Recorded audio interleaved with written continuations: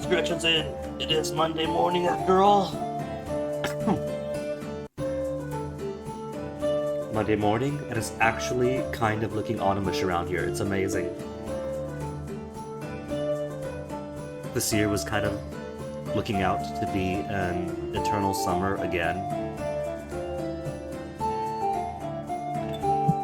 But that is neither here nor there. We have. We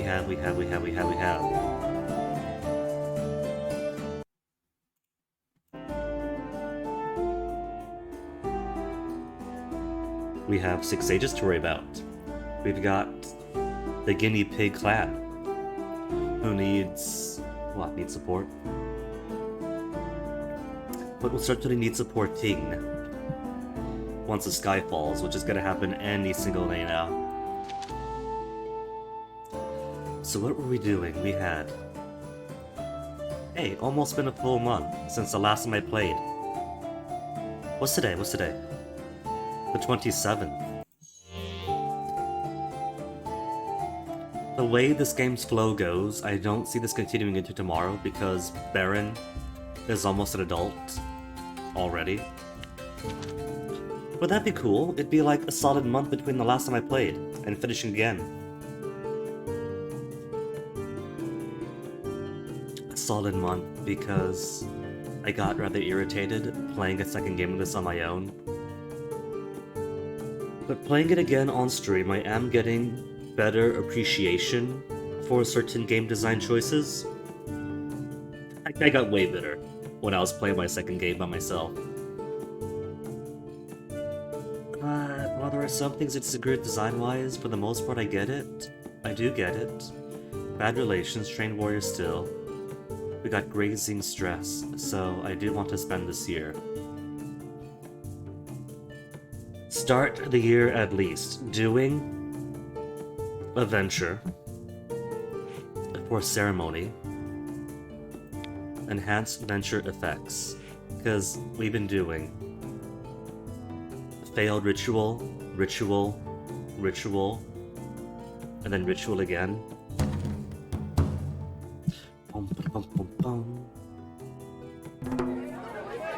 Mastery painted, stone faces clean, drums retightened.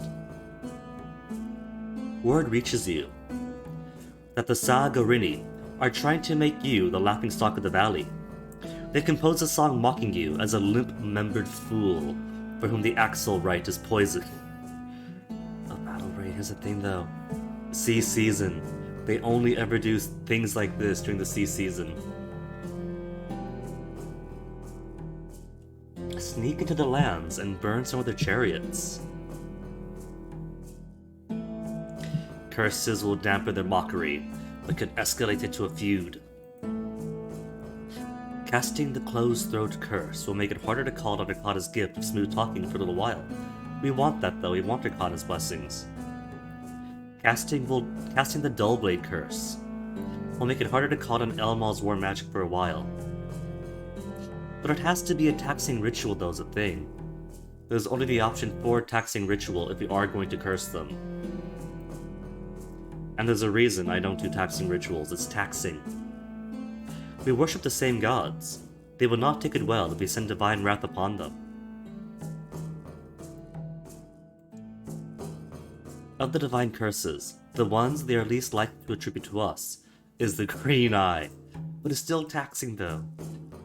During the crop season, small missions are best, the only one speaking truth so far. Raven will love to lay a green eye curse on them, but afterwards we'll have to rest. Let's burn some chariots.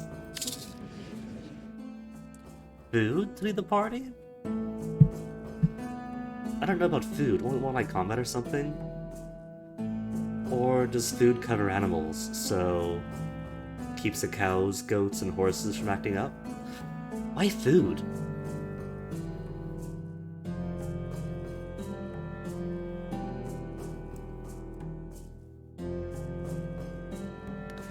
You know, it's kind of a shame, but because we chose the options we did during clan creation.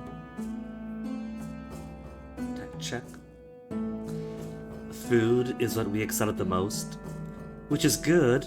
We won't have to stress for people good at food, but I would kind of appreciate having more people good in, say, leadership or diplomacy.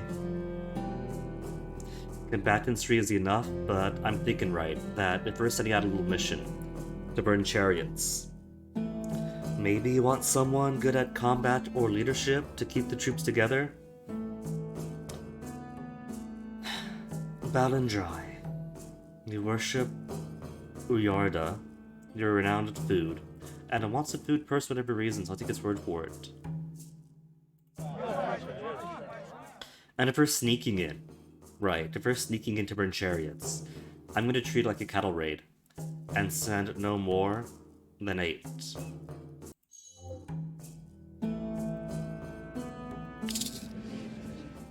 Who to command if a fight breaks out? In that case, Yatakan. They caught us, and a fight broke out. We got away. We got away, but 7 of our warriors were hurt. Well, mood went up, by the way, so I guess you're good on that.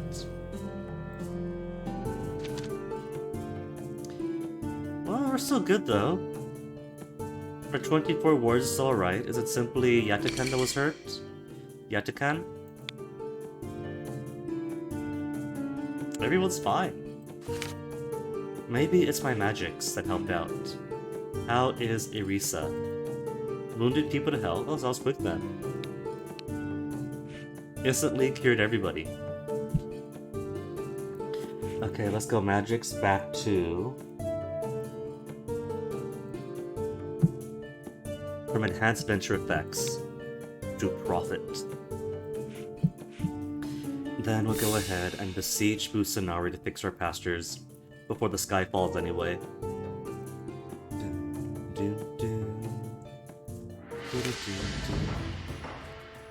Aided by the riders, of course. 4 clans agreed to help. Good. And Wheels, who also depend on Busanari, but allowed arrows to creep in. It might endear us to them. Wheel chieftains who respected us agreed to lend aid. They knew our success would bring blessings to their pastures too. Leadership and provision of food. Leadership, for those proficient in food, is good at max. Very good and excellent. Or renowned and good. What about Busanari? We don't have any Busanari worshippers, do we? No, we don't.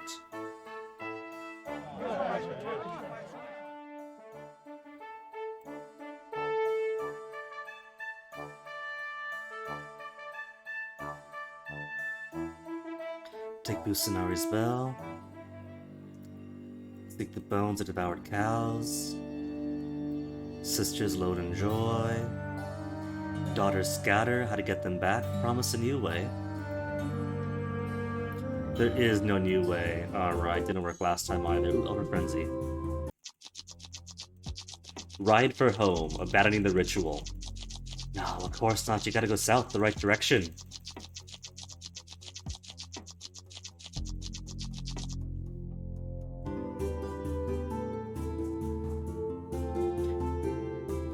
Then give them joy in wandering? Hey, it finally worked. The horse mother wrapped them in fortifying flame. It gave the daughters a bravery they would need in their new lives. Now give us restoration in our overgrazed pastures, please. Mood plus magic plus 2. Amenity shoot sprung up. The plants that did the most to support our right shared in its benefits. They banged cowbells to salute Beren. Those who withheld their assistance lamented, imagine how fat and sleek our cows would be compared to theirs. The wheels that attended said we had achieved animal dominance over feminine impulse. Thanks. This was their way of paying a compliment. We were not in the mood to reject a show of respect, no matter how oddly phrased.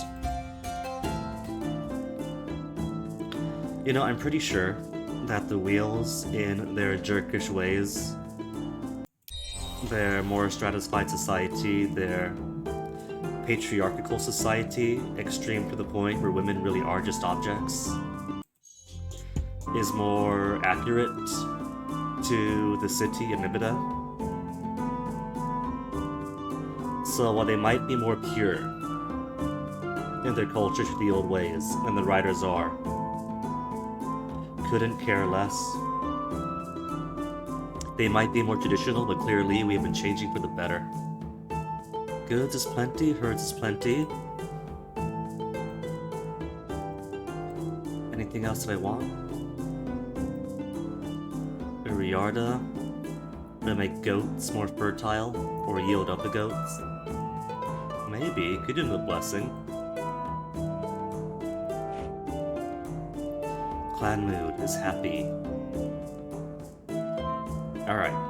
It is the fire season. And who was talking smack? It was a sad Gorin, wasn't it? But the sad Gorin is too far away to raid. How to improve that? There should be a way too.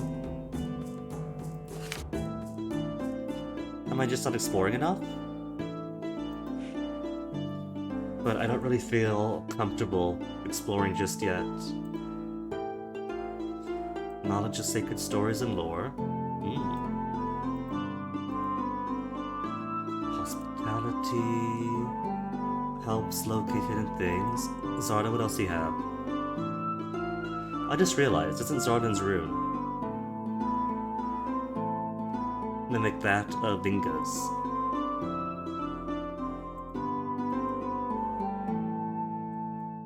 We have nothing to Gamari, despite being in Rider Clan.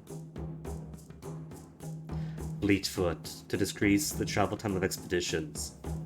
I'm always worried every time I send anybody out. The moment we send somebody out and they're not back within a season, I go, oh no, they're dead. So, Shrine to Gamari. Got attacked by the Ambers. Our friend Ambers? 113 riders in total. Luckily, our patrol spotted them and has 23 swords and 111 of our bows. Their forces are weaker.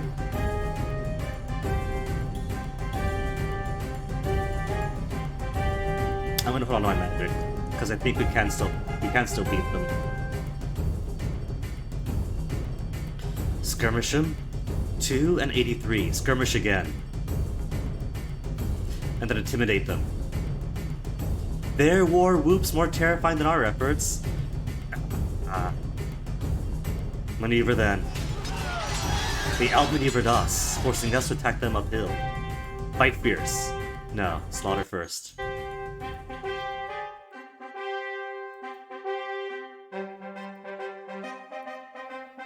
Then fight fiercely. Varandar makes a breathless gallop to face an enemy noble, sending him to the realm of the dead. Then amber bows close ranks encircling him, ride one down and escape. Unless you're truly exceptional. Combat only very good. He's a bookie person. He works for Salander. His lore is renowned. He shouldn't be in the battlefield at all. Ride one down and escape.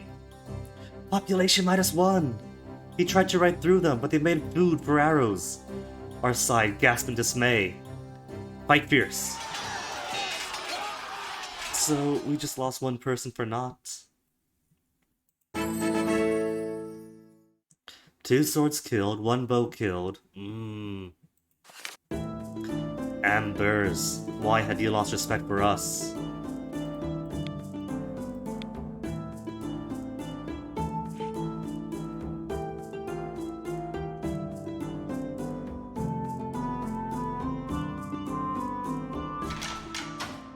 Retaliatory raid on the Ambers, I think, is in order. Known for their poverty, we are trade partners, aren't we? Aren't we still trade partners too? Colder climate. Oh, no, I guess we lost Amber at some point when our Ikarna magic wasn't quite up to snuff yet. In that case, retaliatory raid against the Ambers.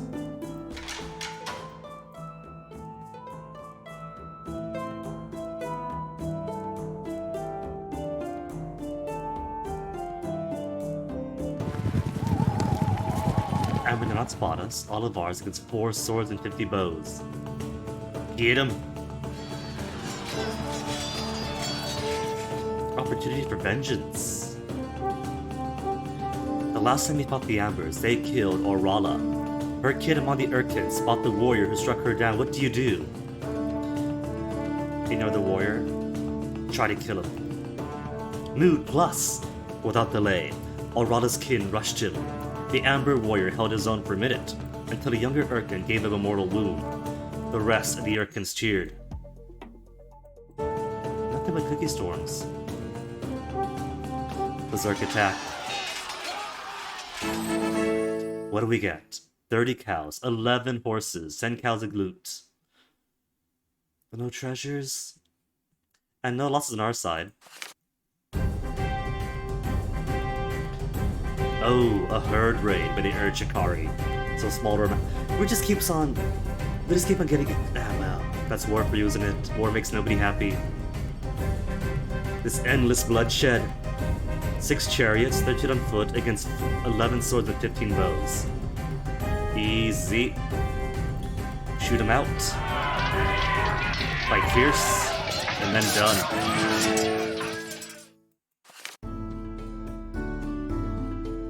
More warriors could be used. We got 22. What more do you want? It's a bad relations omen. Probably don't want to do relationship stuff then. I do think I want to explore more. And maybe do the Oslira taming ritual. We should be fine, I think. Do we have anybody new? If I sort by family. We got 2 Dasanos, one of whom is a Hyalor worshipper. Which is cool. We could make Dasano the new chief. Urkent.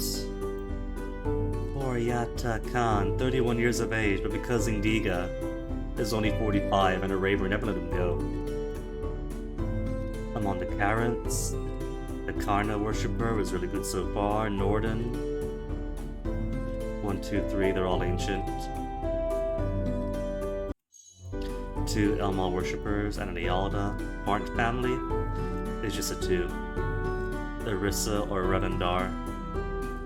Terent is Gamari, Hyalor, current chief, and Irissa. Zarents has an Osara. What is yours? Food, and your food is fair. Your thing is mostly very good combat. Osara is pretty much the Vinga, isn't it? Vinga is split into 2 this time. But I think Osara is 1/2 of that, right?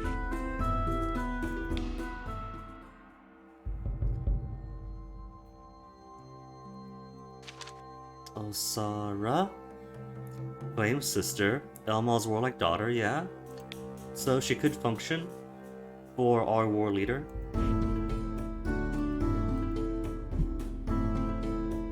Okay, so what do?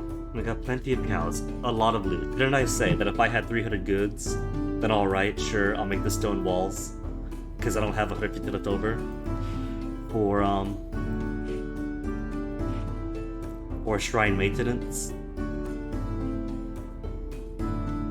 And to rebuild back up. Let's do it. Let's make the final fortification. Except won't fortifications get broken when the skyfall happens? I guess it depends. I think it's somewhat random. Let's wait for skyfall first. We got plenty of loot, so I'm gonna get bigger.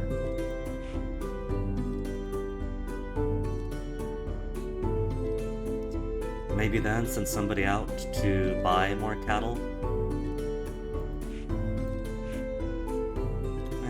1188 is fine.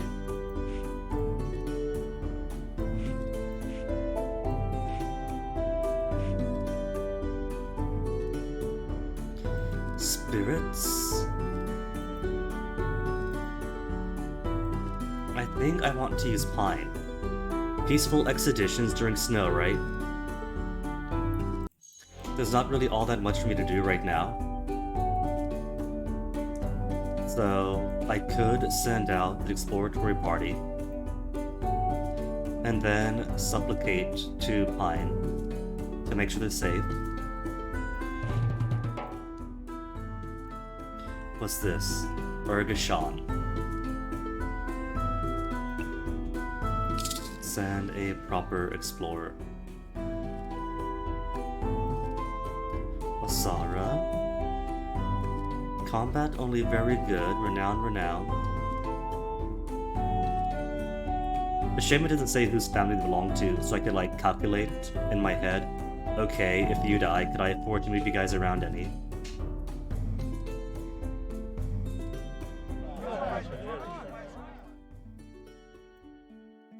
We'll send 15 bows and 10 swords to keep her safe.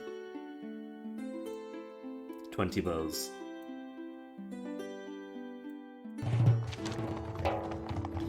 Worthies of Janelthi clan ask you to deliver a message to the Sky Racers. They want you to remind the Sky Racer leaders that they have suffered many slights at their hands. If the Sky Racers do not conciliate with them, they will declare a feud. They may be a different people, but even they would understand what a feud is.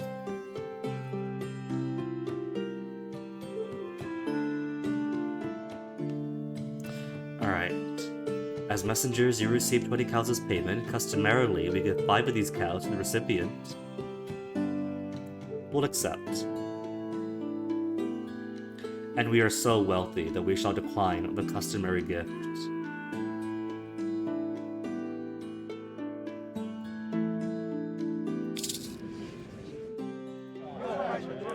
As an escort, we'll send 5 swords and 15 bows.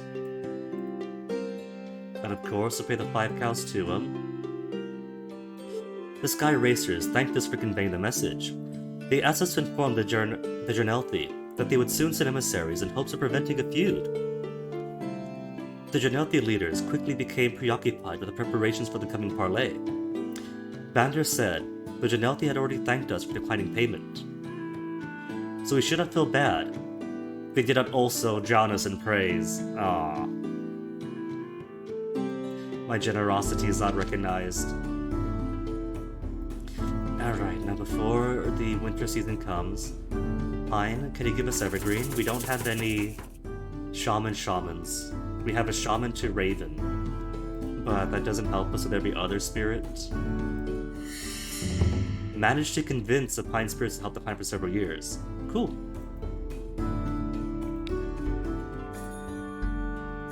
Hopefully this keeps them safe.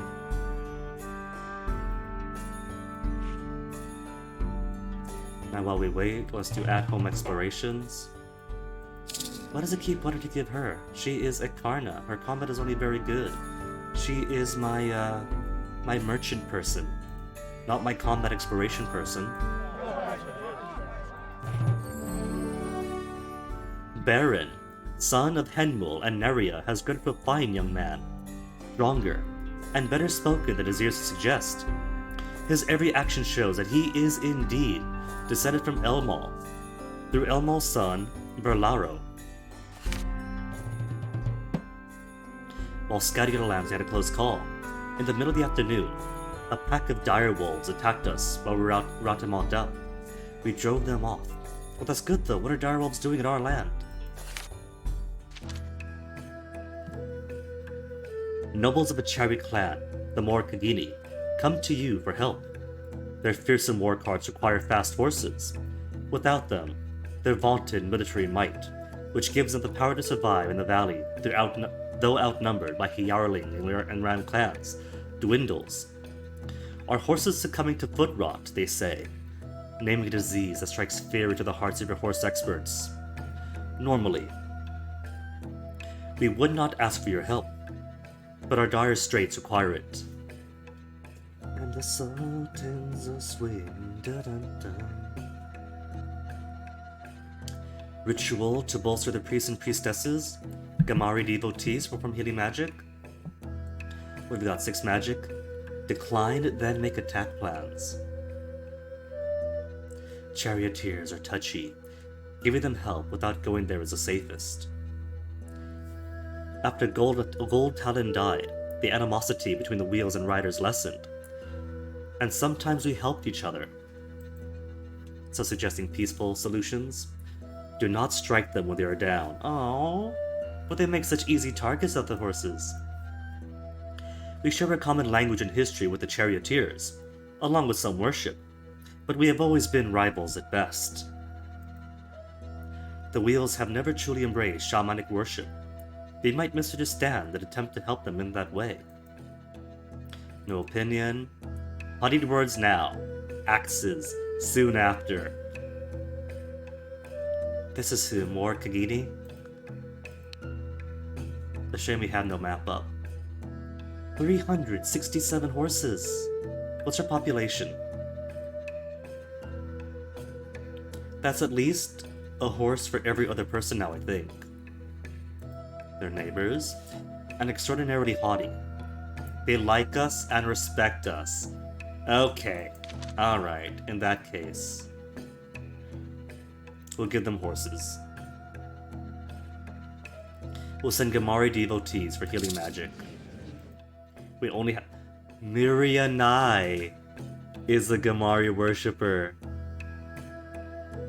The Wheels woman that was too headstrong a woman for the Wheels to accept, and instead of putting her to death, they were generous enough to give her to us.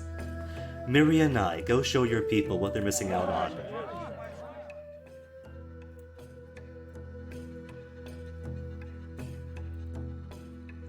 Goods +9, no magic spent. Mirianai cured the hoof rot with a few simple blessings. The Wheel nobles related and gave us gifts. The warriors said that when they chose their next target, we would most definitely be spared.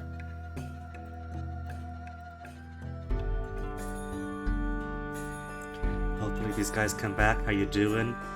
Aldurka, status report? None? Okay, Beren is an adult now, right? What family is he in?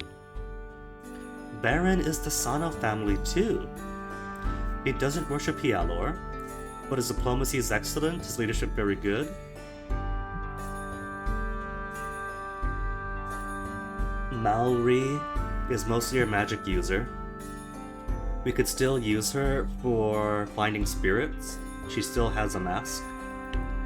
But we can go ahead and make Beren a member. So now that Desana was in... Hold on. Let me take out the current chief. This is going to be the first year of Beren. Actually, wait. Should we make it next year the first year of Beren? Because I don't intend to do anything for the first sea season.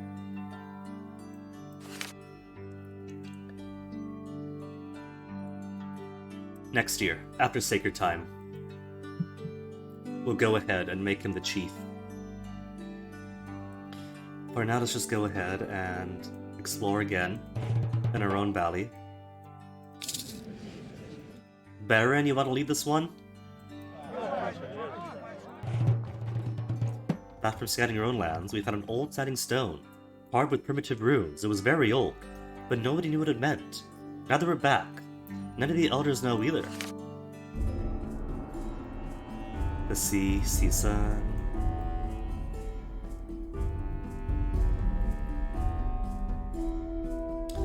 While it's sea season, let's go ahead and send somebody else out here, I think.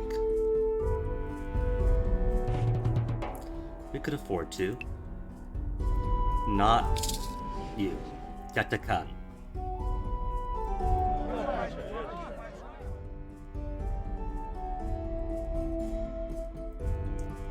And we do have the blessing to keep our explorers safe, to send them home quicker.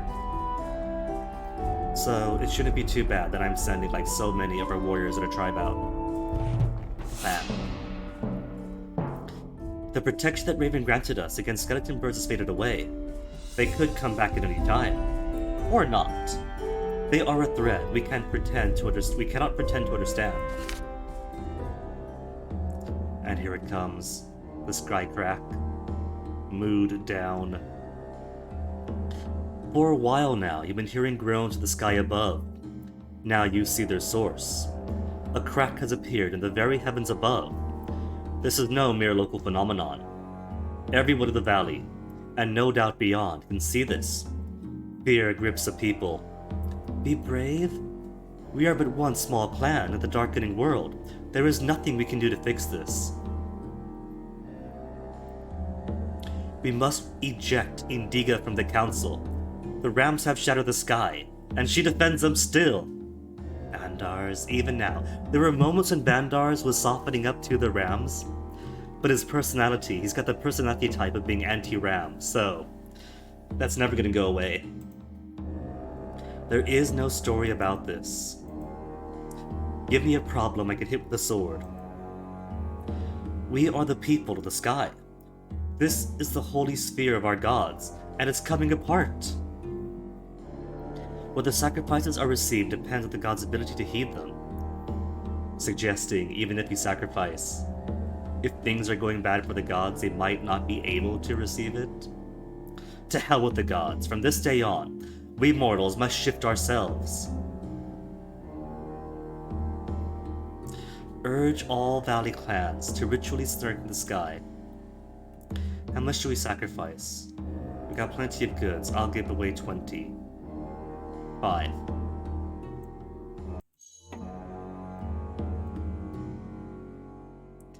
And herd-wise, 15. Who is sent to urge this action, going by magic? Renowned El Mali worshipper.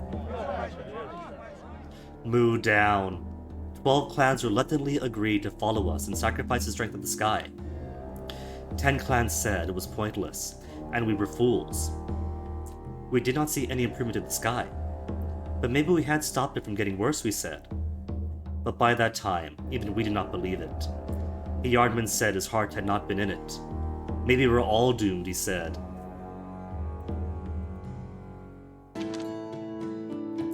Emissaries of the Flint Heart clan arrive, giving you iridescent feathers worth 9 cows.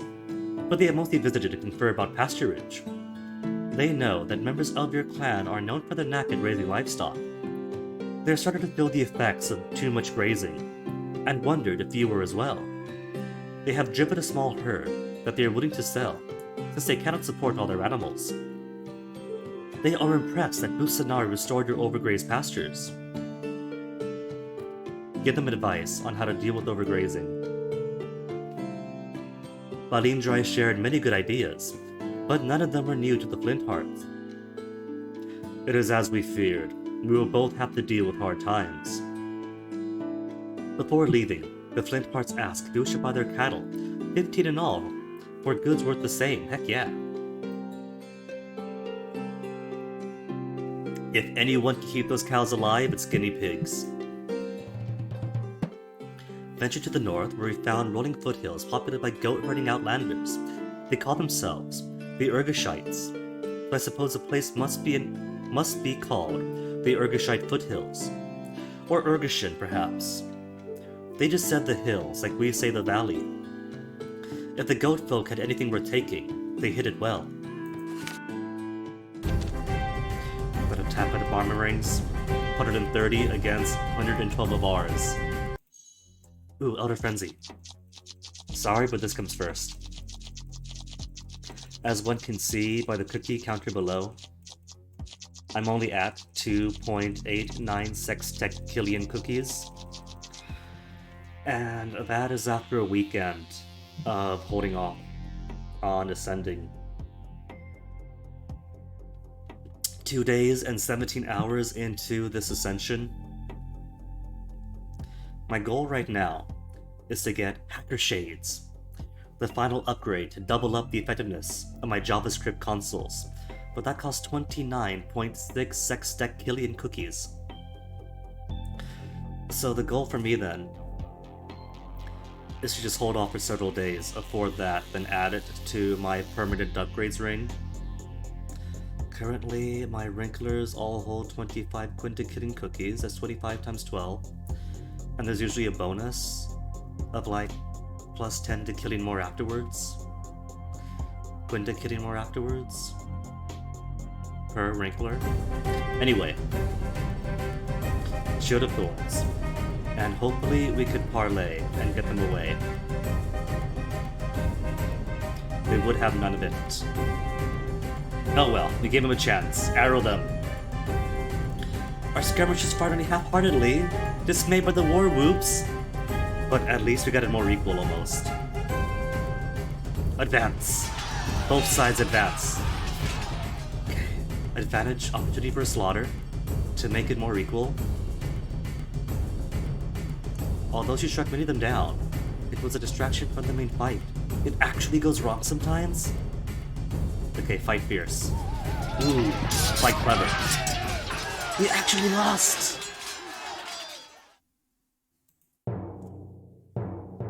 They took Busanari's bell! Would have been worse without fortifications. How could it be worse? We lost Busanari's bell, 13 farmers, 21 cows, 9 horses, which she had trouble driving, and 7 cows worth of loot. A delegation of the Amber clan arrives at your clan border to request ritual support. They intend to perform Hyalor Tablet Maker ritual, and hope you'll send worshippers to take part, as they have done in the past for you. If you agree, their ritualist successfully overcomes the hazard of God's war. Your diplomatic relations will benefit. An outstanding grievance on their part has strained relations between your clans. In all fairness, they attacked us first. Let's send worshippers.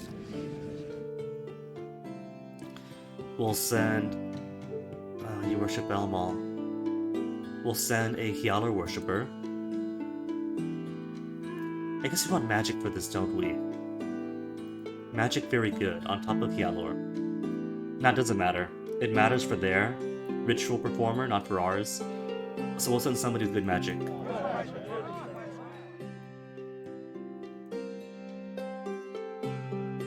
And how many worshippers? We'll send 15. The ritual did not go as hoped. The ritual leader entered the gods' war, but never came back. Yarden predicted trouble involving our diplomatic relations. This issue would occur right away, and continue for a while. Well, for the last day of the storm season, let's go ahead and get more warriors in then, because we've only got 15 max for now. Who attacked us? The Barmernings. And we can't attack them back, can we? We can. We can, and we will, because I am getting Busanari's bell back.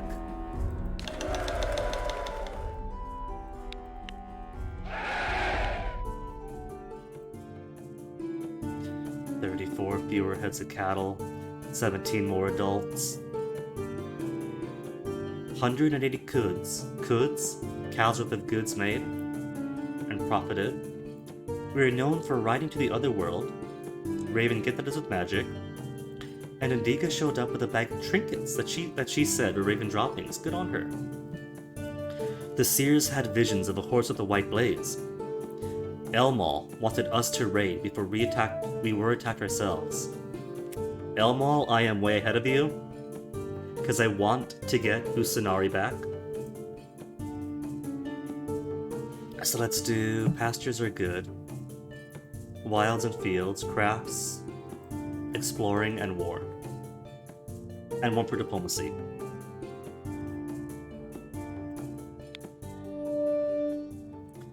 The Lasterlings have recruited new warriors to the Southern Kingdoms. They were already powerful, and now they are mightier still. That is the way of warfare. Swords wish to fight on the winning side. Clans content. Right, wounded. Let's switch you over to healing. I didn't do the... We had a venture left over. That's okay. We'll do the venture next. See, that is why we died so easily. Because we didn't do combat training. First, we shall make this the first year. In the year of Beren. Already have a Desano. And we pretty much kicked out. Gatakun's away. Was it? No, we have a Part. Norden we have. Turret. Turret has somebody new. Rissa healer. And we could keep him anyway.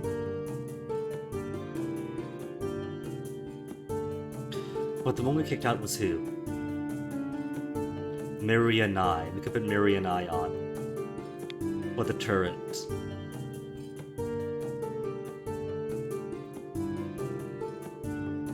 Other Desana was magic. And we have no other magic person. Do we? Magic is good. Lore very good. Bargain excellent. Food. And Uyarda.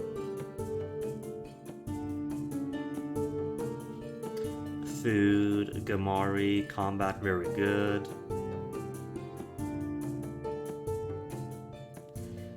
We don't have an Asara person. Is there anybody on, let's see, your Parnt? Parnt has Rolander, Orisa, and that's it. Norden has Elmal, Nialda, and Magic very good. Magic renowned.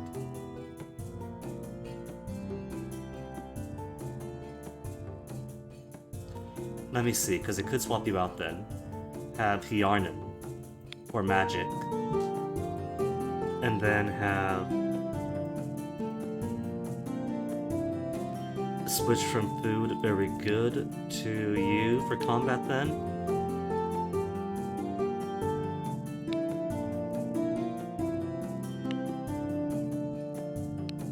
So have you for war leader, and then you for magician.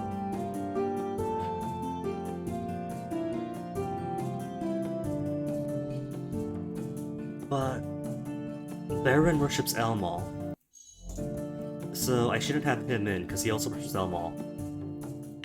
Elmal in the northern families. So Zuchi then? Nialda? Oh, but see, that's the thing. Want him for the magics. Is the only reason switching to him. Maybe it's not time for Beren to be chief. Maybe we'll keep him as our... But he's got excellent diplomacy and very good leadership.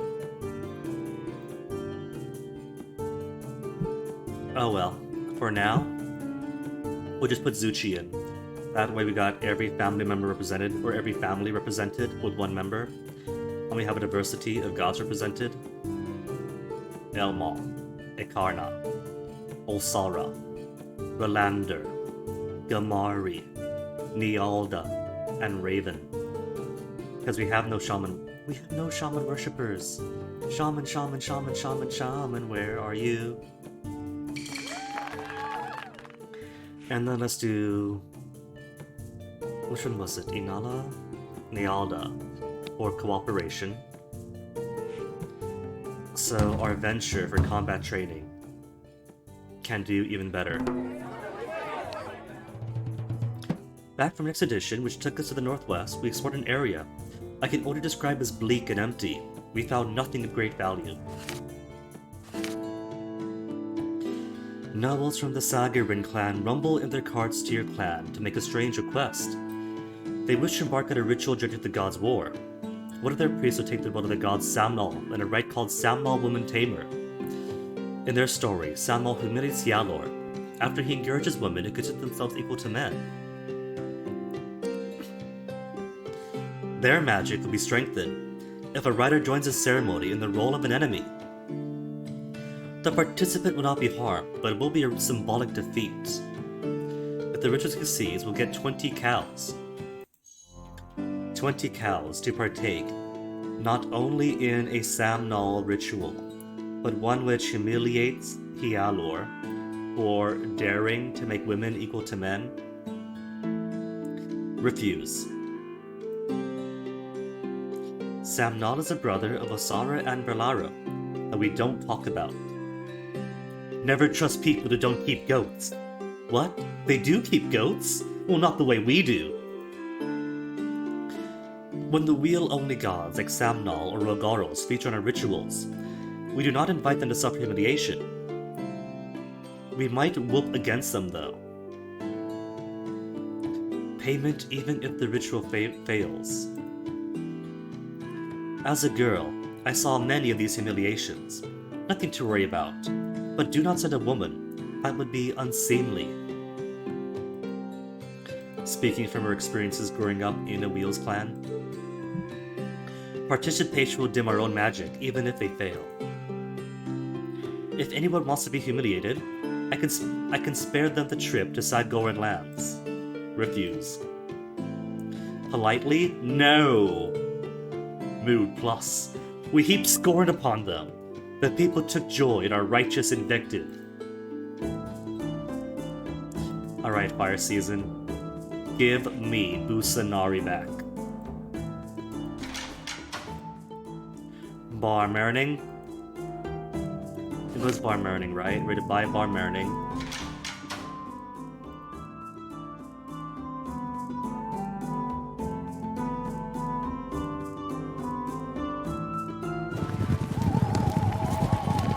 R20 swords, and 135 bows against 15 elite warriors and 140 spearmen. Let's go ahead and use some magic, because this matters. Skirmish. We got the worst of the deal. Skirmish again, then. 3 and 96. We advance despite our flight after flight of arrows. Our arrows shoot fiery arcs across the battlefield. Plunder. Secure the plunder while we have a chance. 6 herds. And press the attack. We broke the shield wall. We gain advantage on the enemy route. We gain the upper hand. Then fight fiercely. We didn't get Busanari's bell. We got 19 cows, and that's it. 18 cows worth of loot. Did they eat our horses? Are the 7 horses we lost already roast for the winter? Well, we gutted them. 15 warriors down. 100 farmers wounded and killed. Oh no, what's happening?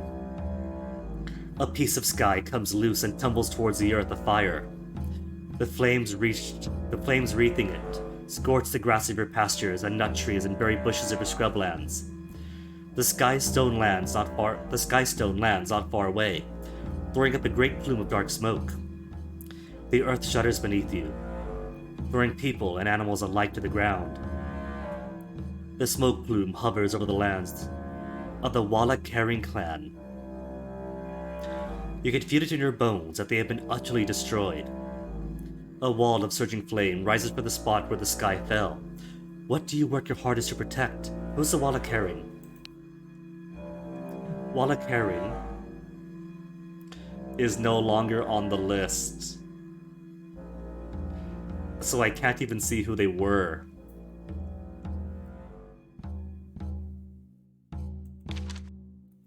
Hardest to protect. What kind of treasures do I have? I got too many good treasures. Protect the property. What matters the most? The magical treasures. Gather them together. Swords 26 population. Oh my goodness, swords. The herds and almost all the goods. We got no swords. And we lost a member. The wall of fire enveloped our lands. The devastation was terrible. 116 people died, including Kaldurka, Balandrai, and Morwi with her mask. Another 150 were seriously burned. We lost 286 cows, about twice as many goats, 117 horses, and 314 cows for the goods. Our shrines to Nialda and our shrine to Orissa were burnt up. Our watchtower, stake perimeter, and stockade were damaged beyond repair. Everyone was in a state of shock, unable to comprehend the full scope of the disaster. Visit all our fields, and I'm getting concerned. We've been growing grain on them for about 5 years now. Dude, I think that's the skyfall, that's not just us. They're again just beginning to show signs of exhaustion. It's a little hard to know with all the ash, but I don't think the skyfall's to blame. Oh, that's cool, they do accommodate the skyfall. We could probably wait a year, but we need to prepare new fields. At least we can rotate some of our pasture land. Okay, so we have... Oh good, we have 16 wounded. That's kind of okay in its own way. Vacancy in the clan circle, many wounded. We don't have the shrine to risk. Let's get that up then. First thing first. Mood down, horses -2.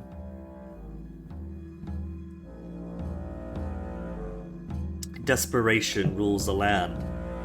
A thick layer of ash chokes your pastures, fields, and wildlands, leaving nothing for the livestock to eat. The nut trees and berry bushes have burned. Black clouds are hanging overhead. In the weeks since the disaster, few neighbors have ventured forth from their lands to share the news of their troubles. Even so, you can tell the catastrophe extends throughout the valley. Hjarden suggests a possible way out, drawing on the magic of Sanala to spark rapid regrowth. A miserable strip of needs warriors for nearly a year. Well, we kind of need to. During the ritual ourselves that demands sacrifice of goods we can ill afford. Convincing everyone will be harder, but could lead to conversions in this difficult time. Ankakon, you idiot, have you forgotten that everyone has converted already? Every single Rider clan accepts the Sanala revelation. Hjarden acts as if Sanala is one of our goddesses. Her father Hyalor is not even a god to all Mali. So Wheels won't accept, I think her insight is. A mission to the last Tablet Plateau poses the lowest risk to clan morale. Hyalor left something for us in his final tablet. It might be a metaphor for Sanala herself. Let's do it. Petition Sanala in person, Sanala in person. Someone versed in magic. Hjarden has the most magic. We got no swords, just send all the bows. Hopefully they survive this, I really hope they do. With anxious hearts, we watched Hjarden and company depart. Need to do more to make sure people are fed. We have plenty of food now, but that won't last if we don't take action. Give us a bit then. Give us a bit. How's our food stock anyway? 3 seasons. Well, it's the Earth season now, so we should be able to pull stuff out. So where is it? Oh, it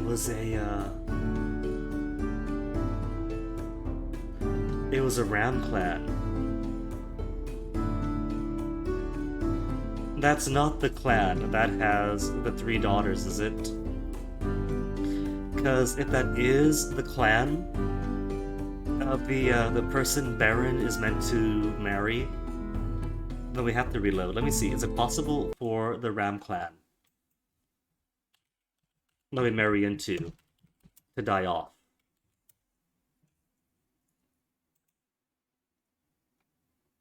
Skyquake? It doesn't say.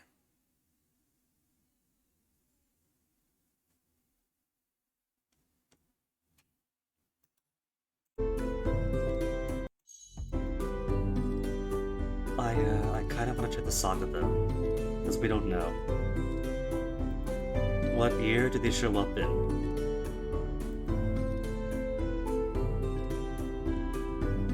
Year of Beren 1. A piece of the sky came loose. Alright. Let's see, Arcana's Blessing. Because if the bride's family is dead, right? There's no continuing. It's impossible. So, let me see. Which is the one with priestesses and such? There's a Chanala. Oh, Elder Chanla. Boring.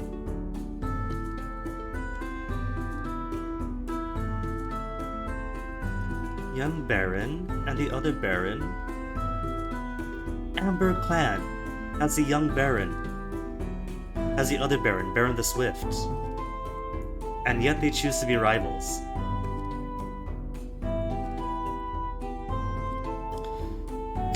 See, Ghost of Anampur.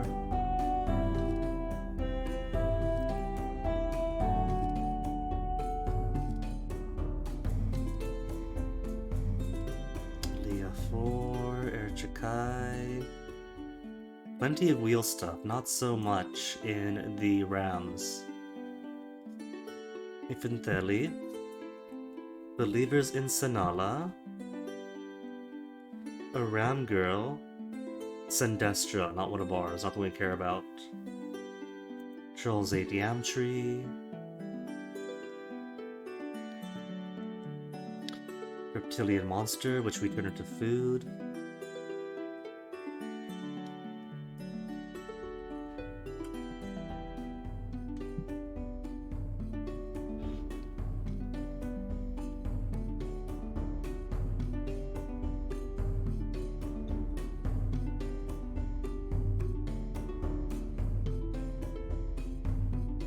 People attack.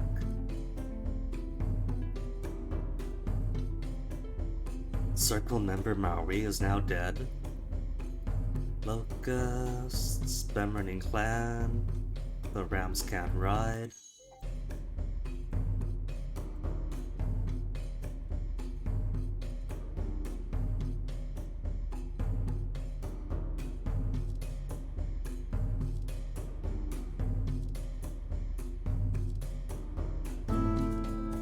Where are they?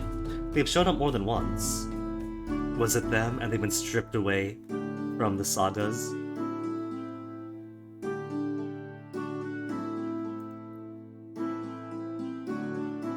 One of the ram clans, the Walla Caring, suffered a devastating attack, and we offered them aid. The poor Walla Carings, they couldn't catch a break.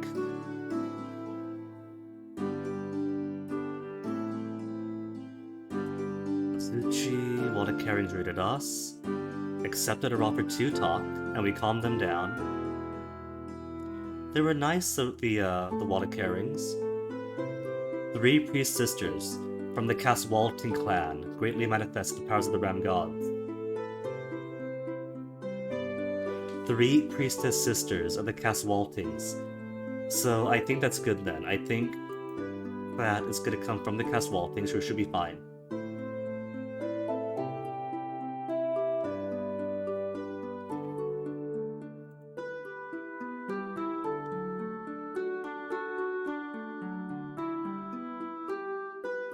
Anything else from the Caswaltings? I think it's okay. I think we're gonna be just fine. Let us send... It's on healing, good. Many wound... Ooh. It's okay, we got a shrine. We got a shrine, so it should be okay. Worker shortage during this season. What other shrine do we lose? Nialda. Crafting and cooperation. That's okay for now, I think. We still have our spirits, okay.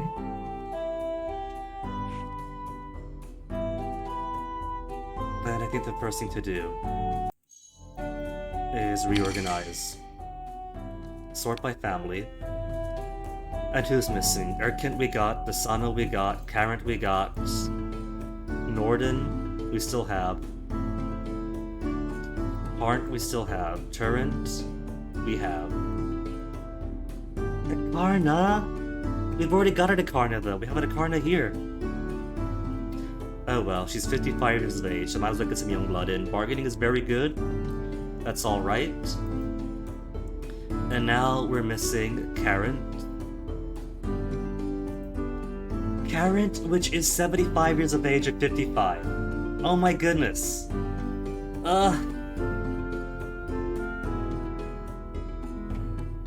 But we can't have 2 Akarnas. Should we just take some mood drop by having people represented who are already in?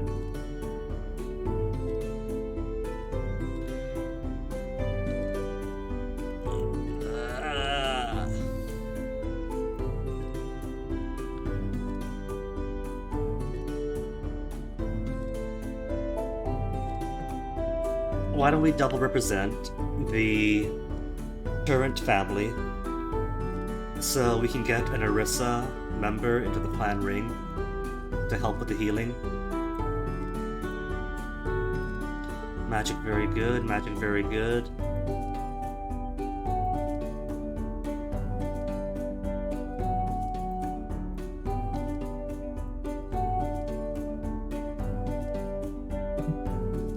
magic very good is also here for Hyalor? Oh well, let's do it. We at least have diversification in gods, right? Raven, Mialda, Gamari, Rolander, Orisa, Akarna, then Elmal. Okay. A delegation of rams from the Jernelthi clan appear on your boundaries to see how you are faring after the Skyquake. It is a shame what happened to the Wadakarus, but unavoidable. This will happen more and more as our god Orlon seizes the heavens. He will make the sky a much better place, in constant motion and full of thrusting mountain peaks. Although you worship the dead emperor or his son or whatever you have. What is it? Or what have you? We have always liked you guinea pigs. With your gods dead or dying, you'll need our help to survive. So we come offering you the chance to serve as our allies.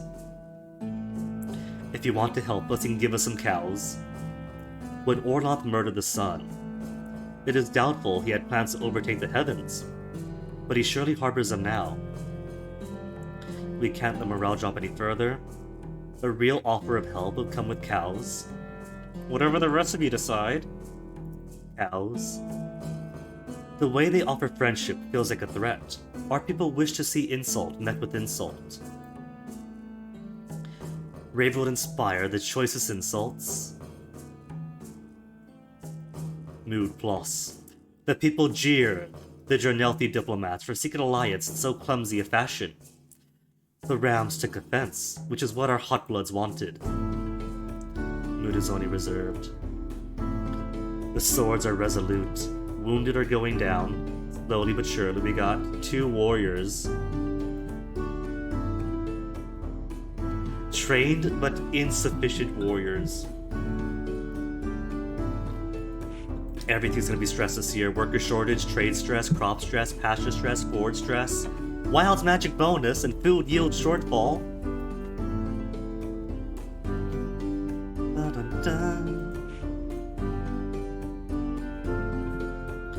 Okay, what do we do now?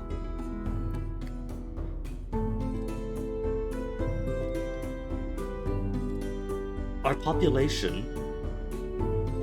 No, that's not total. It's not 434, including the 144. It's 434 plus the 144, right? Yeah, hence 2 here, but 14 here. So, like, 580? And 261 horses! Our goods can recover. Our horses should be okay.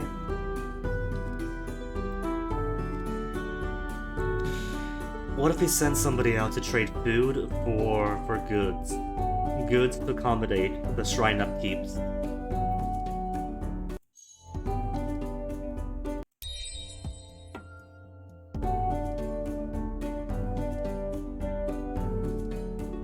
Decays in about 6 hours.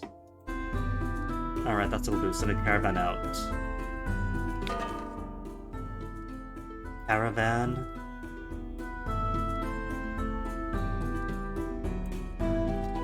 Trade food for goods with anybody who's got the most good. The valley is infested with bandits. Larger escort, or first devote some time to scouring the area for bandits. Fine, larger escort. Sell more cattle and goats and buy horses. Our neighbors will be suffering as much as we are after the Skyquake. It is unlikely we could restore our herds by trading. We have trade stress because we have not sent any caravans recently. Crop stress because of burnt fields, blah blah blah blah blah. Chikari had the most herds, Jade cults had the most horses, Ambers the most goods, the poor Ambers, and their neighbors, so... Alright. Ghosts from the ruin of Elampur come to haunt you. They died generations ago. Will the Rams raise their city? Now they accuse you of getting too close to the people who murdered them. If you don't take action to separate yourselves from the Rams, it'll drive you to madness. Trap the ghosts. Ancestors to drive out the ghosts. If we are lackeys of ghosts, be sure to announce it far and wide. The weakest clan ran. Rams raise an emperor, the symbol of destruction, and because of the sight of beauty offends their barbaric eyes. Oh, we've exchanged one anti-Ram person for another. They are locked in a state of eternal anguish. Ghosts have been known to stop the hearts of the elderly. To be known as Avengers for Ghost, that will spread our name far and wide. I don't want to give in to the ghosts or battle them, but ignoring them is worse.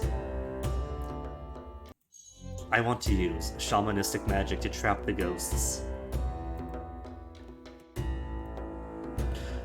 Magic -1, population -1, mood down. The shamans drew the death rune at the skid of their drums and tried to pull the ghosts inside. The ghosts went, but once there they drained our magic. Then they wailed back out again, caused the hearts of several elders to stop. Oh well. And food really is getting so low. We gotta like trade for food after this. Once we get back to a more stable... Worried! Of course, AB, it's okay. Do we have better people then, now that old people lost their hearts? We got Erkent, Carent, we don't know. Not that elder person, sadly.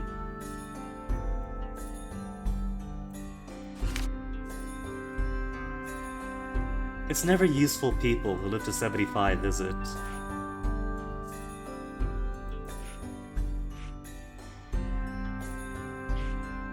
Well, we have combat trading still, we could do another venture. I guess let's just trade to get stuff up.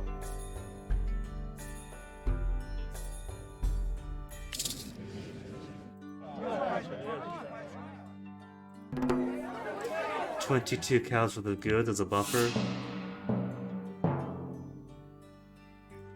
The Shining Blossom Planet is sending out explorers looking for somewhere else to live. The Skyfall has hit them hard. The former territory of the Wallacharian clan has cooled down enough to explore. For many weeks, the chunks of the sky gave off too much heat to approach. But now Marianine has been there, and seen the pieces of gold lie strewn around the chunks of broken sky. Most are tiny melted droplets, but others retain the original shape, and bone shards of the sky god. You can kind of see how this does resemble ribs in places. Collect them as treasure. For combat, we'll send Beren himself.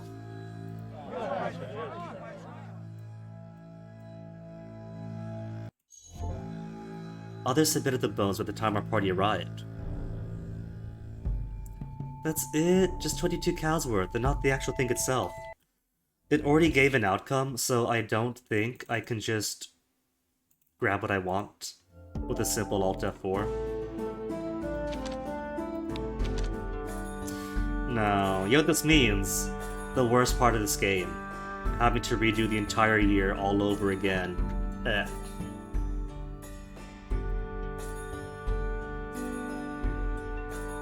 Alright, redo the entire year over in the dark season.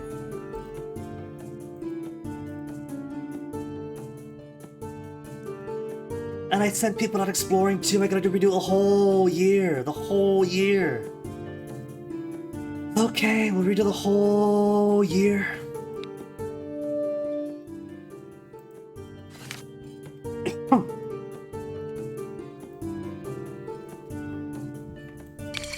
They should just re-add the, what is it? The ability to save whenever you want, save and load whenever, that they had in the original King of Dragon Pass. Because, oh my goodness, reloading for the end of the year on a busy year when you've done so much is the worst.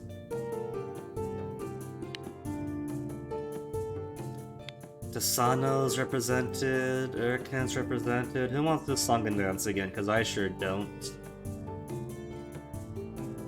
Zarent has an Osara. Let's take you out then, Norden.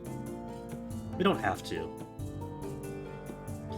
We could have an Osara as well as an Elmal, except we've already got an Elmal worshipper.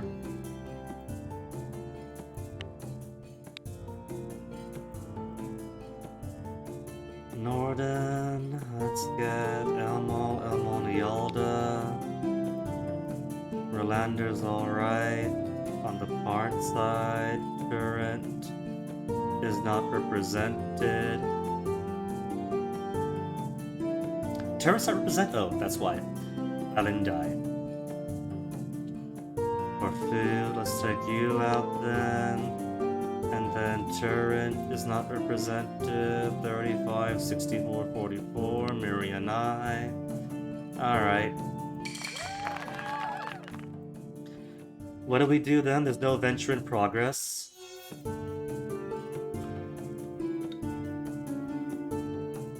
And so magic, swapping about to Nialda for cooperate. No, it's fine. We don't need to amplify this venture. The basic combat trading is plenty fine. Return from the northwest, a small city full of industrial magicians gave us hospitality and gifts, welcoming us to Fel Dichu. When we woke the next morning, there was no city. It was no dream, because we all agreed it had happened, and we still had the gifts. But as hard as we looked, there was no sign of a city was ever there.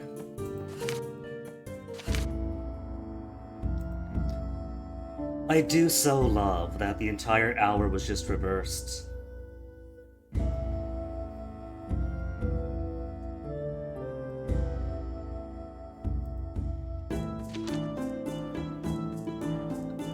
And then fire season. We set up trade stress. Raid before we were attacked ourselves. Okay, that's not gonna help us. But okay. Maybe we'll get Busanari's spell back.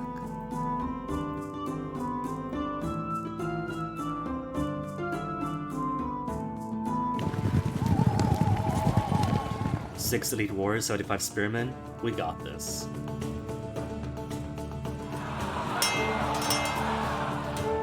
Tried to outcircle us, but our missiles took a heavy toll on them. Then, opportunity for a slaughter. Heal him. Kill him, and then fight fierce. What does Yadikin do?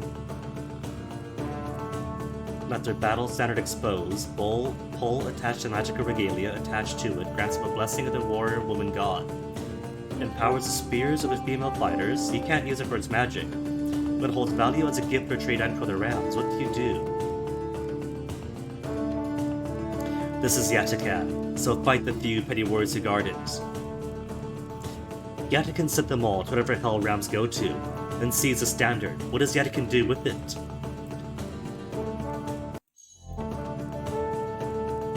If they pay ransom for it, keep it. Yatakan figured it was a magical treasure, and worth keeping. Their gamble failed, but we didn't gain much momentum. Hard to tell if their war leader was more capable. Press the attack.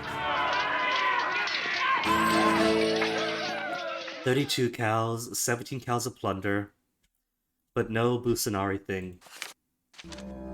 Then Skyfall, like -1. Over the Zarhawks this time. All the Zarhawks have died.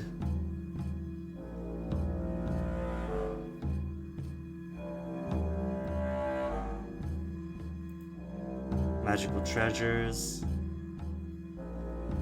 Lost lots of people. Should we lose? Indiga, Aranai, and Estia.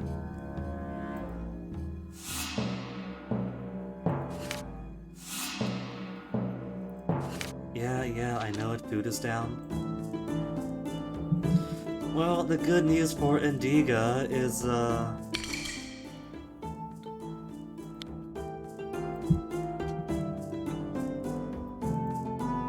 that was Urkit family. But I still can't put Yatakan, because now that there's a vacancy, we already have an Elmal. Do we have any more ravens? Any shamans take their place? Nialda, Rolander, Hyalor? No, we don't. Urkit missing? Oh, right, because you're Desano. Bronchialor, there we go.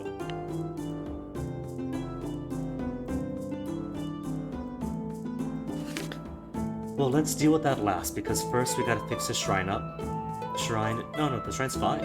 Hold on, will we lose? Not the same stuff as last time.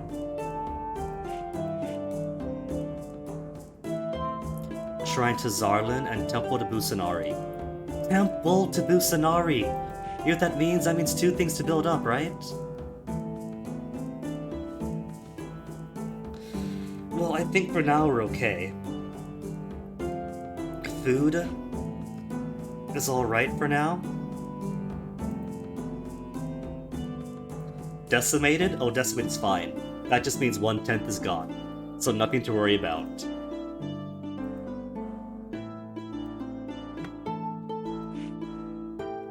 But hold on.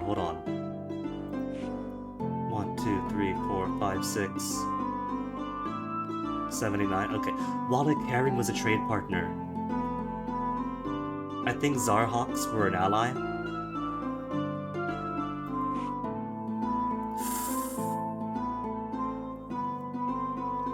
This time the Rider clan's cursed. They never get the wheels, do they? Get this cushion up.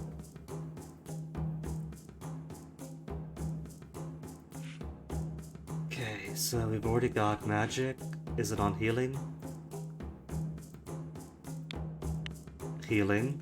Good. And that should be fine on its own.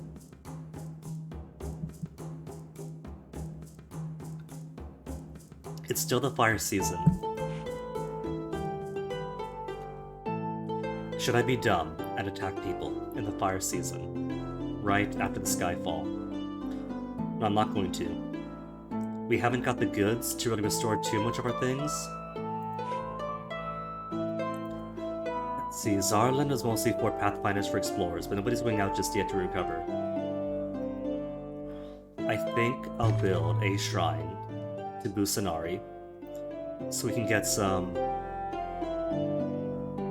what is that? Yield for our cows up? Keep our foods going.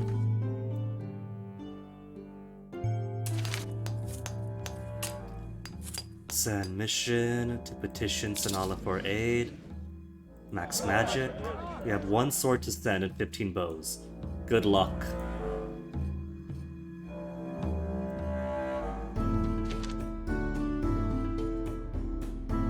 And I think that's like all the bows you can send, isn't it? Well,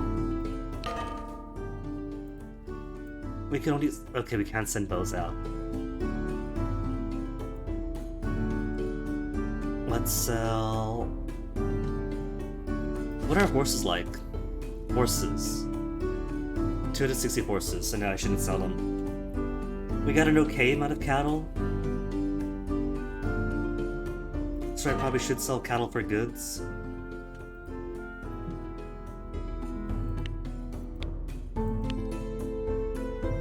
And who's got the most ones? If we sell food, we will get a good price. Other clans are also affected by the shorter growing season.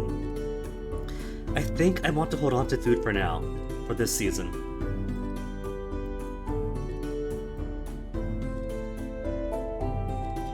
Barn remains the most herds, Jade Cult's the most horses, Past Walting's the most good.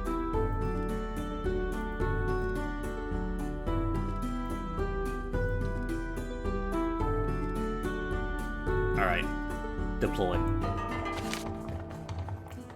Janthali clan appears. Scorning and mocking our gods will scorn them back.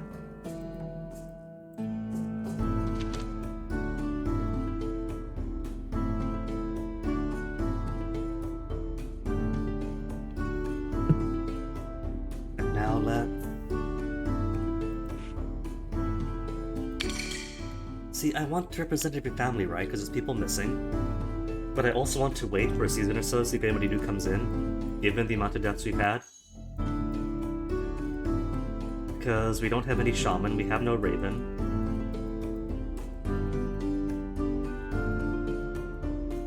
A vacancy on the circle. What family? We got Zarent, We have Turrent, we have Parnt, we have Norden,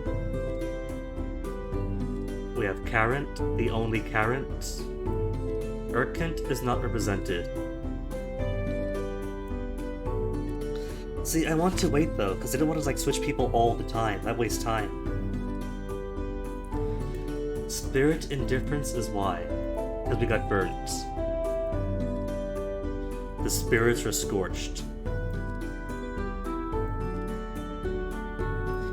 And we got Milk Blessing.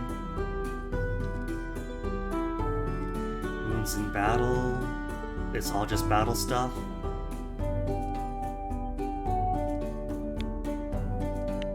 Defense help. Market profitability, dealings with foreigners. For now, profit of trade mission, because we have somebody out. Healing we need, Fleetfoot. Let's go Clan Moon by producing Markumis. We have no explorers out. Life of Horses.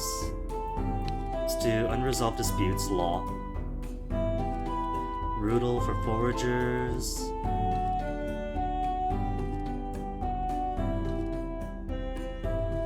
Crop yield, good.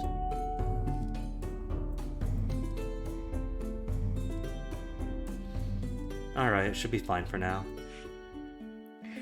Then what else did we recover from this? We got lots of wounded people that the shrine should take care of. Could probably use more swords. Herds and goods will slowly recover, so that's fine. Yeah, I think we're not in too bad a place.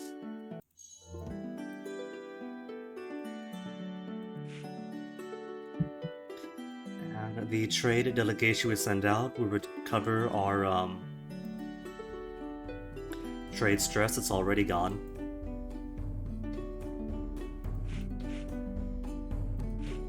I think this is a good position to be in.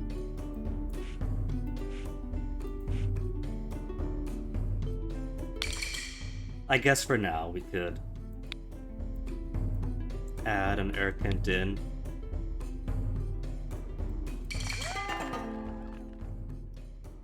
$39 cattle for only 35 cows worth of goods. Our cattles weren't as hardy as their shaggy breeds. Emissaries of the Shining Blossom clan come to you to request the aid of your vaunted warrior, Beren, in a dangerous mission. Everyone knows that Beren enjoys the favor of Elmol.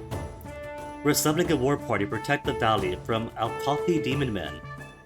His help could spell the difference between defeat and victory. Beren, what do you say? I can bring us glory and protect the valley from the threat of Alkathi demon men.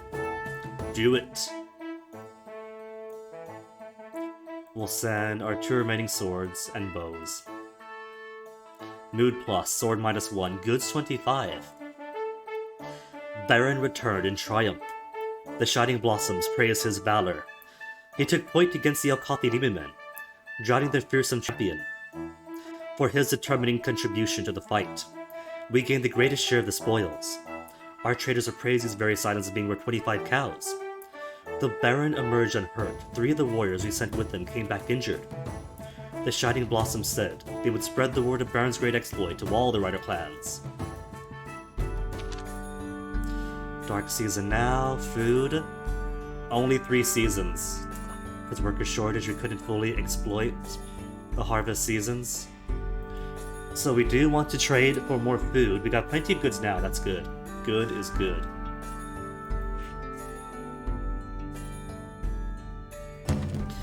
Let's get pasture to field. Might as well. Shocking news. The Pure Horse clan was especially hard hit by the falling sky, because they didn't have livestock in different pastures. Some of them have been driving stray cows and goats back to their lands. I can't believe they would stoop to that! Okay, Collector's Treasure. And we better actually get the treasure this time. Combat.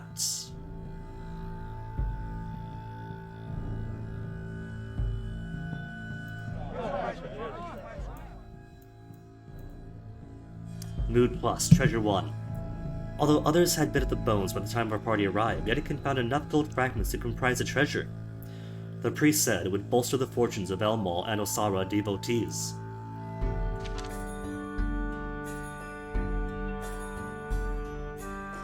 People slowly getting better. Do we have any actual shaman people? Shaman or raven?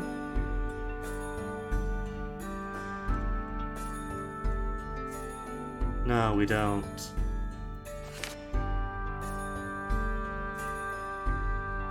We have a Beren with his hit blonde streak in his hair.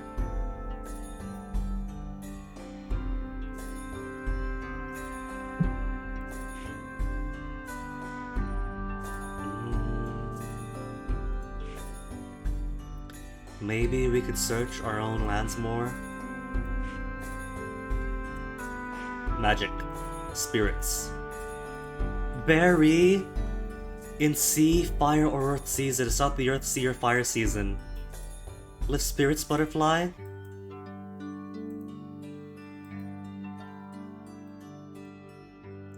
What do you say, bright wings?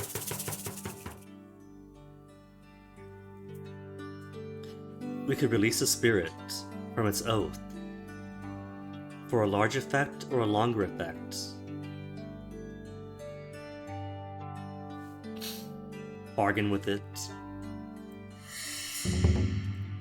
Managed to convince a butterfly spirit to help calm the clan for several years. A cloud of small, colorful butterflies flew from the shaman's tent. Trolls. Hulking darkness creatures, known as trolls, come to you, not as they usually do to destroy and plunder. This time they say they want to trade. As any other neighbor would. The head trader says he shoves a god who encourages commerce between her people and others. They want good things to eat, cows, goats, horses, blah blah blah. They have treasures, valuables. The items they offer were 26 cows. Yeah, okay. Oh, just for goods? Oh well. We could use those goods to buy more food, since... 2 seasons only! We settled the worker shortage. Are many wounded? It's only 100 commoners now at least. Okay, let's trade for more food. Who's got the most food?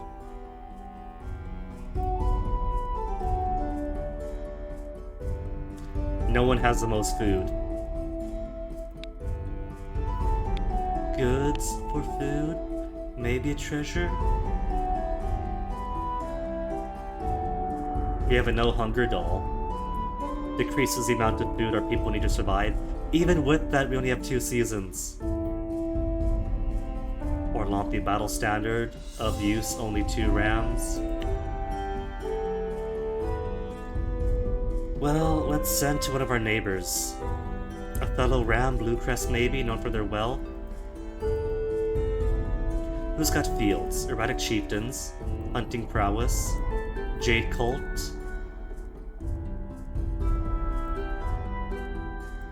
Was it one who's already dead? No, it's Sky Racer. Okay, Sky Racer. We'll give you goods for foods.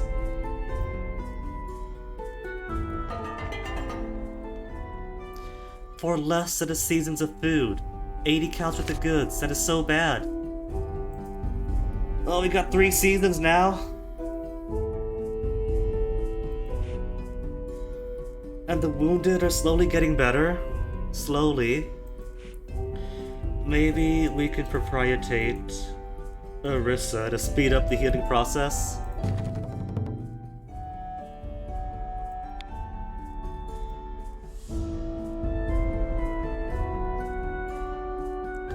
Seven goods and 13 cows sound good.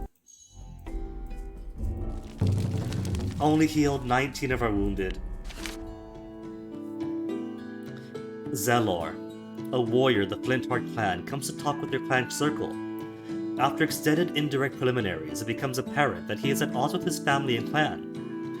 He has won many battles for them, he says, but he and his brothers have not been granted status in accordance with their victories.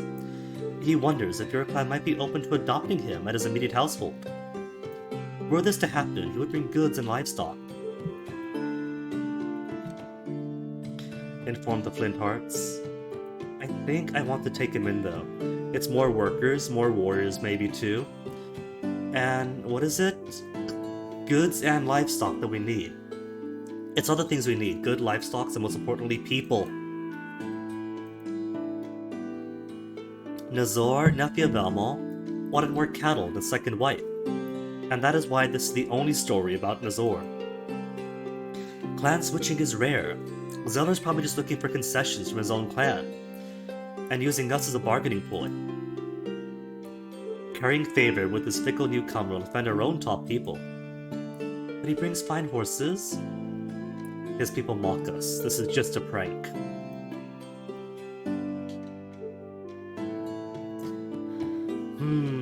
If that's true, maybe not so much Monox.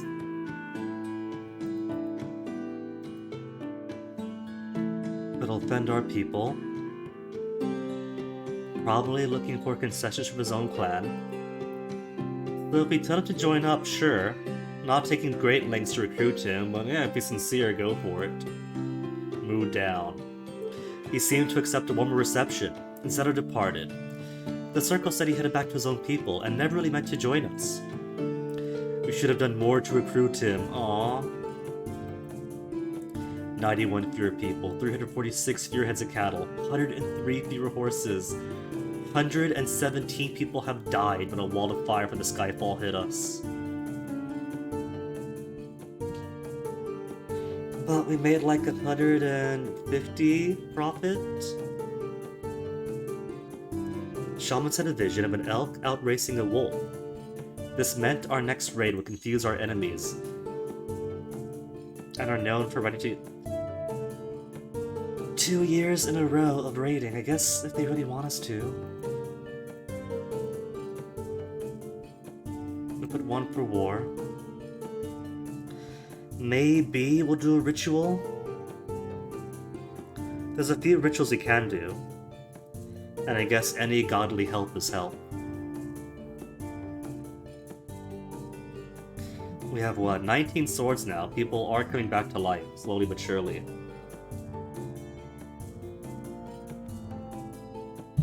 Let's put a point to ritual. Maybe a good ritual will help pick people up.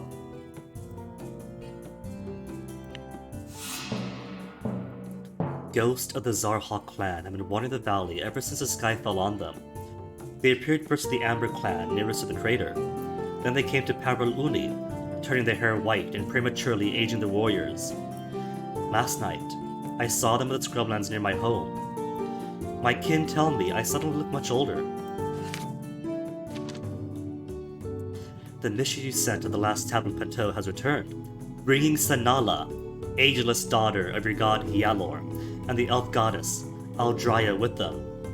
She has gently declined a horse, preferring to touch the earth. Were her divine presence not so serene, it would be oppressive. A residous tear drops in her eye as she surveys the blasted landscape. I have come to restore this land, she says. Ask nothing of her. Ask her to wait until other rider clans can come to witness. Wait until all Elmali clans can come to witness. Wait until all clans can come together. If we invite the Rams, Ram Killer clan will break away and might ruin everything. Happiest of days, that's nothing further. When Hyalor ascended skywards, he said he had left the final tablet for us. This is her, now. We will gain less from our own people if we also invite outsiders.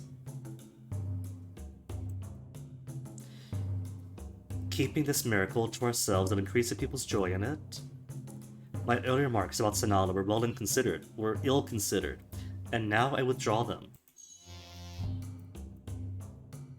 We need this miracle. Avoid complications.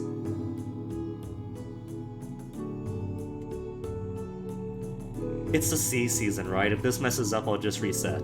Invite all Elmali clans to witness.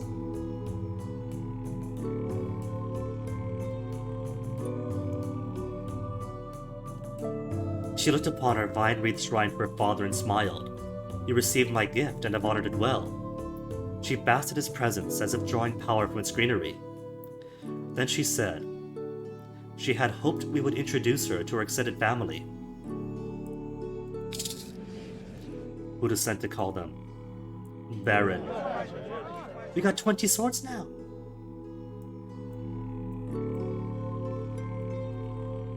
Mood plus. All the rider clans agreed to come. The charioteers refused to come.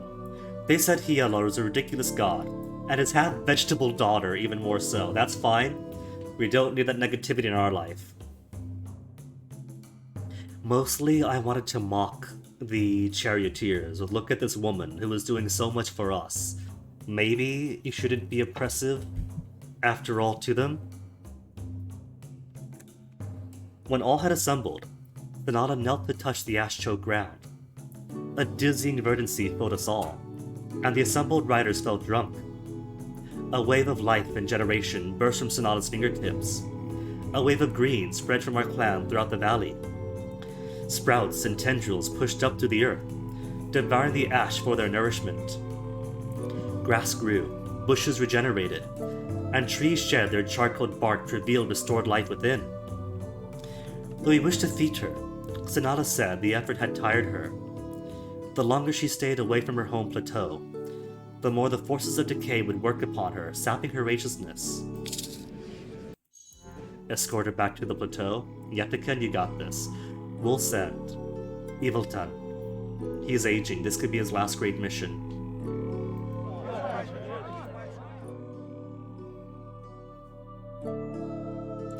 We'll send 5 swords and 10 bows. When she had gone, we felt both elated because we had witnessed a miracle, and melancholy, as the world seemed grayer without her. Hey, Corpse Eater. A good morning to you. Hopefully the sky hasn't fallen where you are. We've had the sky fall, all of our workers burnt, our cows and goods devoured by fire. But with the preparation we had, we're kind of in a good position that the worst effects we're suffering really is a bit of a tightened belt with our food being devoured by the fires, and some really good coverage with our clan ring members. We have no shamans, we have no raven. The sky's still there, great. Then you're doing better than our clan. Clan mood, back to optimistic. Many wounded, but we should be in a better position. We have lots of warriors. Only 65 wounded now.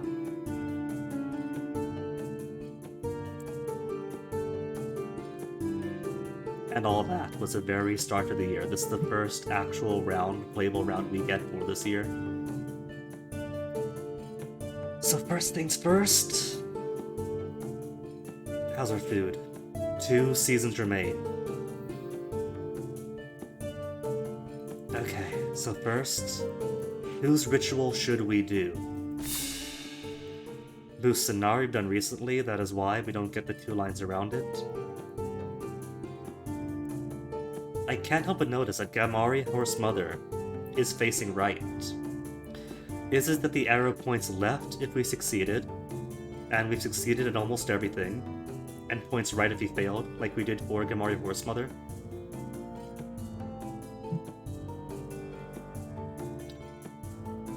Elk Hunter for Abundant Game. Abundant Game might be good.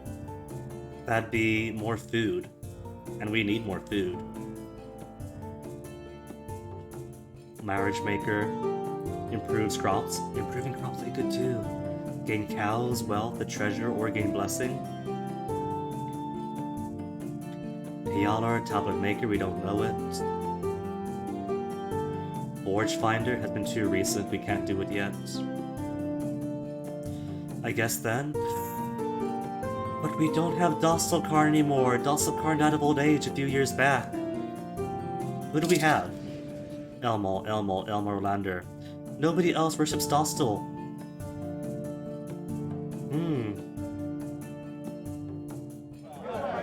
But we did devote 1 point of ritual magic to further rituals. And we do 60 goods. It's gonna see plenty. We have some goods and herds.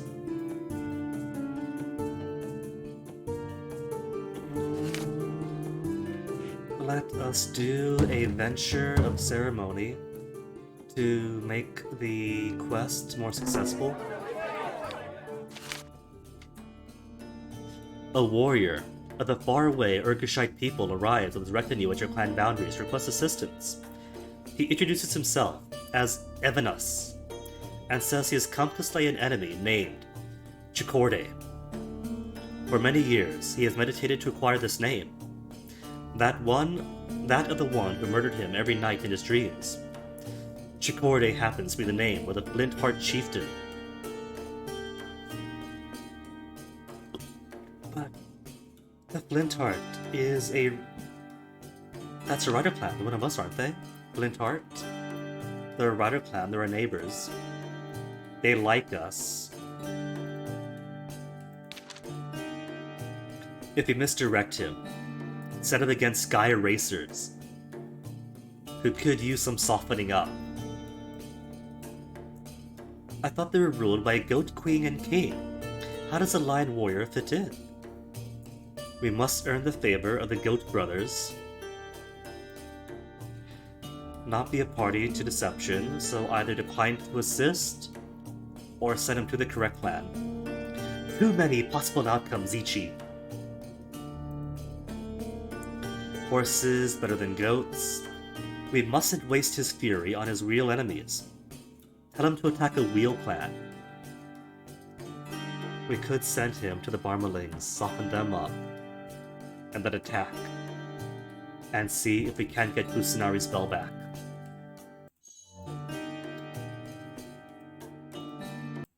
Check on something real quick. While I decide what to do, where's my cookie? Just lucky. And how many hours left to decay? 5.5, 6.5, 5.5. Alright. So finish those off by the time the streams end.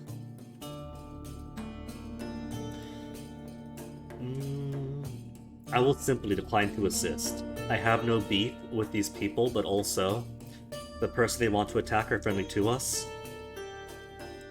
They're friendly to us, so if I attack these guys instead, maybe it'll be helping out our ally. I'll simply decline. Avenus was unhappy, but said it was not our duty to wait his vengeance. Still sea season. Alright, let's do it. Let's do the ritual to Dostal Alcunter and get us more game in the forest.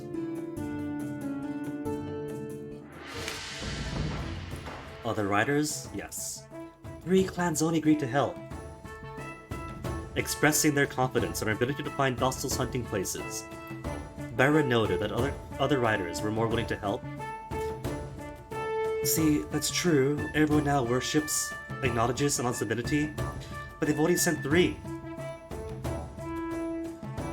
Their help could be a major factor in the success of our ritual. Do we ask the Wheel for assistance? They accept Dostal as the new hunter god.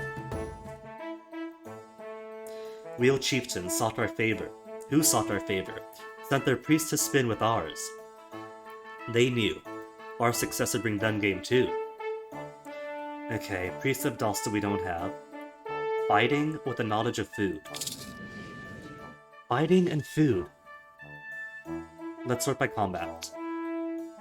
Food, very good, and excellent. Wait, no, food is what I want, just good. So the best combat tier I have is Yatakan. But food is merely good. Food good and combat excellent. Combat good, food very good, combat good, food good. I don't know. This is looking uncertain. I guess we'll send Yatakan then.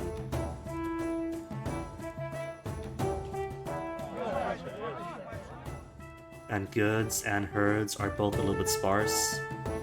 But what you gonna do? Hunter God is probably more hungry than not. Then 10 goods. Take our treasure. The emerald is also with him. Yes, that'll help out. Yetikin rides to the sky, to a time when there's only one clan. As docile, he selects 4 young men to go with him on a hunt, including Basikin, ancestor of the southern clans, and I think our ancestor? Elders of the 3 families left out by Yetikin's choice come to remonstrate with him. Divine indifference. It's Yetikin. I don't think Yetikin could ever do indifference.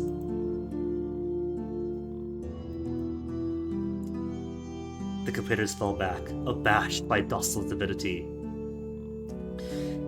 Alright, Snow Elk. They lose sight of it for a while, then upon it again. One of the boys points out its markings do not match the animal they've been hunting. Attack as of a monster. Ignore to hunt the master.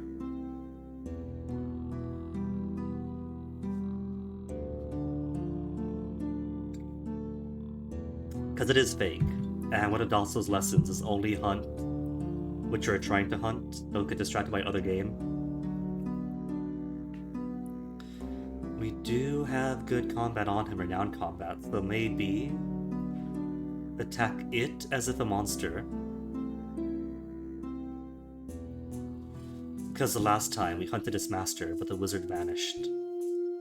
Attack it then, using his renowned combat.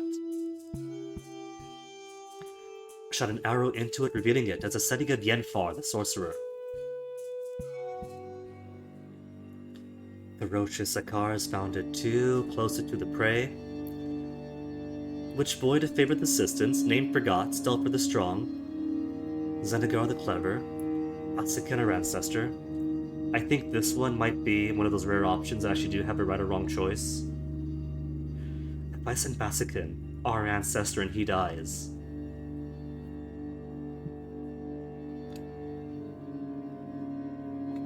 because the next one up, I think, is Stelfor. To actually do the killing. Maybe Xanagar, the clever. Prevailed over these fearsome beasts. Yetikin's well-placed arrow saves Xanagar from the dagger-like teeth. Silent nod to Stelfor. Stepped forward, slit his throat. Then Dustle appears to Yetikin, praising him for the success of the hunt. You have learned the cardinal lessons. While the hunt is still the war, I can give you an additional gift. More magical treasures right there. But we're hungry. Abundant game, please.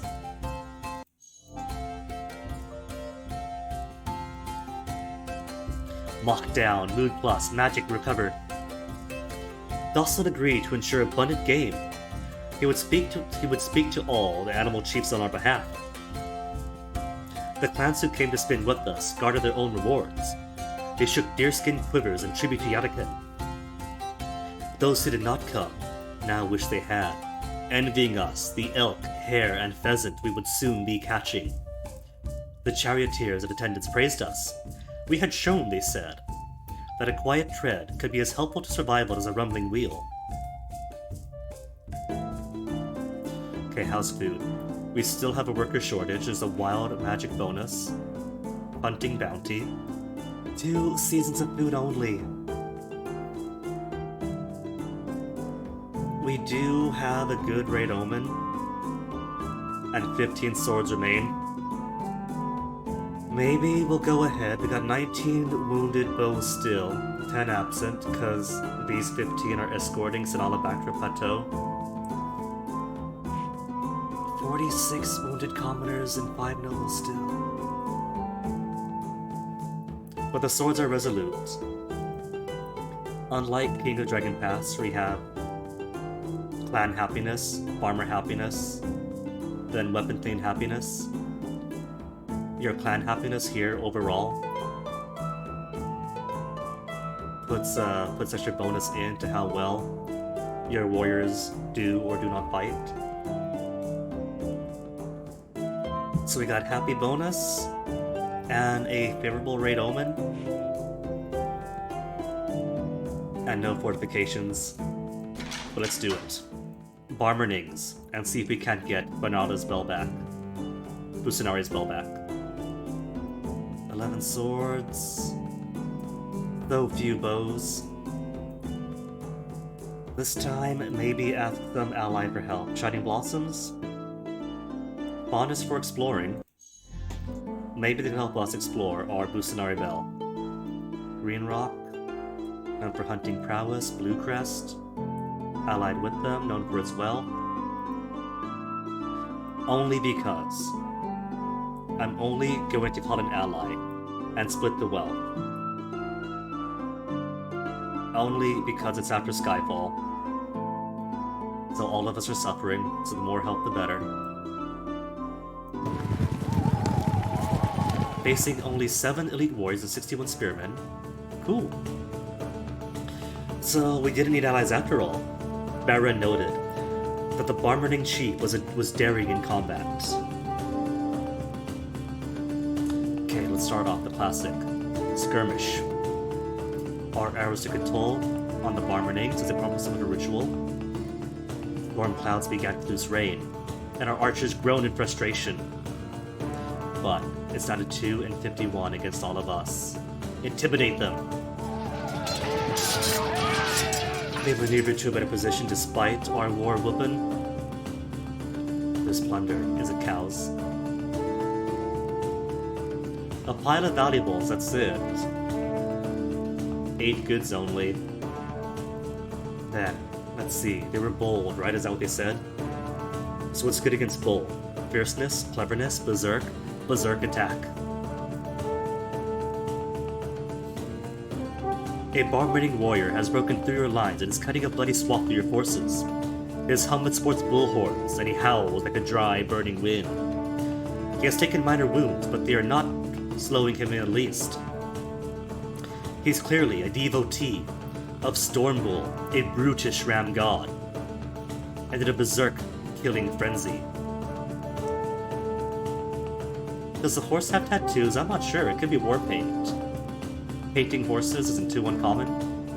Plus you gotta consider, right, the fur. If you tattoo a horse, it's gonna be covered by all the fur unless they shave the horse naked. I'm gonna say it's mud or paint. Berserk killing frenzy, what do?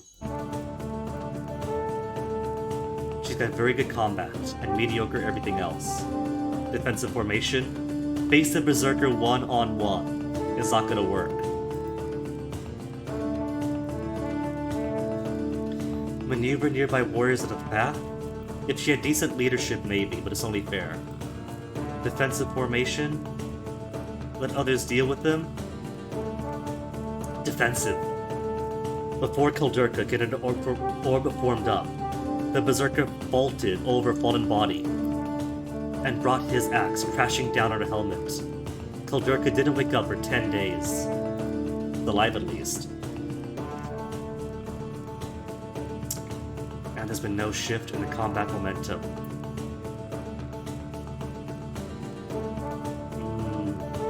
If they're gonna be bold and fierce, then waiting for opportunities is not gonna work. That's going to make us waste too much time when they push us. Fight fierce.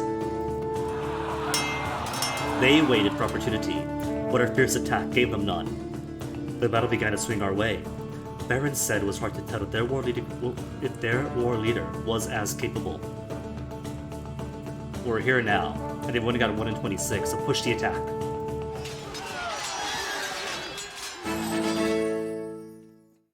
"27 cows, 14 loot, but no bell. Do they sell ours?" Treasures -1, but magic +10. Because Elmal himself comes to visit. You see, that is why I had to repeat that 1 year. To make sure we got the god bones from the site of the Zarhawk crater. The sky fills with light. Night is banished. A trembling anticipation creeps across the land, surrounded by a blinding solar flare. Your chief god, Elmal, the guardian sun, rides onto your clan lands, his voice reverberating across the sky. He says that he has sent his slain retainer, Yestol the herder, died and fell to the earth nearby. I seek his golden bones, Elmal booms, so that I may fashion them into the weapons to equip my army. Provide them to me, and state which boon you desire in return.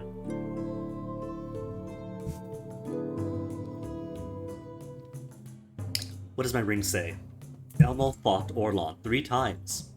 Each time his shield stayed steadfast against the murder god's thunderbolts. But as history teaches us, Elmal does eventually join the barbaric rams. As for cows, he must crush the rams for us. If we send warriors away with him, don't count on seeing them again. It is still fire season 2. We haven't done any any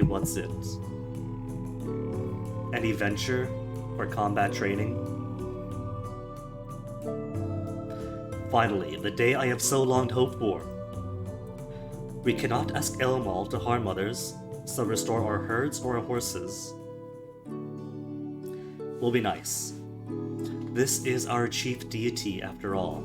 How could we not lend him, who has visited us, mortals here on, well, not really Earth, Lorantha, send warriors. I'll send 5 swords, because that's all I could afford.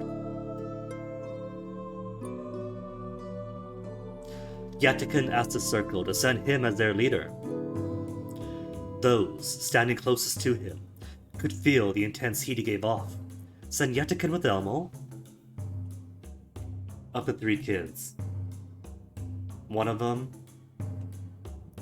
was consumed by fire, went off on his own adventure, then came back carrying in him a death meant for Elmal before he went off on a suicide mission. Avtu married off Yetikan, is jovial, a good warrior, but if this is what he wants, to use his fire gift to aid Elmal, then alright, Yetikan.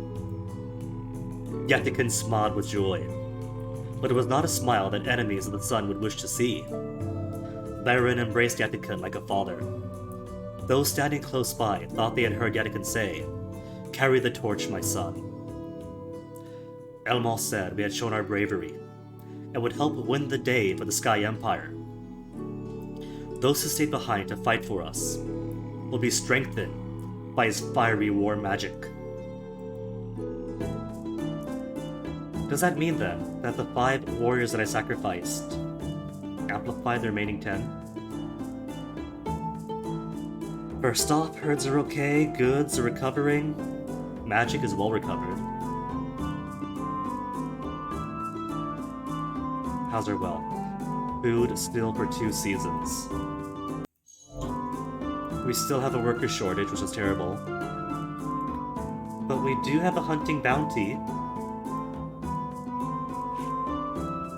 And there's only 38 wounded among the commoners still.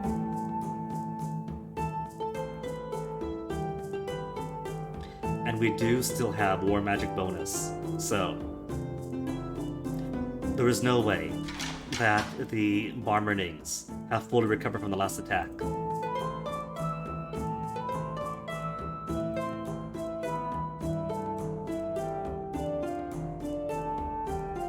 Magics. I think I had my war magic set to the defense, didn't I?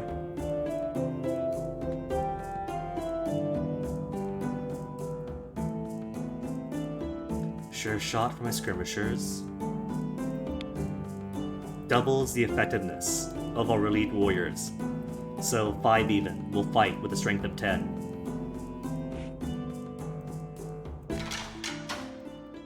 Barmenings, bring the green rock with us. I'll take 6, leave 4 behind.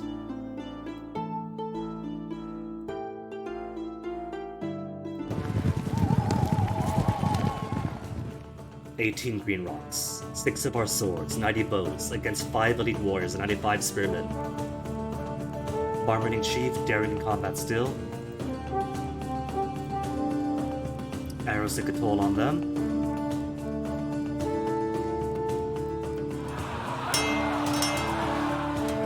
The Barmering maneuver, despite a war whooping. Slaughter to make it easier for us.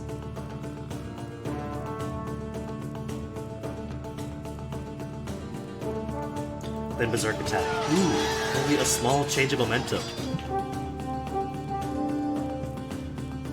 He and the enemy war leader are well matched. Fight fierce. Only 1 in 14. Press the attack. That push him back a lot. Alright, well that's fine. It's only 0 and 13 though, so there's no way they could win this.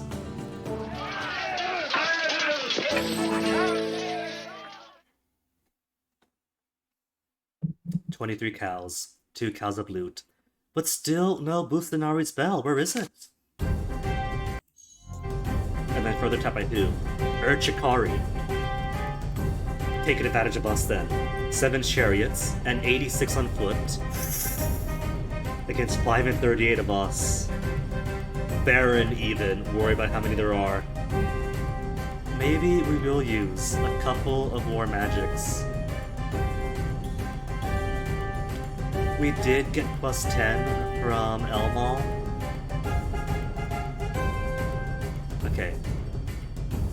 I know that I granted 2 magics to this, but if I could parlay, that'd be easier. Conciliate them. Beren managed to calm them, and the Urchikari returned home without attacking. Ooh. Food officially low. Only enough for this season. We could trade for more. And there is still a weekly market. Let's see, magics. Anything we do to help? There is actually. Because pretty sure all the shrines that I have right now are helping my food enough as they can be helped.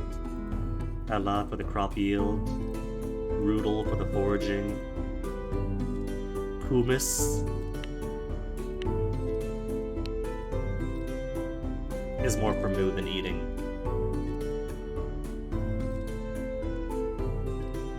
Profit and profit.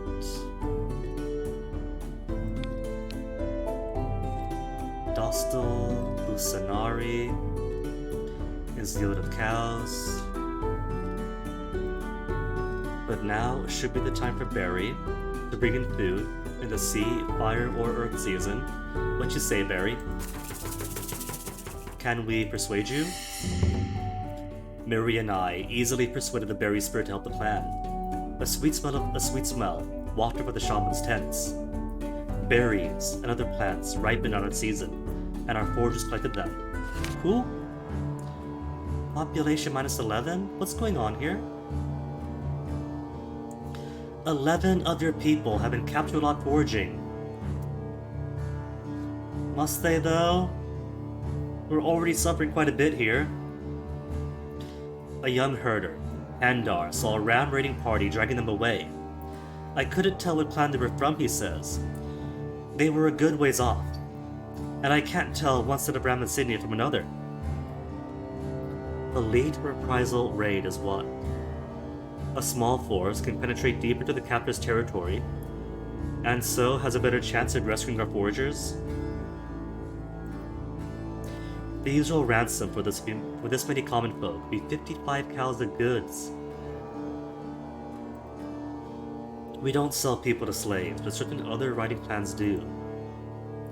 Ram sold survivors of Edompir siege to traders far to the south. So we do gotta get our guys back before they get sold off then. A small raid earns more glory. It's not about the glory, Miri and I. She's still thinking like a wheel. Might they be selling slaves on Northern Wheels? Well, Beren suggests a smaller force can penetrate deeper. First, let's use divination, see who actually captured them in the first place. Warding priests saw that it was the Barmernings who had taken our foragers. Elite reprisal raid for the Barmernings.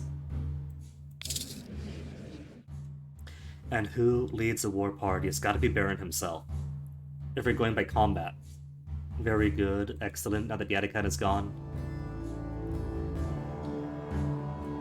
And the older guy with renowned combat is escorting Solana back to the plateau. So Beren's the best we got. How many warriors? A smaller force can penetrate deeper. So we gotta treat this like a cattle raid?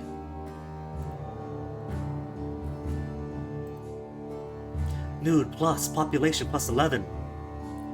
Beren's force penetrated deep into their territory before they met resistance. They rescued our foragers, who the Barmerdings had tied up, ready to take south to sell as slaves to the southern kingdoms. One of our warriors was hurt, but we killed 4 Barmerdings and wounded many more.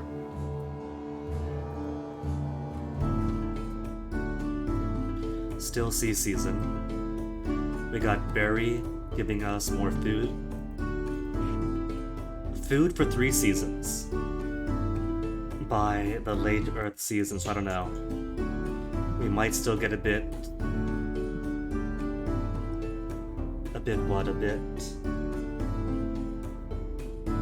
tight on the belt until things fully stabilize. Woundeds got plenty, warriors only 8.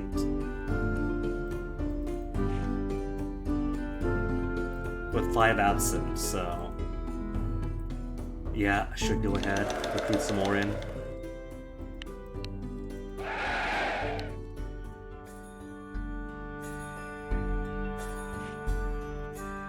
Clan Moon's still happy, it's good. Warriors, 15 total, apart from the 5. Wild magic bonus, hunting bonus. Colder climate is a permanent one. Wounded are slowly dropping. Do we have any more ravens or shamans? All families represented.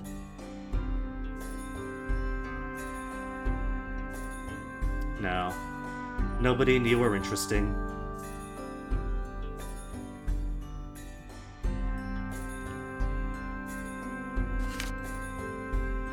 But now that things are slowly getting more stabilized, we could, starting next year, send more explorers out again.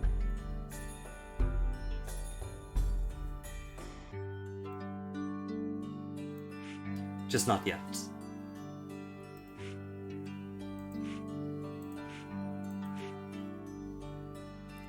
What to do during the dark season? We can do one more venture. I think what I'll do is do the, what is it? Combat trading on the first half of the storm season. Any more spirits I should proprietate? Butterflies lifting spirits, berries lifting food. Peaceful expeditions during snow?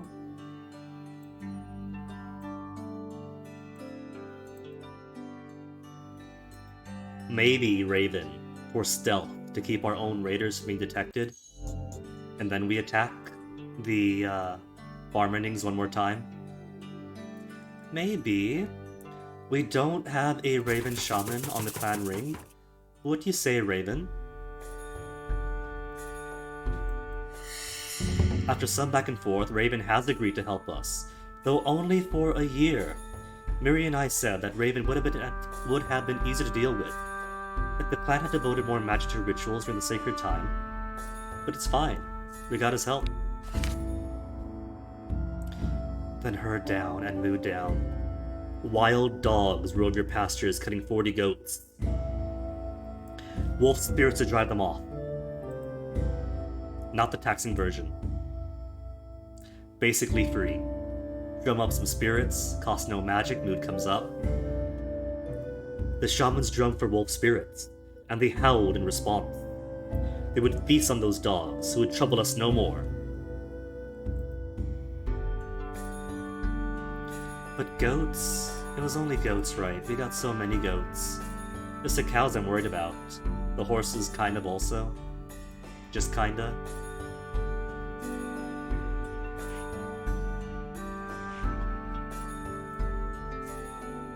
But maybe we'll go ahead.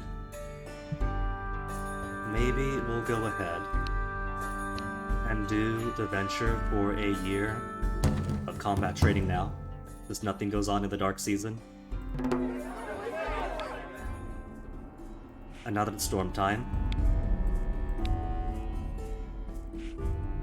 we strike. We still have War Magic bonus, a Happy Clan, Trained Warriors, and the Barmerning still have my cowbell.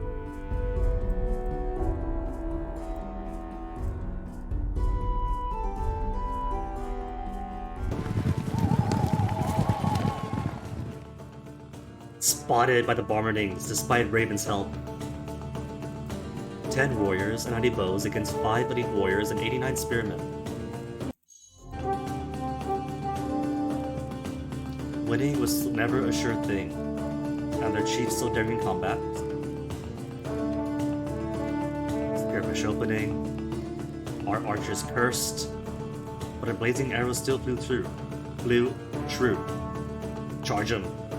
For the Barmernings, they're too bold, intimidation hasn't been working. Order to reserve force.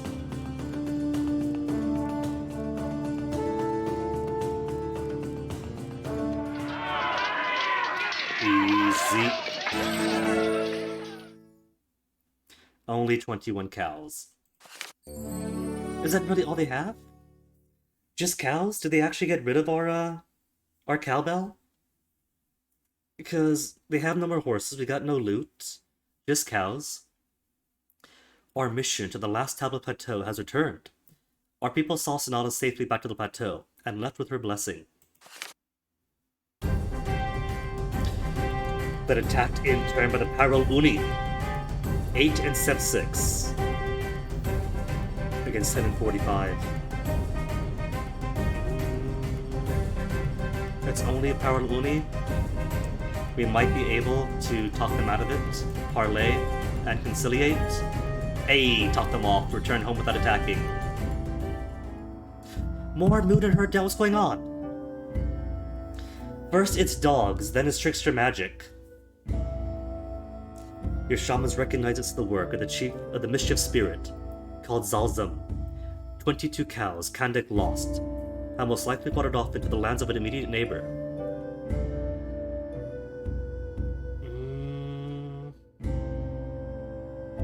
The wheel sent those spirits? You think so, Monarch? If someone came to us looking for cows that weren't theirs anymore, we'd reach for our weapons. Emil caught the troll who carried off the cow mother and smote with fire. At least it wasn't goats, we got so many goats! Oh, quick frenzy, hold on.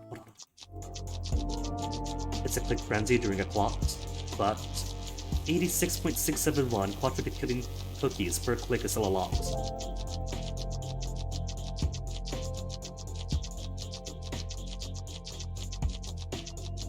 And all this clicking to gain 0.001 sextech killing cookies every 3 or 4 clicks. But as the Wrinklers. Wrinklers each holding 28.485. Alright, divination. First and foremost, where have the cows gone? Spirits. Cows might be beneath the gods' notice while they're busy dying in the sky. In possession of the Green Rock clan, my neighbors. Not just my neighbors, my allies. Beren himself is going to get the scolding. They both only have excellent diplomacy, so the old chief don't care about. This is the time of the new chief. We'll send enough to count as a whooping. Take a gift. A friendly gift of 15 goods to get my 22 cows back. The Green Rock clan said the cows are theirs now, as are any livestock grazing on their lands, but they would give them back to us as a gift. And that technically counts as reciprocal gifts, so no one has to have any hard feelings over it. They got goods. more importantly, I got my cows. Magic, map, magic, magic. Zarlen, we should probably make one more shrine too. To keep any further explorers safe. Hyalor is alright. Elmal. Double effectiveness, improved confidence in our warriors. Okay. We'll end the war out, end the year out, using our last of the war magic bonus. Farmernings again.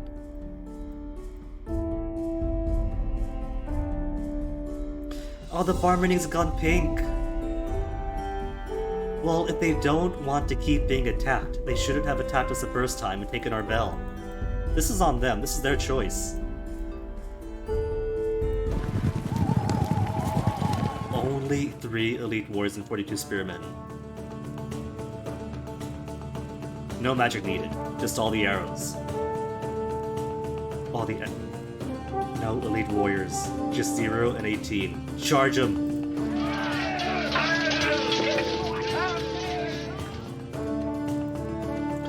Charge them and press the attack. Just 32 cows.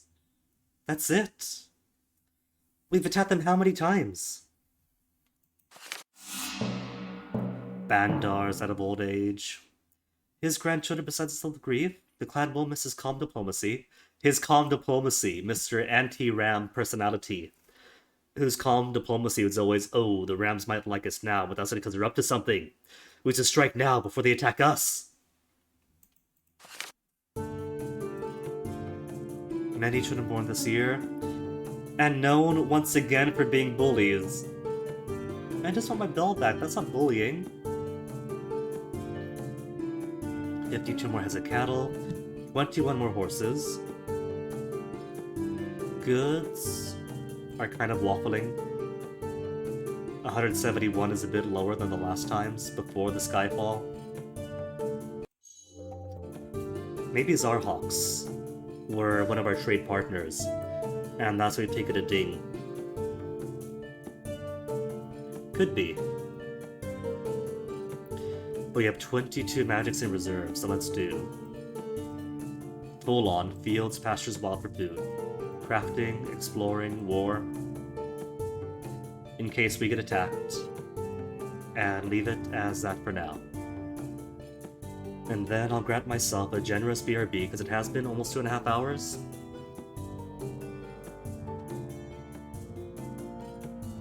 To grab a quick bathroom break, stretch my legs, stretch out, and back at a few.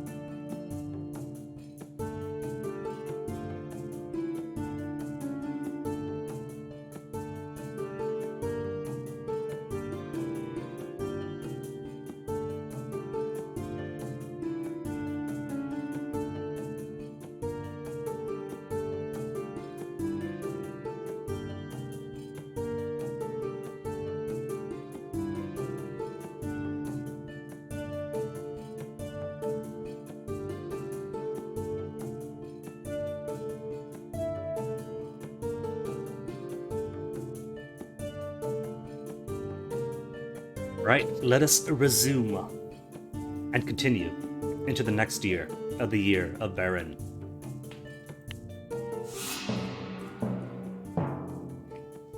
Hunters of the Orvisi clan. Desperately seeking additional food after the Skyquake, ventured outside the valley. They encountered elves who blamed humans for destroying the world, pointing to the quake as a work of our gods. Which is true. The elves infected the Orvisi with white spores that ate their flesh.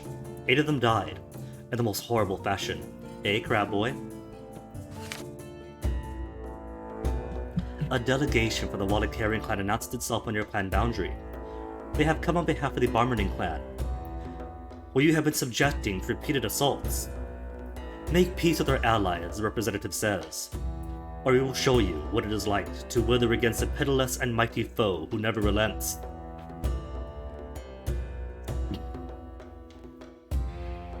Alright, so what should we do? Beren, what do you say?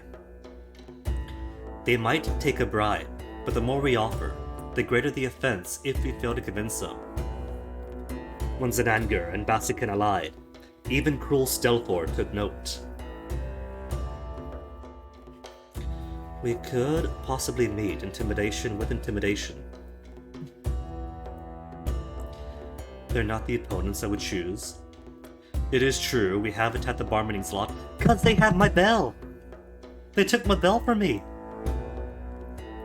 Token tribute soothe the sting of capitulation. No one reads a story tent of a peaceful clan, so refuse and be glorious in combat. What if we do peace if they throw in a cow every year? They would arrange this, mood plus and herds plus 6. Soon, Barmerning cow herds arrive with 6 cows. They said the same would come next year too. Alright, I'll keep off of them, for as long as it keeps sending me cows.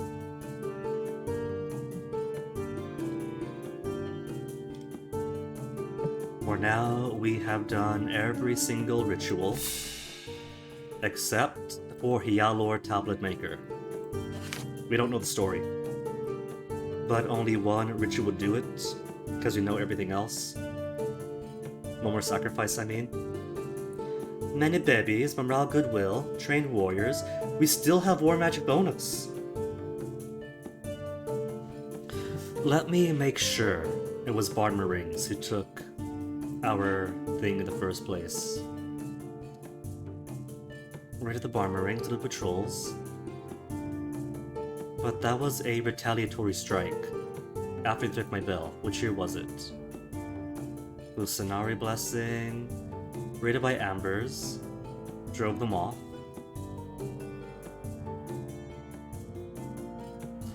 The crack opens to the sky. Raided by the Barmenings. We were driven off and plundered. They seized Busanari's bell. So they have it, but for the past 3 years after, we just couldn't find it in their, well, they're Olanthe, I guess you would call it Telazan, huh? Couldn't find it in their Tela. Despite 3 solid years of raiding them, enough to be known as bullies again.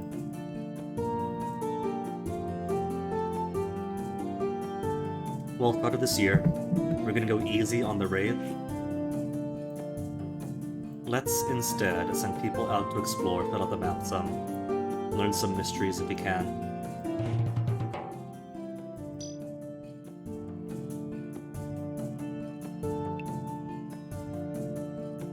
Aw, Chirka's getting so old. But Eviltan is back. Though Kadurka is also an Asara worshipper. Let's send you out then.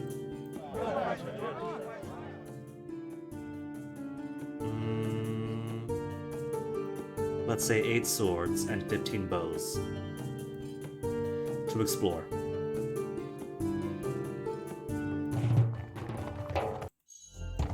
And then we shall rebuild our shrine to Zarlan to enhance our explorers. Gamari, decrease the travel time of expeditions. Zarlen, Ave to us 3 children now. She continues to bind us to the Shining Blossom clan. A desperate group of people, about a dozen in all, arrive starving and wounded on the outskirts of your lands. They speak an archaic version of your language. If their story is to be believed, they fled Orlentos, one of the cities under the vast Imperial Dome. Trolls settled up from below. They took us and more besides as food. We escaped, and have been moving south in search of a safe place to live. We are exhausted, and can go no further. Will you help us? So these are Darren Happens. If the Dara Happens were chosen as your ancestral enemy, pelting them with rocks and cow dungs would give you more clan magic because your ancestors would be happy.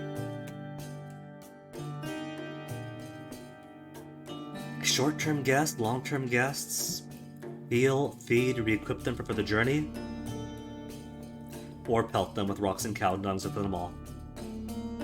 The charioteers hate Dara Happens, so they must be alright. I don't see how they got this far without visible means of defense. Dara Happens might worship a false sun, but our ancestors adopted farmers without worrying about who they worshipped. The thing is, if I take them on as guests, are they going to be a drain on my resources, or are they going to be farmers and herders to help out? We are better at appealing to prejudice than overcoming them.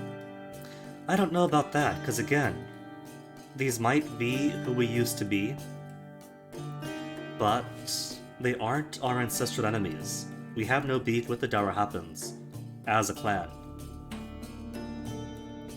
And our people are fairly open-minded now. Hold on. Promising Fate, where's the next golden cookie? Click Frenzy. Click Frenzy on top of a plus 5,000 CPS bonus. 10.5 support, Quinn DeKillian. Can I get 4 Sex DeKillian? Can I get 5? 5 in like 4 seconds? No. Can I get half? Can I get 6? 7? Do I hear 7? Do I hear 8? 8? 9?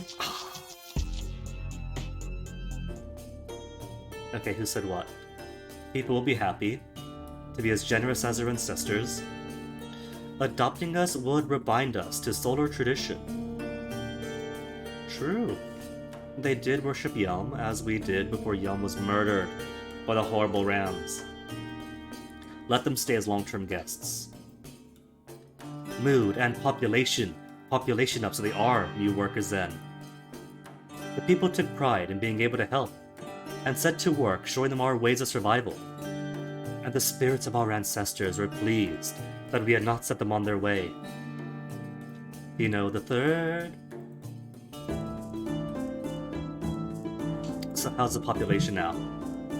610! The wounded are all healed up, so we could switch the Orisa from healing to curing?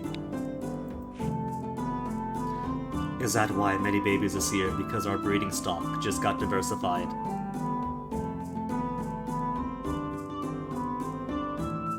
And fire season now. We have combat trading still. And 12 swords at home. We probably will get attacked at some point. So maybe should switch. Is it Yalor? No, it's gonna be Elmal. Morale to chances when defending. Goods are kinda getting better. What we need is more stuff back, more fortifications to rebuild on. Watchtower to hopefully see attacks before they happen.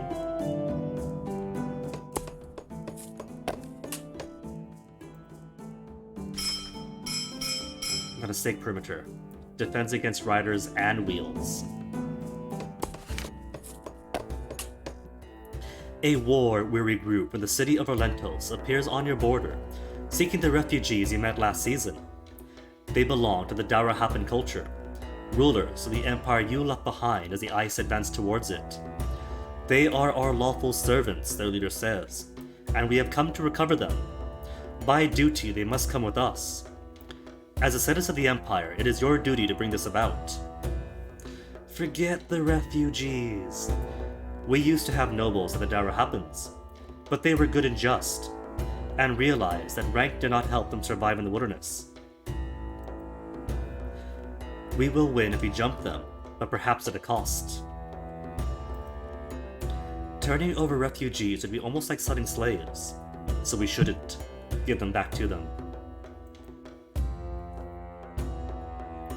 Dauerhappen nobles are the arrogant pinnacle of an arrogant people. Their servants were right to come to us. What does that mean, as far as repeating here? Their servants were right to come to us? Oh, not servants, as in the guys we see here, but the refugees then? The people will like it if we convince them to let their poor servants alone. So will our ancestors. I was in favor of sheltering the refugees, but that was before I saw they belonged to these fine, proud nobles. Mirianai, is that her wheels upbringing popping up again? Because the wheels are very similar to the Darahapans we left behind. They have the arrogance, they have the stratification, they have the old, very uber-patriarchal ways. Forget the refugees. We got good in diplomacy, right? Excellent diplomacy.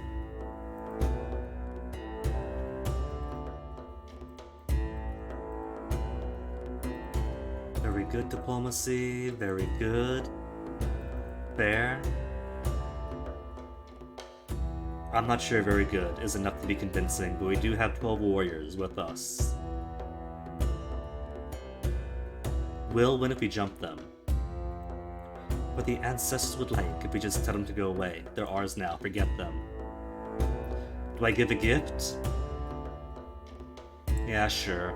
It's a polite, neighborly thing to do. Take 15 goods. Mood plus. The Darahappan nobles were not the type to easily consider a new point of view. Yet in the end, they conceded that getting their servants back would cost them more than it would gain them. Traders of the Oro Tagini, the charioteer clan, come hoping to barter their goods for your livestock. Riders, they say, this is your opportunity to bask in the splendor of our trade goods.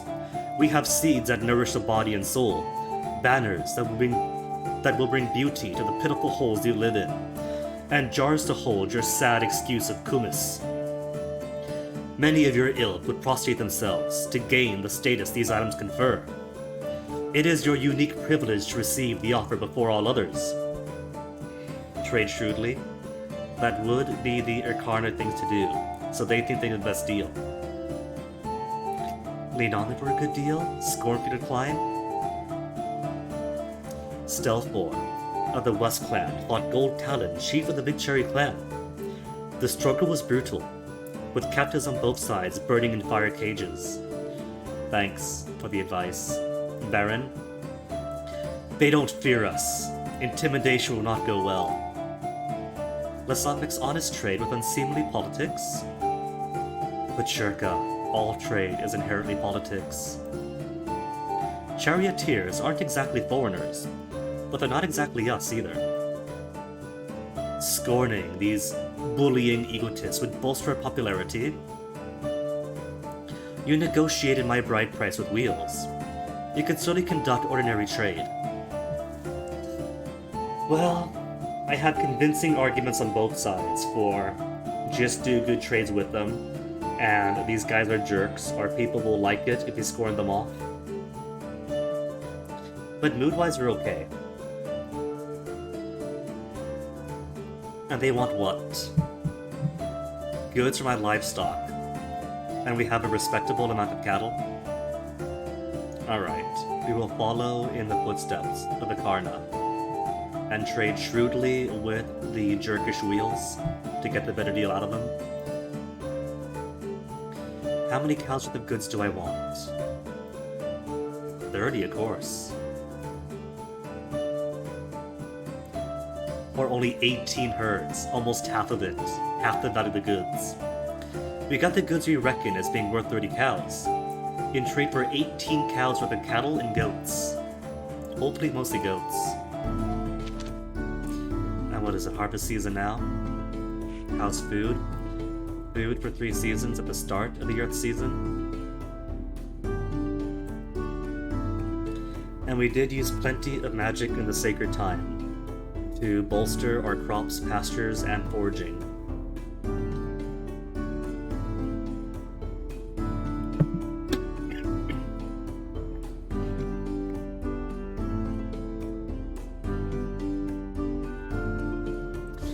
Forgot how to drink water.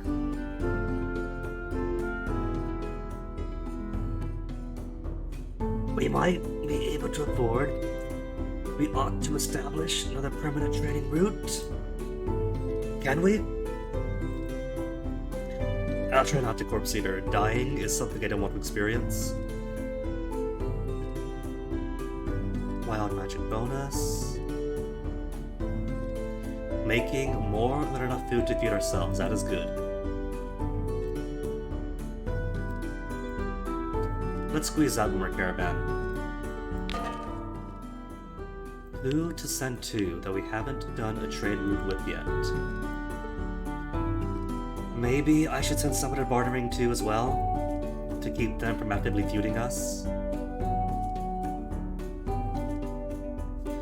We got a trade partner with plenty of riders, at least 1 wheel, and a couple of rams.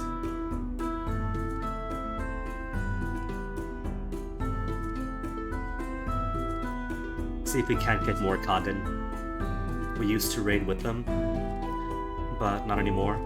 And they count as neighbors, so it's gonna be a quick trip.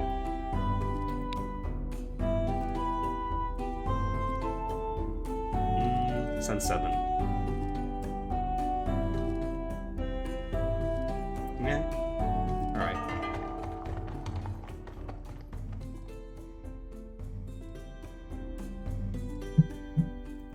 And then maybe send a few people to help with the bomb earnings.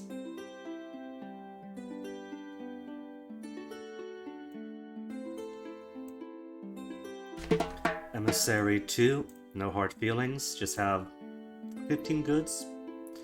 Traditional 15 goods of friendliness.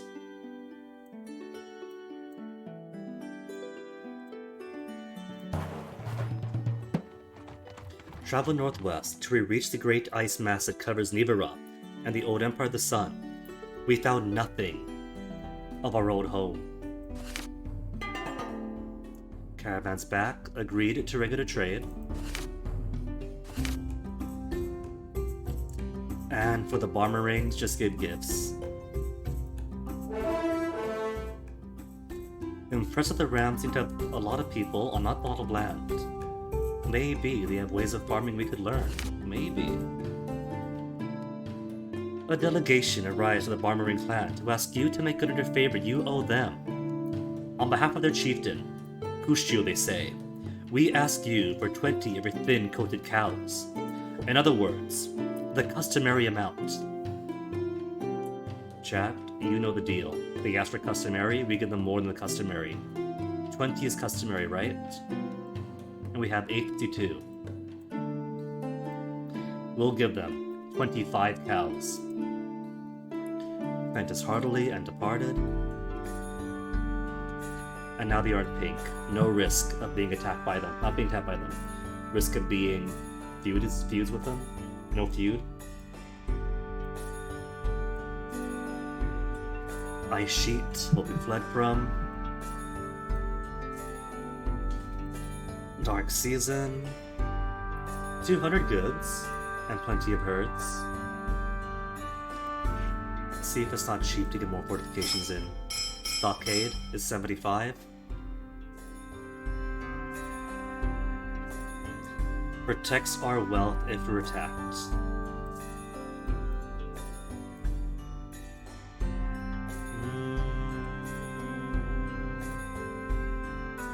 And we have 19 warriors. Alright, we could do a stockade. No adventures this year at all. Oh, I forgot that. Well, let's see. Do I want to do any rituals next year? Because if so, we could prepare a ceremony. Could do an Ialda marriage maker. And need a forge finder for more food. But I think our food's gonna be okay now. Elmal Path Guardian. Treasures. Helps in battle. Strengthens the cluster. And Beren is an Elmal worshipper, which will help out with it. His combat is excellent, but we could make him even more excellent. We could do Hyalor Tablet Maker if we spend this season sacrificing to Hyalor. Or we could do the other river.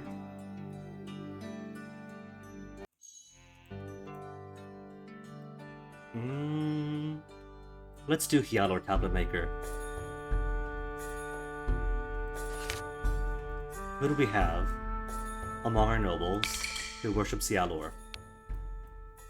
Asana has another Arcana worshipper.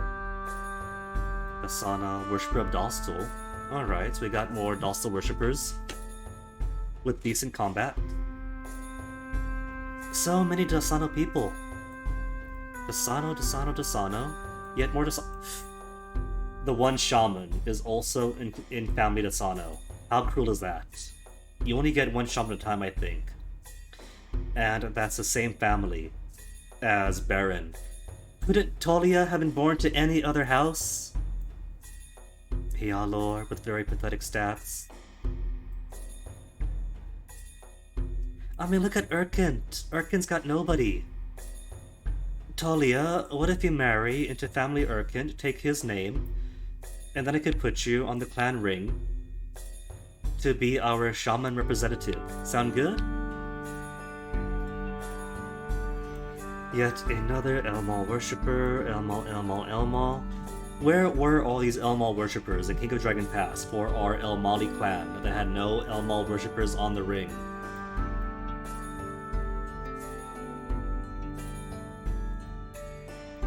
Is that the only Hyalor person? No, there's another one. 1 and 1. Both with pathetic stats. He's got very good food and that's it. That is not going to help out on Hyalor Tablet Maker.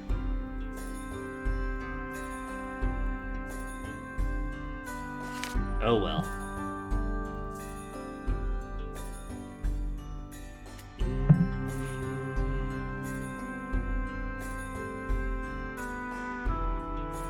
Alright, let's go ahead, learn a mystery.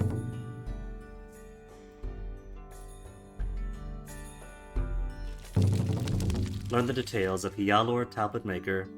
Achievement, Mythographer. The more Kage clan sends messengers to announce their upcoming staging of a hawking competition. All clans who worship Elmal are invited, even the riders. Winning brings pride to the clans who prevail. Some attendees enjoy the spirits of the day, while others take advantage of the opportunity to engage in diplomacy. Tighten bonds with friendly rider clans. Riders, I think, are good with us. If we curry too much overtly with the wheels, other riders will scorn us. Was that it? It's a Carl weapon theme trade-off with wheels and riders. Shirka. Hawks are an emanation from the sun, and a gift from the sky gods. Whatever you decide. When wheels and riders mix, trouble often breaks out, so stay home. Wheels do not give their goddesses an equal place. Hawks cry out to warn before thieves come. And Elmal used hawks to speak to Hyalor when the two were apart. Let's try to win. In it to win it. The competition was fierce. Though we did not prevail, we saw many fine birds well flown and still got mood plus.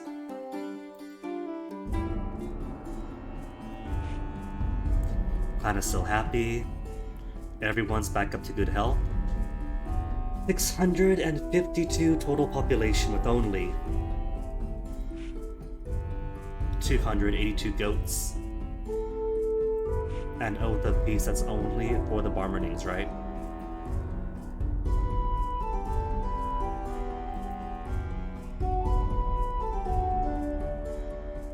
War magic bonus because we fought at Elmal's side. Is that going to be permanent then? Is that a several years bonus, or is that a permanent bonus? More battle magic if we go to Vigor Temple to Elmal.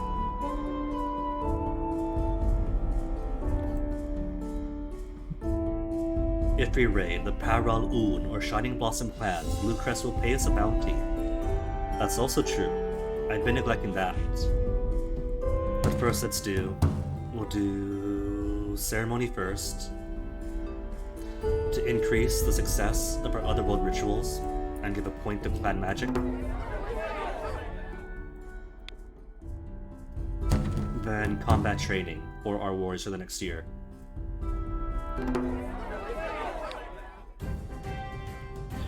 Then attack with the Paral Uni. 7 and 7 versus 9 and 16. Arrow. Oh dang! Just slaughter them with arrows before they even attacked.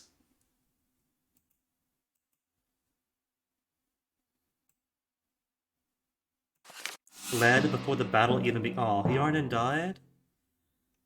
His family were not very sorry to see him go, as he was difficult to live with. Oh well. Prestige with Rider Clan is good.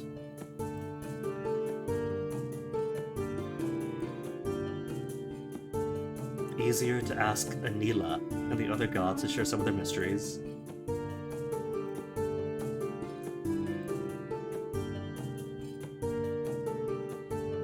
And more clan magic because we do have a member of each of the 7 families.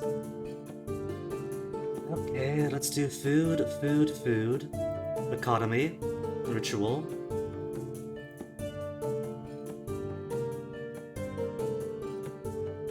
War for defense, and I gotta think here that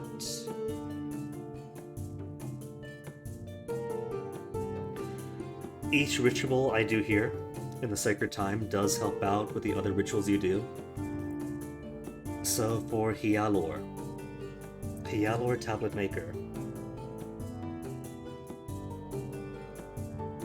we could send somebody who is excellent in combat and just brute force our way through all the checks. But then comes the end. We might need more harmony, more diplomacy.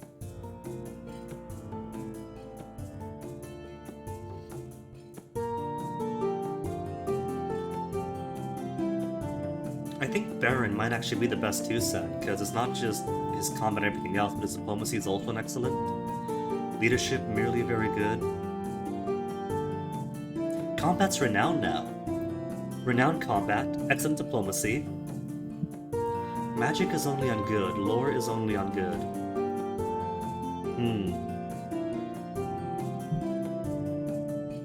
Maybe 1 point diplomacy. And leave it as is. Dwarves enter the lands, a Jernelthi clan, searching for remnants of the fallen sky. Though ordinarily the Jernelthi would resist such an incursion with unrelenting force, the losses they suffered from the disaster left them reluctant to pick up their swords. The dwarves used strange instruments to dig up buried sky pieces, and departed, without acknowledging their trespass. Does that mean if I want to attack, then that clan should be it? Barmaning clan brought their annual token tribute of 6 cows to us. From now on, this will go without saying, until they break the deal.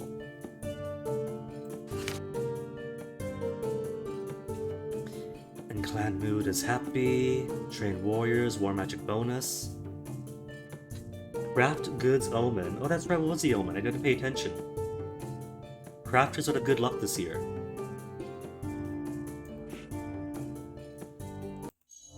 And food stockpiled for 4 seasons.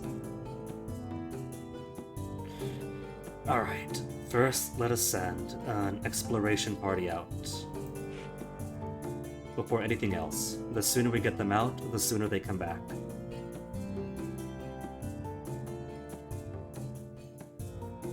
Oscelira River continues on down here, but how far away does it do? Is it more rightwards or more leftward?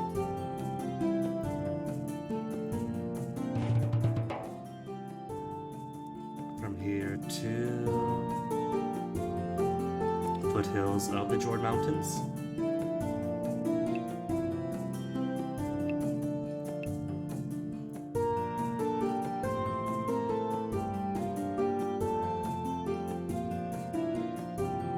Eight, 1815 to explore, and we'll send out Ethelten, who has renowned combat, very good food, excellent magic, Dostal, Worshipper Lankarn, excellent combat, very good food, and not much else. Etheltan. Now Lankarn, we'll count this as training. Or Kadorka, who worships Osara, and thus probably has some bonus to exploration.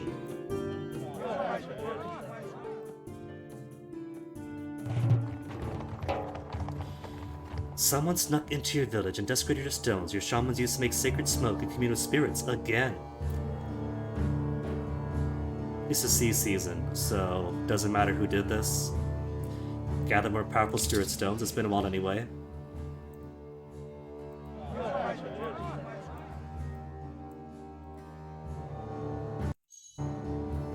Beren found good new stones, including... Who on earth is calling? 714? I don't know anyone 714. Is this just like spam calls for car insurance that everybody gets? A couple rings. Oh. And then hang up. Let's turn this down anyway. I had the volume up only because I was doing that week of watching Dad as a caretaker. And so had the volume up for like alarms to make sure I woke up in the morning. Yeah. Alerts back down to silence.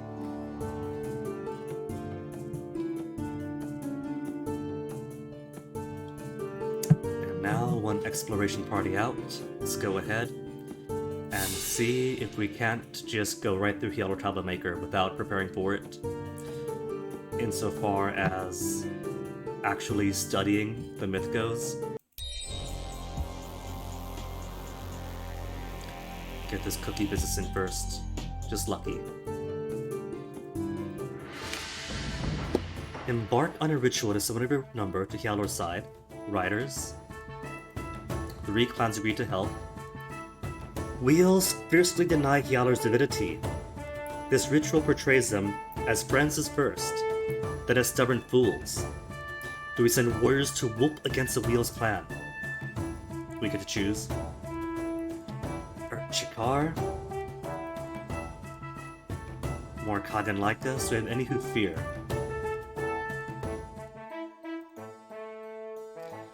Sa, Goran mock us, so whooping against them isn't going to work. How about Un, maybe? We sent the Wheels, running for cover. Hyalar devotee said this would greatly bolster our magics. Okay, Priest of Hyalar is typical. Adept in leadership and lore. Our weakest subjects. But that's typically, right? That's just typically. All this is sad. The best leadership I have is merely very good, and everybody else is good or below. What about lore? Anybody decent in lore? Lore renowned. Combat only good. Diplomacy very good. Angakan might be the best I have, actually.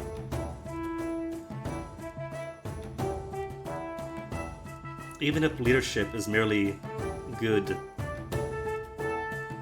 But we would want diplomacy. No, leadership I mean, for like getting people out of the city, wouldn't we?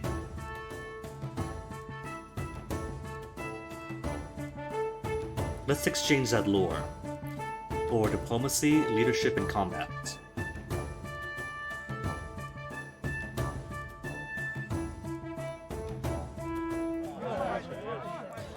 Give us a sacrifice, you have some to spare. Birds. Let's do 25.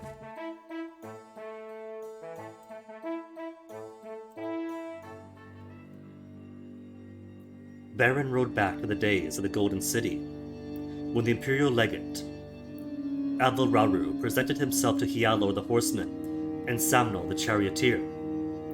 Avalraru announces that Emperor Manarlavas will construct a dome over the Empire and intends to extend it as far as Nevera.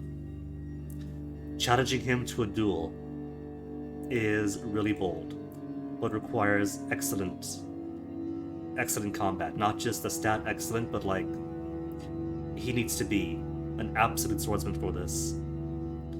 Inspire Avalraru to abandon the Empire, join the Riders, mock him in song. Seek Samno's solidarity in defying Avalraru. Come on, renowned combat. Can we challenge him without dying? The ambassador struggled to find words. What manner of madness is this? Your, what do you call them? Horses have given your Niveran strange, dare I say barbaric impulses. He departed, blustered. Pialor's cavalry shared a good laugh at his expense. It's one win. The second ambassador, Uvarantus, comes, backed up by a retinue of Alkothi demon men. If you do not cooperate in the construction of a dome over your city, the Emperor will curse the name Valmal forever. This will mark him as a small son, and he will dwindle away into nothing. Challenge the captain of the demonic escort to a duel? Demonstrate the strength of Valmal's magic? Magic is only good, we haven't got the magical cloud for it. Join Samnal, proclaiming Elmal's might. Ride circles around the retinue to become dizzy. Challenging the captain is going to be even more difficult than the previous combat check, but if it can be done. Beren? What do you say, Beren? Challenge the captain? I don't see any population -1, any mood down. Beren pitted his fervor for rider survival against the Alkothi demonic powers. After a furious fight, the son of Shargesh brought on the ground, and the kin of Hialor whooped in triumph. Urbrianatus fled, left, humiliated. Those are the easy checks. Before the Imperials can fulfill their plans to force Niverans to construct their domes, the ice encroaches. Beren tells the riders that it is time to leave the city before it is crushed by ice. Samnal the Wheel stubbornly refuses to go, saying that his brave nobles can stay behind and fight whatever enemies attack the city. In the distance, Beren hears ice giants blowing their heart-stomping horns. Could maybe try attacking the ice giants too, but Alkothi demon men are one thing, but representations of the glaciers that sits over the city today, maybe not. Orderly fashion, take as much as you can, depart quickly, leading wheels to face the ice giants. Let's see, leadership is very good, so we might be able to take as much as we can. Correct answer, if you want to be true to the myth, is to go quickly. Leave what you have to leave, but just go. The leadership very good. Diplomacy is excellent. So I may or may not be able to talk Samnal into leaving with. It's a hard check because Samnal is stubborn, and canonically, he does stay behind.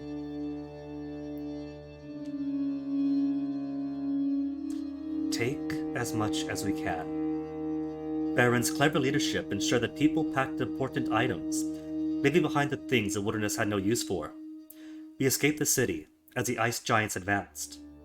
We heard the screams of Samnal and his wheels as the giants smashed a defensive line. Then, the hardest check of all. Beren rides to the sky to fetch the golden tablet containing Hialor's new rules for the riders. He gives this to Ostalar the Sworder, the first chieftain. Ostalar thanks him for it, but is puzzled. Nothing is written on the tablet. Why is it blank? How does Beren respond? I've done my part, the rest is up to you. It is our king list, because the riders will not have kings. There is no rule that can't be changed when survival's at stake, or with a simple, enigmatic smile.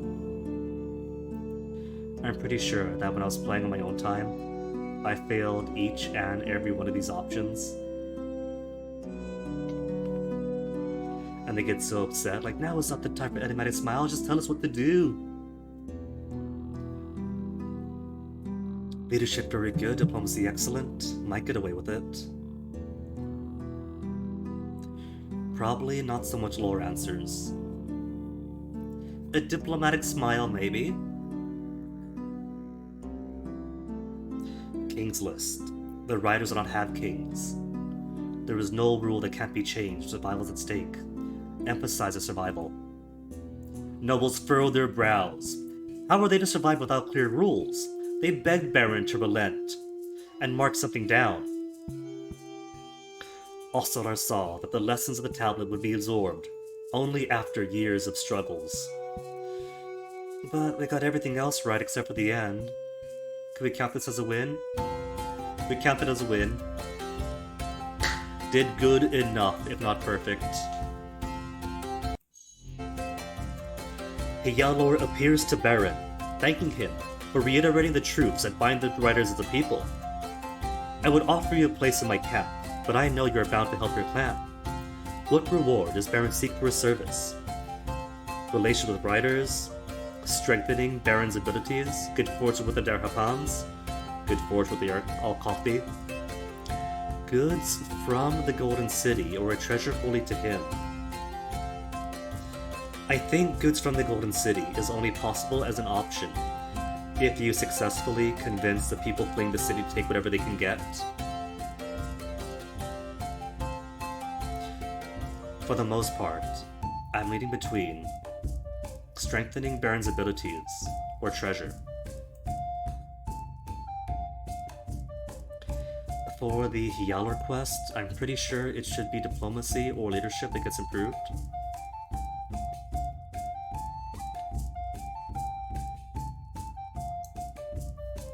Because this is a very minor thing, I'm going to check the wiki real quick and see what goods from the Golden City entails.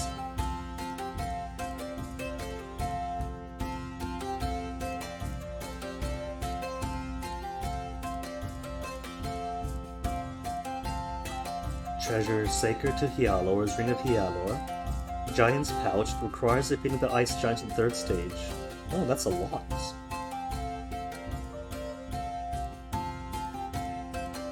Oh, goods is literally goods. Up to 100 goods. Must succeed and depart in orderly fashion, take as much as you can. So yeah. With the number of trade partners we have, 100 goods is nothing. But what about stats? What stats do we get if we improve stats?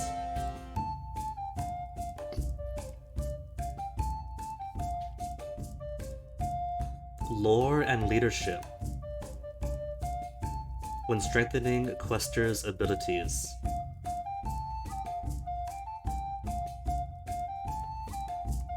His lore is only good, leadership is very good. He'll be fine on his own, give us that treasure. Hjalor gave Beren the Ring of Hjalor. Mood plus Magic 3, Treasure 1. Grants Divine Blessing to worshippers of Hjalor. Cooperating clans would gain harmonious relations with rider neighbors. The Ritualist turned their golden plaques to reflect sunlight into Beren's chest. Clans who didn't come now surely wish they had. Okay, Fire Season. Only have 12 swords. Close to Spirits. What gave us this? Is that because of our, Close to Spirits, though? Because you have new Spirit Stones. Still have War Magic bonus. Hunting Bounty.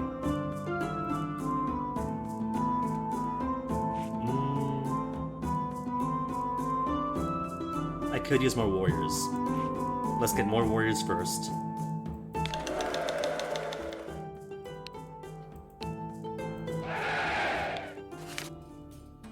Oh, hello. Is this a Dragon Newt? This game's version of a Dragon Newt. During their exploratory mission, Kaldurka and company spot a strange figure in the middle distance. Though shaped like a man, its hide and face remind them of Thunder Lizard, or perhaps one of the mighty dragons spoken about in legend. It carries an egg of clear stone, which it moves around in the air, as if using it to glean knowledge or commune with an unseen force.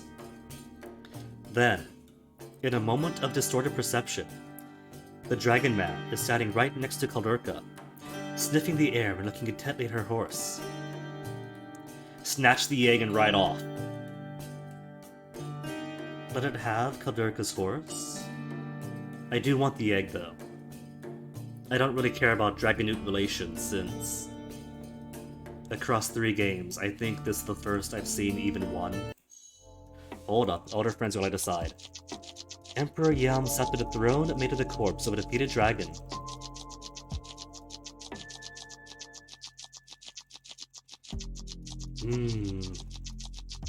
Thing is, offering the horse is no guarantee. The egg is a transportation item though, because it moved the egg around, right? And then warped over to Kaldurka. Transport for transport, egg for horse? Sniffing the air intently, looking at her horse. It's tempting to snatch the egg and ride off. Let's trade. Horse, or attack it. We could attack it.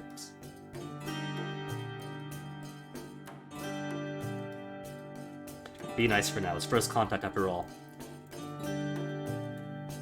The Dragon Man bowed his contorted gesture of thanks.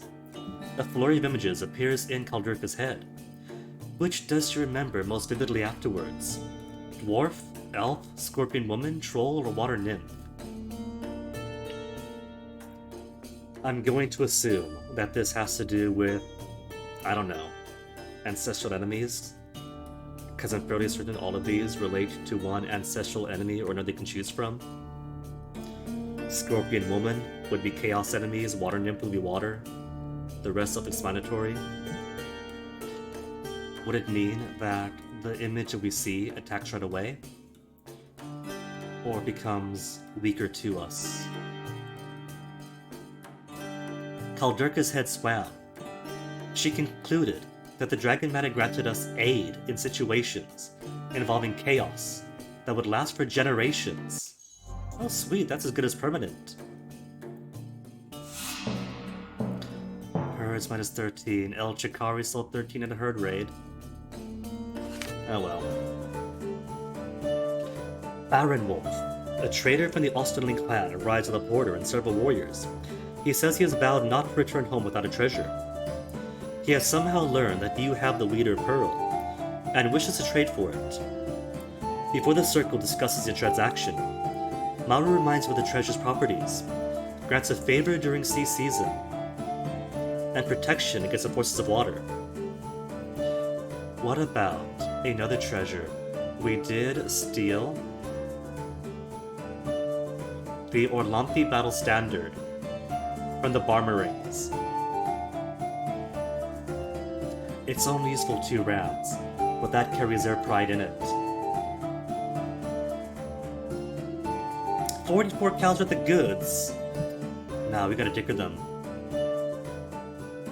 Shirka bargained Beren Wolf. Up to 64 cows of silver for something worthless to us. Beren Wolf seemed happy with the deal. He gave thanks to Izaris, the ram trade god, and departed. Okay, we got our swords back. Do we? No, she's still out. They haven't returned yet. Absent. 8. Wait, did we get... We got the Zardan back. To help them find their way home. Whoops, wrong button. Okay, what do then? We haven't done any adventures this year, I don't think. Let's attack. We got some warriors. We get paid if we attack Paralaun and we could use more herds.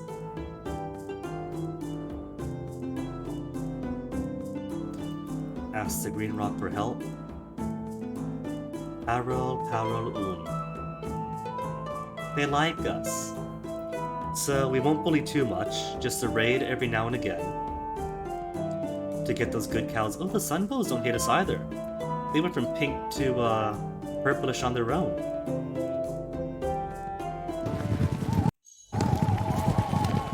Like -1. Aww. Oh well, I guess it doesn't matter that we can attack them all we want. Eluded their patrols for 12 swords and 106 bows, facing only 2 churches of 41 foot men. Alright. Just plunder. Skirmish them out. Agree to parley. Sure.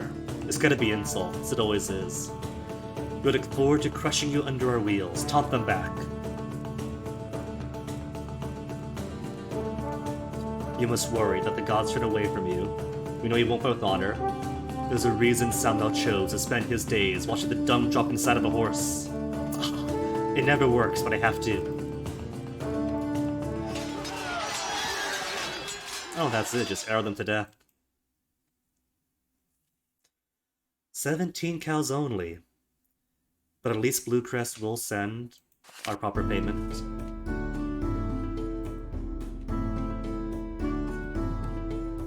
Almost out of tea.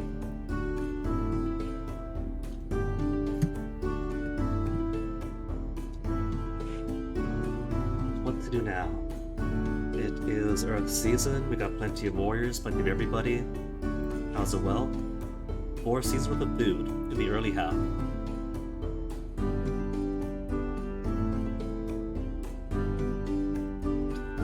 In that case, goods, everything else you're good on.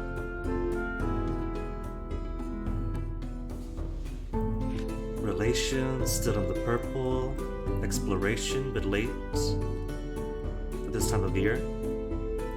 Unless we do, we're closer to spirits. Could ask Pine for some more evergreen. Yeah, let's do it.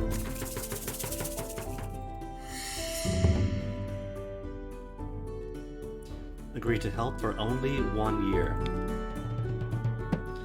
Eldericus party back from the north. A legal moved down even more. Legal dispute between 2 of your families have been settled, but rancor continues. Ooh, click frenzy. Yarman brought a case against Uyaradin for grazing herds on land allocated to his family. As tradition demands, he took their case before 3 clan elders, who ruled in favor of Yarnan, 2 appeals, first other elders, and 3 chieftains. Then the chieftains have heard this ruling. Even so, Uyanradin's family, the Karents, continue to complain and argue. Other families now say that the bickering sows discord to the entire clan. Have Beren prevail and the Dwalders for calm? Because legalistically, they know all they had to do. They went through the process, made their appeals, and they are still dissatisfied.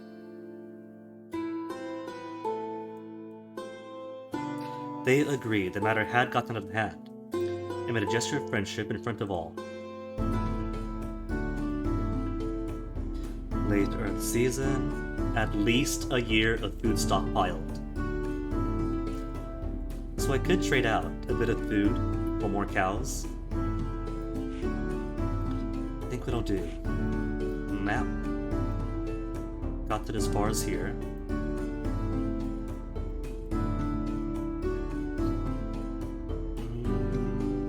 Maybe next year we'll do the taming of the Oslira River and explore more to the west.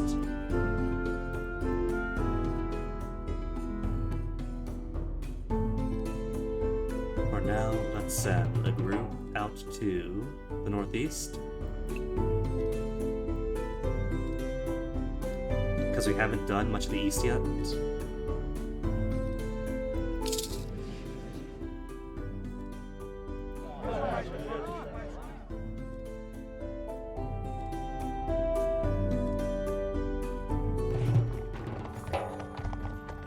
And now that it's dark, Let's see, we have the ritual this year. But if we do more ceremony, then next year should be easy too. Oath of peace, relations should be okay. Magics. Any more magics I want to do? Things to learn, shrines to make. Milk blessing for goats would give more food.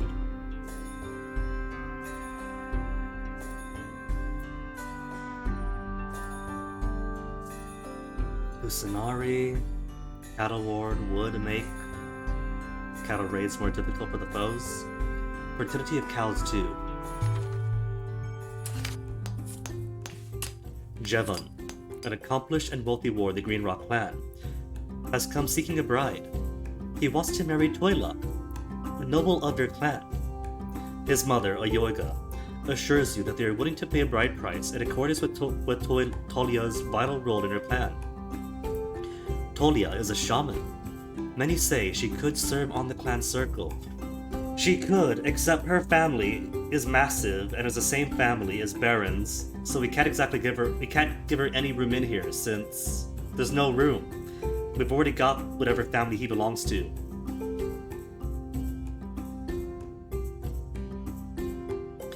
Marriages exist first to bind clans, and only secondly to bind men and women. Their offerings are really generous. We can get more, or we could irk them and get nothing. It's how much? To pay a nebulous bride price? When Elmal showed Nialda, Earth Mother, how to protect herself from pounding hail, she left her useless husbands and married him. Yes, but what is your advice in this marriage? The people will miss Talia, but be happy for her marriage. Jevon will be a worthy opponent in battle.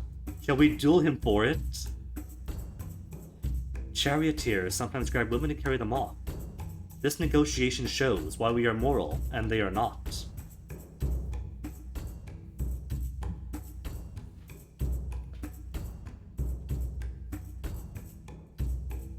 Maybe if we send her off, then the list of potential clan ring candidates will populate somebody else in a family that I can afford to swap around with. I'll take it.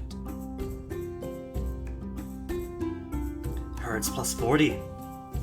On Talia's behalf, her clan and family agreed on the union. The groom's mother said our clan would be known as good and straightforward people who do not dicker over trifles. Still dark season. Did we get anybody else? Have any other shamans we might add in other families? Because Asano's getting way too big. If it gives more people into Sano, I simply cannot use them. Yalor, Akerna, Aaron's got one more, but yet another Elmal worshipper. Nordage just got the 2, Parch just got the 2. Turgant is down to just the 1, just Miri and I. Zarant, just the 2, so no. Maybe later might populate somebody else to take her place.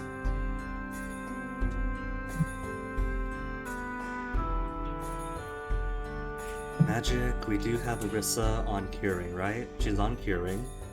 Usanari, Fertility of Cows. On top of more cows. Only have 3 temples. The Usanari, Ikarna, and Elmal. Yalor, we could get Pearl online for horses.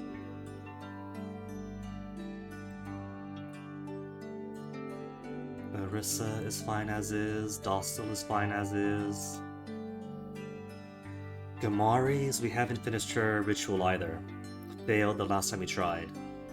Fertility of Mares, Kumas. Anila is fine as is. Unless help locate hidden things would make more successful explorations. Nialda, the Great Earth Mother. We could add hospitality. Eases eating with guests, allows more feasts, but more importantly, eases dealing with guests. Hela just has the one. Rolander is fine as is. Uriardu got nothing on. Yield of goats might be useful.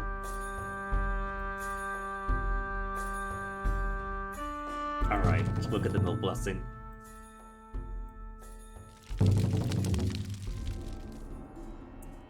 And for the sea season. The season give me ceremony?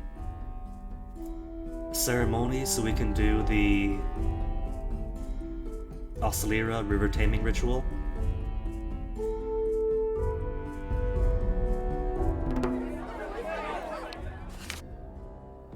Mood down. More riders dallying with rams. But it's alright, it turns out that the prohibition against coupling with rams is more of a cultural thing than an actual spiritual taboo. Equip them, then exile them. Horses and goods, but very minimal horses and goods. We gave them a riding horse and a pack horse, and gear needed to survive by themselves.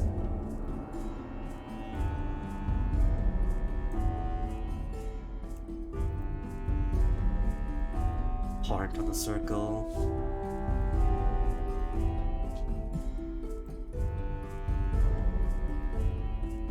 A way to keep all emissaries and traders away. Manok, why would you want to?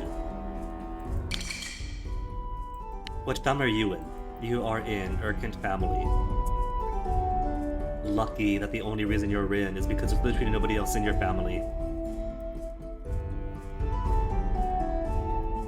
Still no ravens, and no shamans. Okay, ceremony and combat training. A group of well-spoken traders, the Blue Crest clan, arrives. Only a few clans brought Parondetto, the god of glassmaking, from Nibira. So what's he want? 40 cows worth of goods for 7 years? We can make 50 cows in that same time. And we have no shortage of trade goods right now. Can we get at least 50 or better? 42! We got out-thickered again! 6-year deal. Had to allow us, to the fine quality of our glassware, so it was 6-year deal instead of 7. Alright, might be better. Monetarily, it's only marginally better, but at least the contract isn't as strict this time. We almost didn't make it north because of a pack of flightless birds chased off our horses, and we couldn't find them again. Fortunately, we ran across a herd of wild horses, and were able to catch replacements. Without being able to call on Hyalor's Swordbreaker blessing, it was quite a chore to tame them. With this diversion, we didn't have as much time to search thoroughly, and didn't find anything interesting. And Chikari sold 18 more cows in a herd raid. Chikari again. Then Power only attacking. 12 against 23, 76 against 96. But no report on what kind of tactician their chieftain is. Skirmish, and took out so many of them. Intimidate. But their forces froze their tracks due to our war weapon. Then charge. Decide the fate of disabled foes. Destroy them.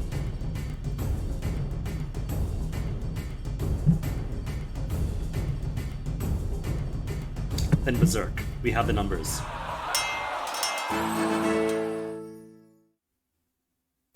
Only 8 of ours wounded, and so many of theirs dead and wounded.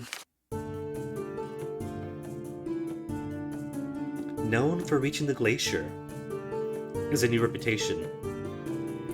The omen show detected good condition, which indicated our chances for exploring are good. Good. Profit of 100. 79 overall. So cows and goods for maintenance are alright. And 22 magic, so the fields, pastures, wilds, craft, explore. War, just in case. Ritual.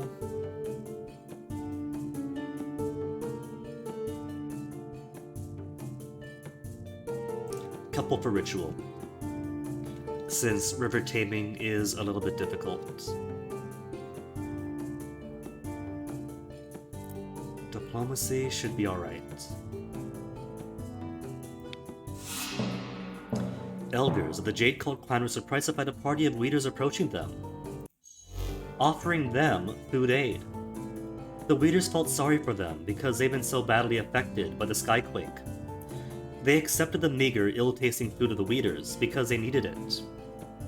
How far we in the valley have fallen to need help of the weeders.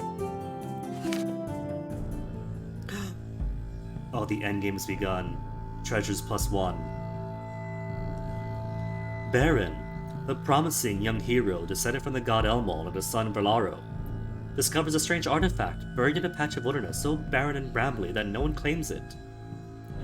The item resembles a golden mirror, but instead of reflecting his own image back at him, it shows a beautiful ram girl about his age. Anyone else gazing in the mirror sees themselves, as they would see in an ordinary mirror. Spread word of the wonder among the Hyalo rings. Stay quiet. Stay quiet, bury the mirror. Send him looking for the girl. You know that I would like to do what I would like to do with steamed ones. The mirror recalls the blank tablet Cialar gave to symbolize our freedom. Yet this seems like it has another purpose. Beren's a fine warrior, yes he is. Any children born of Ram and Rider grow up into evil magicians. It makes our people uneasy, but it's a mysterious love story. How many warriors to protect him?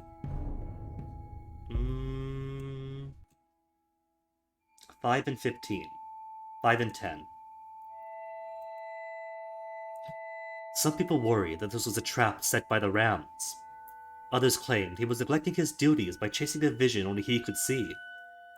It'll be fine though, the people don't get it, that this is our end game to worry about. Exploration auspicious.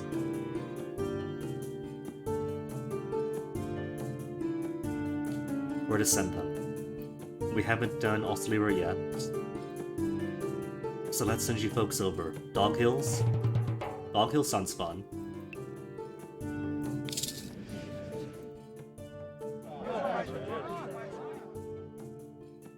Nine, we'll send 8. 8 and the customary 15 to keep her safe. And still see season, so let's go ahead and attempt to tame the Oslira.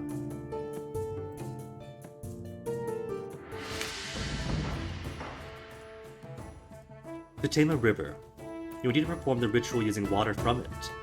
The Oslira River is both more powerful and further away than the Black Eel, so using its waters will make the ritual more challenging. Oslira, aid of other riders. 4, Clan Circle said yes, eager to fight the forces of water. And the Wheels, their answers also lived in Renata's city. They laughed at the suggestion. Zuchi said they neither liked nor feared us enough to reply with anything other than the usual wheel arrogance. So, said it's omnivora, any clan member can attempt the ritual. Although you no longer worship Reladivas. Whoever you choose should be competent at fighting and negotiating. Fighting and negotiating in Beren's out. Combat very good. Renowned and very good. Very good fair, good fair, good good, good good. Good renowned only. Alright, Shirka.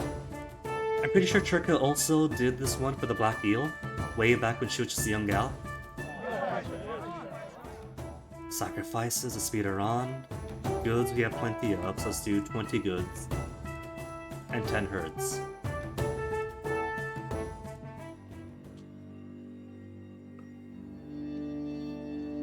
Churka writes back to the days of the Golden City.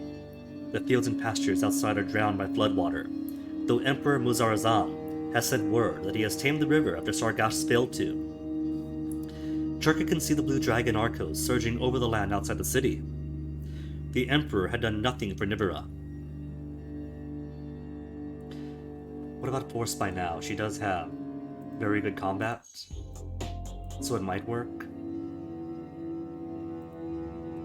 Churka charged her horse right into the water, shooting flaming arrows at the dragon's eyes. Blinded, it snorted a jet of spray, but Churka dissipated that in a blaze of heat. Swinging a blazing sword, she relentlessly drove the dragon before her, forcing it steadily downhill. Finally, Arcos turned and fled, running at the lowest channel could find. Churka rides off, to the blur of the gods' war. Then suddenly, she's back in Nivera, again looking out over a submerged field and pastures.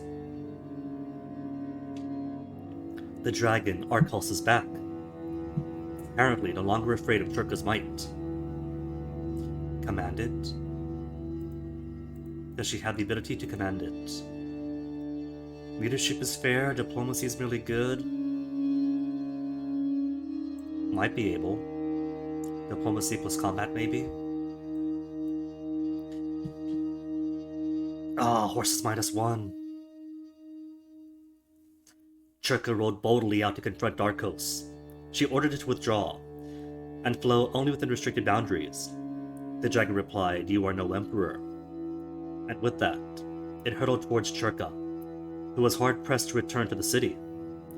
Her horse was not so lucky and was swept away. Soaking wet, Churka could only watch as the dragon continued swamping the fields.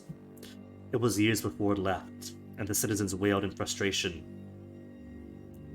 Then round 3, cunning? Mood down. After consulting the map of the realm, Churka rode out, slumped in the saddle as if sorely wounded. Sensing weakness, the dragon lunged at her. Churka raced towards the nearest valley, then across the plain to another, then turned again. The dragon chased after, but quickly tired, and was easily compelled to stay at its new banks.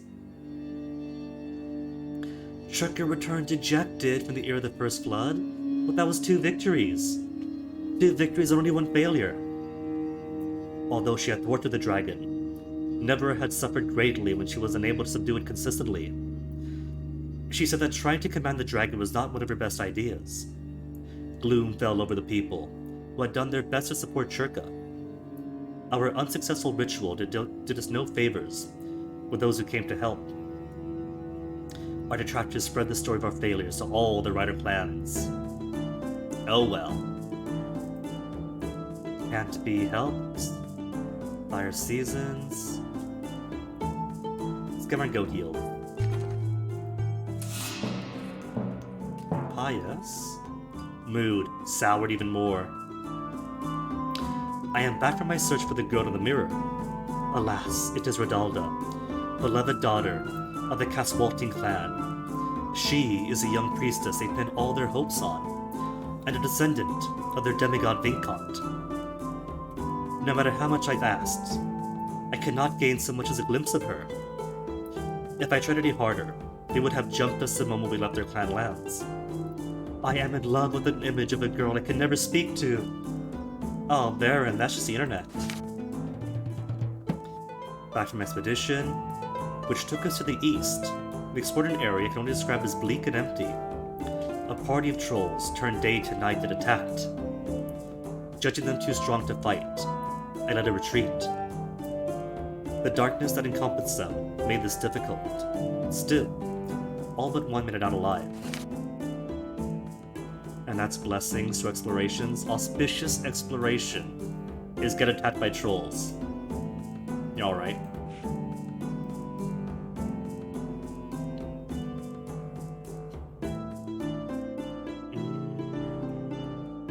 Where else to send them?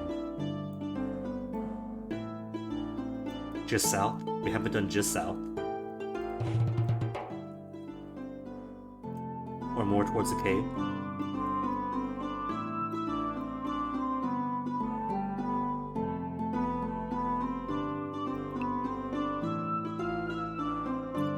It is the fire season. 6 and 15 bows.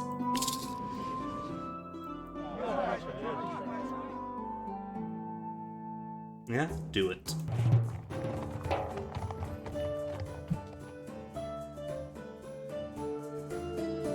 Yet any nomads appear on your clan boundary.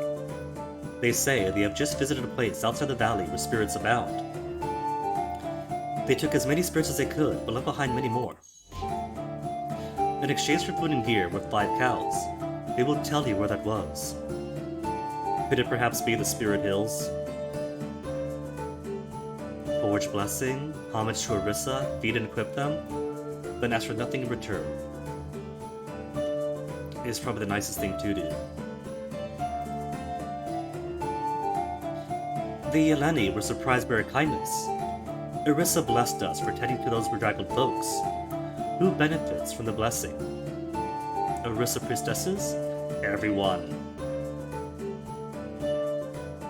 Magic +1.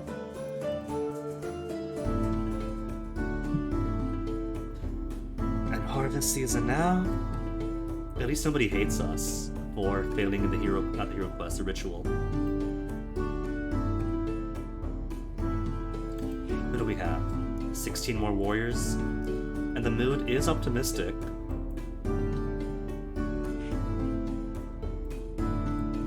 Goods, we can maybe afford the last fortification.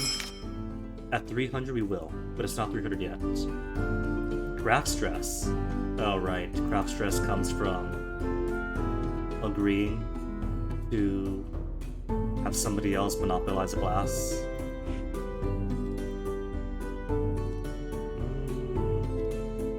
It is supposed to be an auspicious year for exploration. So how about one more?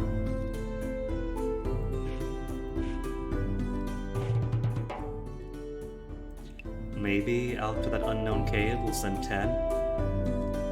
10 and 15. And somebody excellent in combat.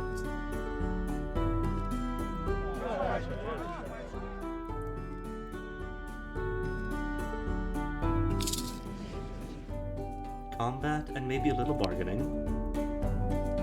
Bargaining, very good fare, good fare. There's no such person who is good at both combat and bargaining. Oh well.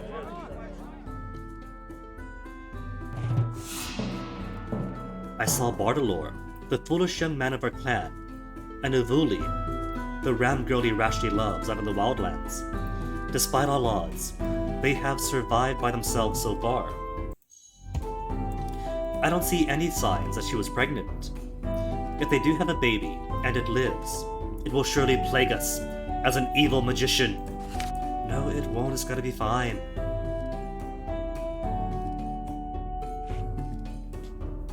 How's her food?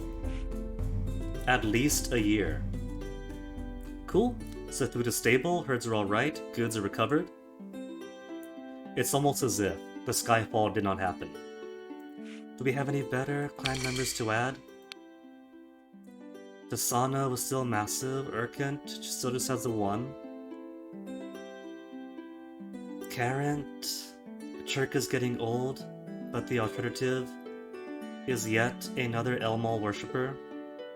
You do want diversity. Norden is old versus old. Harnt. Rolander, Gamari. We do have a Gamari person. But among the Gamari worshippers, it's very good food versus magic, very good. Excellent food, combat very good. So maybe it is time to do a Gamari ritual again. Because Mirai is getting pretty decent stat-wise now.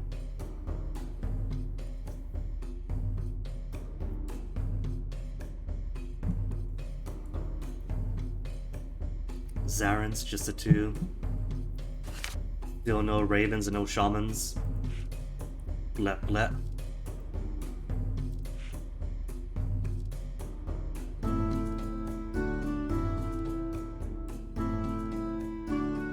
We have 10 trade partners and a weekly market, and 5 exotic goods, plenty of treasures.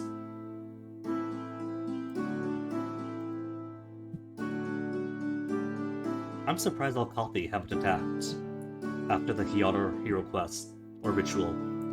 I guess it's only if you fail it when trying to challenge the Alkathi. And since we kick their butts, we don't get that disadvantage of them attacking us. Hyalar. Why not? He is our primary, not really primary god, that's Elmal, but he is our greatest hero, so we'll give him... Oh, not enough worshippers. We'll give him nothing then.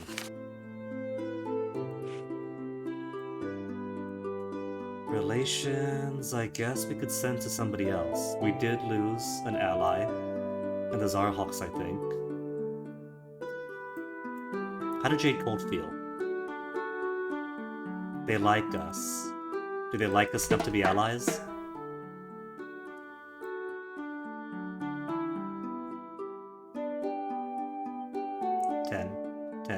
There's 10.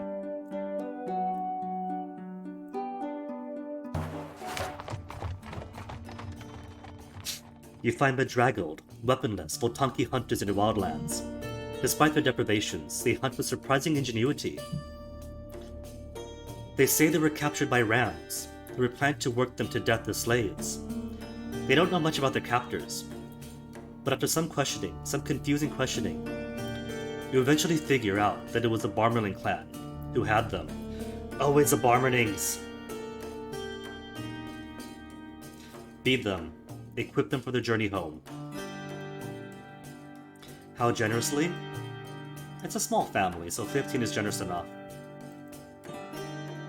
People complained of our foolish largesse, but then the Voltanki said they would send dog spirits to aid our hunting. Oh, that's even more food. And this dark season, Sky Racers like us the most, Barmenings the least. Gee, I wonder why.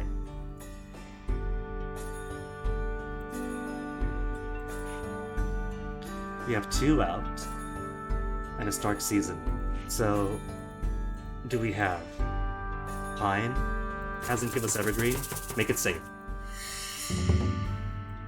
For several years. I'm happy with the Green Rock plan, and with my new husband, you made the right decision sending me to him. Goods +9. We're about to shake off the dust of the trail after our mission to the lands of the Infideli. A clan called the Sword Otalings granted us hospitality. But before they would talk business with us, they asked us to tell our great deeds against the Castelli. As you may recall, this is what they call the Rams of our valley. I will have a violent tale from our last sally against the Rams. They accepted a few of our trade items, but only as a token gesture, urging us to keep our war against our foes. They gifted us with 9 cows worth of gems. On our way back, we encountered bandits. With arrow and blade, we resisted their ambush. Realizing they had caught larger prey than they were able to bring down, they fled pell-mell. Did Kaldurka harry them? Of course! We gave them reason to seek easier victims far from our valley. However, one of us was wounded as he returned fire. Mood Plus? Is this Nialda herself in a cave? Evoltan's explorers find a cave from which they are able to enter Nialda's realm. It is. They stand in the Earth Mother's presence, and are refreshed by her bounty. How does Evelton show the esteem of the guinea pigs for her? In Elmal, Nialda found a guardian who would fight to protect her. Epic deeds of protection. Singing. How's your singing voice, Evelyn? Combat renowned. Praising her transcendent qualities, seeking golden apples for her. we going to do the Ivan myth cycle? Going castle to find the golden apple of eternal youth? With our humped horse? Bang a drum. Can we seek golden apples for her? That sounds pretty mythical.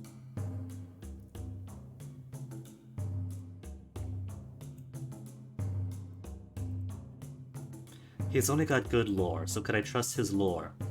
That Niall to find a guardian who would fight to protect her. How often do you meet one of your gods face to face? Elmal came once, though we find her by accident. Seek golden apples for her. Evelton could only find a few dented and wormy pineapple apples. Niall received them with special praise one reserves for a homely child. Aww. Mom likes it anyway. Nyada asks you to choose between possible blessings. What do we ask for? Cows, crop blessing, horses, magic, a pasture blessing. Our pasture should be okay for now. Our herd is kind of small, only 819. Our magic's fairly decent, our food is great. Horses can be better. Cows. It's always cows. Herds plus 10 only. Aw, if they had better apples. My granddaughters are your favorites, so I know you'll treat them well. She gave us 10 cows. The herders were delighted. And for the Jade Cult, let's get Alliance. I should emphasize all the good we have done for the Hyaran people, like failing to tame the Oscillating River. Hold on, Quick Frenzy. During a clocked, but still, Quick Frenzy. A minor Quick Frenzy, though, doesn't have the plus 5,000 CPS to go with it.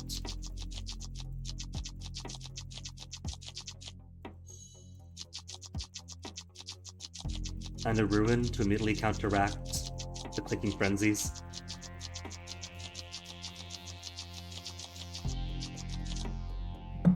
But at least it's almost 1/6 away from getting the Hacker Shades.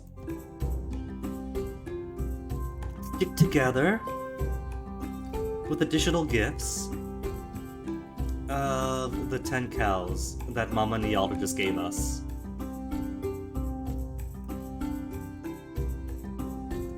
Beren rode with them, singing songs of Gamari and Hyalor, and we became allies. We swore oaths of support and promised to worship at each other's temples. Hooray. And that was both our explorers out and back, right? Everyone's back and alright? No, he's not back yet. But he succeeded, so it was just a matter of coming back. And we have Pine. And Pine means it should be safe to explore during the winter. So one more. One more for the auspicious exploration. Send it up to the Jord Mountains. Because all this should just be Glacier. We can't do a thing with Glacier.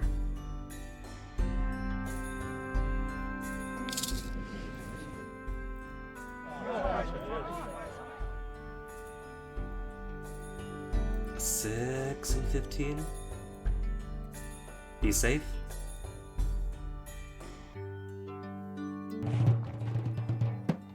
Evelton's part return for the east. Move down, 6+1, herds -10, what's going on? Your chieftain Beren lies near death after contracting a debilitating ailment. This better not just be random. If this is a random event that risks losing the one person that the endgame depends on, if this has to be a second time in one day that we restart the entire year from the end, Chieftain Beren lies near death after contracting a debilitating ailment. The priestesses say they have not seen its like before. It is a sign of a darkening world, they say. They have already tried the usual healing rites, whirling at our shrines for Rissa to seek Arissa's aid. If he recovers at all, it will take time. They continue to pray and roll for Beren, but worry that it won't be enough. Ask every rider clan owning a favor to you to augment Orissa's blessings. That's like 2, isn't it? Call on spirits for additional aid? Not the taxing version. Even for Beren, we'll just reset if we have to. Our shamans drew harmony runes on the skins of their drums. Healing spirits gathered around their special stones. They said they would try to heal Beren, but that the disease was strong and could well win. It better not. This better just be a random illness that he could recover from. Storm season, adventure still possible. We couldn't get the Oslira, but maybe we can have more success with Gamaris.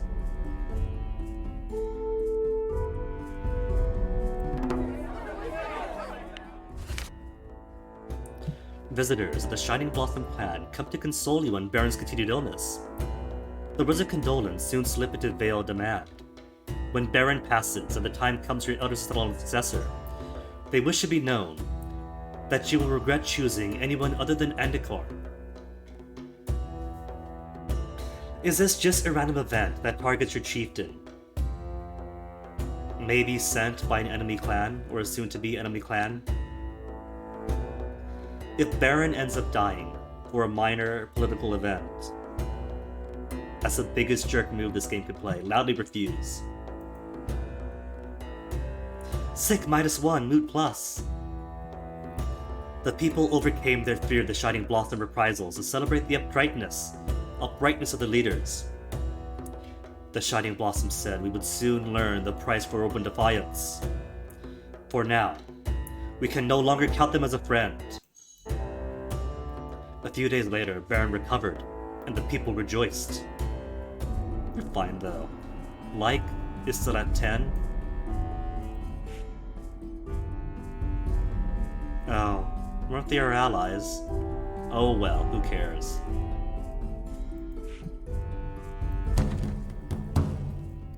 Because it's that time of year again for the end of year combat training. And then Shining Blossom raid. They're attacking for defying their demands to make Angakon the chief. 116 versus 16 swords and 93 of our bows. Skirmish him. A herald? No, for this attack. For this bullying us to change our chief. And attacking us for saying no. We refuse to parley. Shot at the Shining Blossoms and performed some sort of ritual. The hooves of the Shining Blossoms forces began to spark as he pranced about. And we are now out of arrows. Intimidation probably won't work, since they think themselves so haughty that they could demand us who our leadership is going to be. Charge them. We set to charge, but fall to their war boots. Maneuver. They alter their advance. Fight fierce. And that's it! All that blustering! And they could better defend themselves. We gained the upper hand. Beren said nothing was certain, but our combat ability seemed better than theirs. Then fight fierce. Push him out.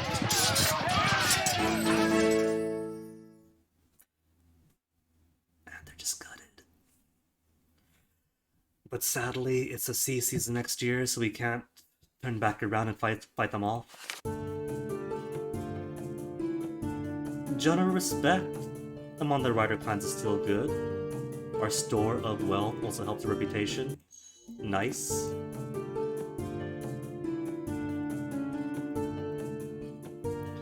Ritual magic. Make it easier to ask Redendar and the others for some of their mysteries, but there are no more mysteries left.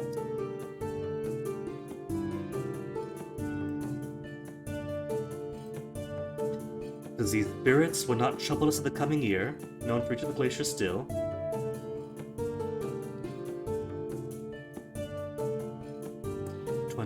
Fewer. Oh my goodness, it is 21 fewer heads of cattle. Okay, let's do... Foods seem somewhat better, such as pastures and fields to get more cows out. Crafts, gotta. Exploring, think I'm good on. And let me see, we want to do Gamari Horse Mother, right? So 1 in war might be helpful. Double fields? No, pastures, you need pastures in. Maybe 1 diplomacy. And then 2 ritual. And then a bathroom break. So give me a second. Because it has been 4 hours.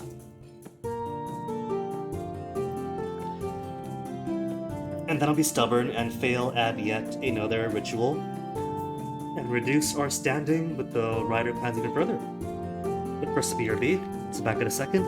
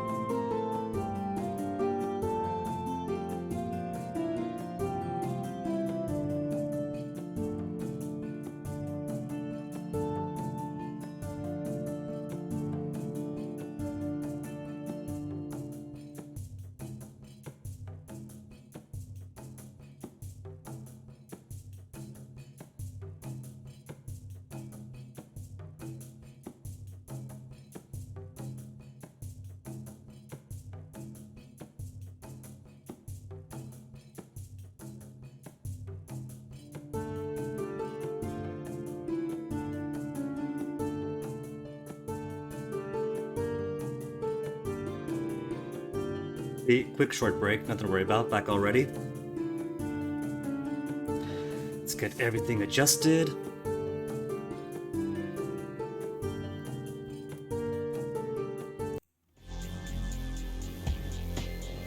Two more hours until those plants decay. Cool. Alright. And we are going to stubbornly attempt Gamari Horse Mother, aren't we? A high priest, the Sunbow, went to the god's ward to seek aid in rebuilding at the Cataclysm. He found the sun path strewn with rubble, and torn away in places. We should perform the Elmal Path Guardian rite as soon as we can, in hopes that a visitation can help heal it. Or Elmal Path Guardian. And then Gamari next year.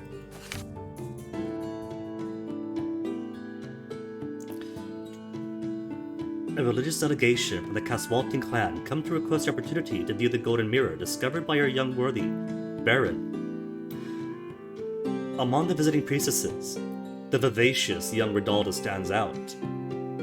She takes joy in your horses, which her people do not keep, and her displays of trick riding. Daughter of the three sister priestesses, she claims descent from the Ram founder, Vinkot. Beren says she is the one he saw looking back at him when he gazed into the magic mirror. Although the two stand respectfully apart, it is plain to see that they are besotted with one another. I can't believe she's here, but don't worry. I know the rules, and won't do anything to bring shame or a curse upon us. They brought gifts with them, but haven't decided how much to hand over. Both we and Rams forbid her marriage. Our god say Beren cannot lie with her, as the children could be born evil. The people know Beren can't marry her, but feel sorry for him anyway. We must handle this gently. No, Grandma, we're going to support him in this mutual blossoming romance. Yenfar the capturer was born a Brahmin rider, and slew many of both. Ask her to curse the wheels. Show them the mirror. The older members of Redalda's delegation regarded with suspicion. Her face, on the other hand, lit up with delight. She asked to hold the mirror. Of course, let her. We let her hold the mirror. She gazed into it. Her eyes widened in surprise. She turned bright red, gazing at the mirror, then Beren, then back to the mirror again. She passes the mirror back to its handlers. Do you ask her what she saw? Even though it was written in plain black and beige. She said she had a vision of a dream that could not be, and grew visibly sad. Nodding to her followers, for it was obvious that she led the party, despite her youth. Nothing but cookie storms, oh my goodness. She instructed them to gift us with bronze blades and jeweled whistles. When the Rams departed, Mori whispered to the council her surmise as what she had seen in the mirror. Beren's face. You'd think, Mori, doesn't take a genius. KC season.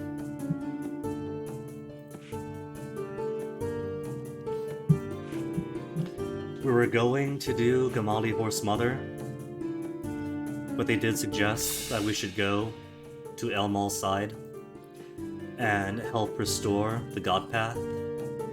So alright. At the very least, Elmal's is easy, so it might improve reputation among the riders. Only one chieftain agreed to help.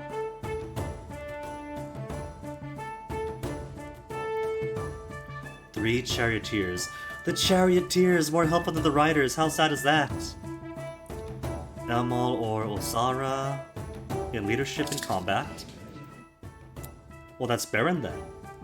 Nobody else with leadership has good combat. And he's a combat renowned. Even if I sort by combat. Renowned. Impressus Beren. Herds are getting a little bit small, so let's sway the goods more. 10 herds and 30 goods. And take the Helm of Elmal, of course. Make it even easier.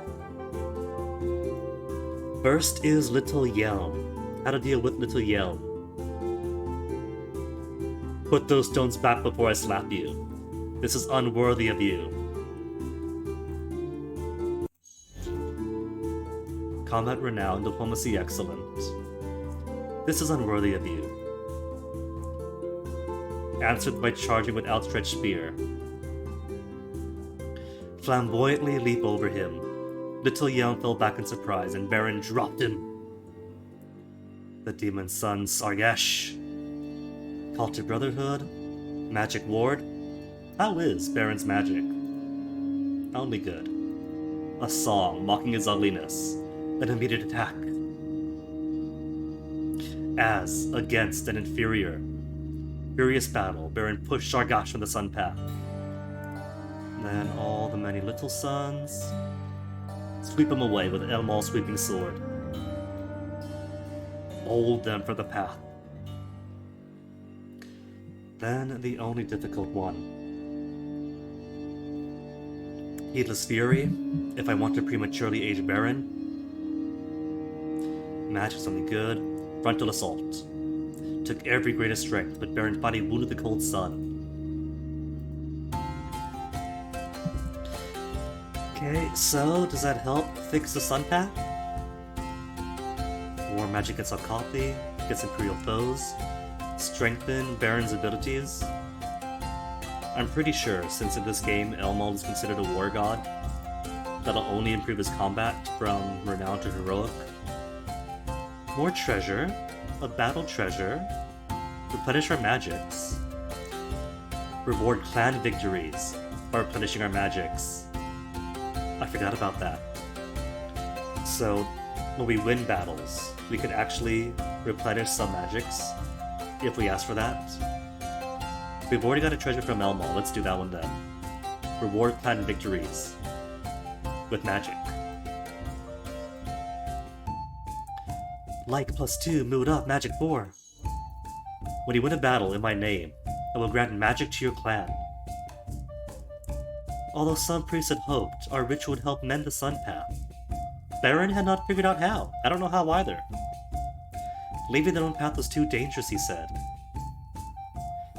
But, see, the thing is, this Elmal Guardian ritual is so easy that it's, at this point in the game, it's pretty impossible to stray from the path. So what you gonna do? Did our best, we got more people to like us. And Kaldurka is still missing.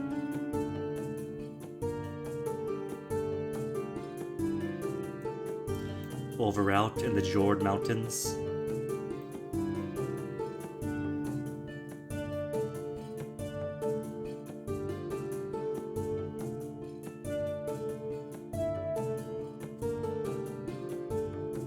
Okay, what do?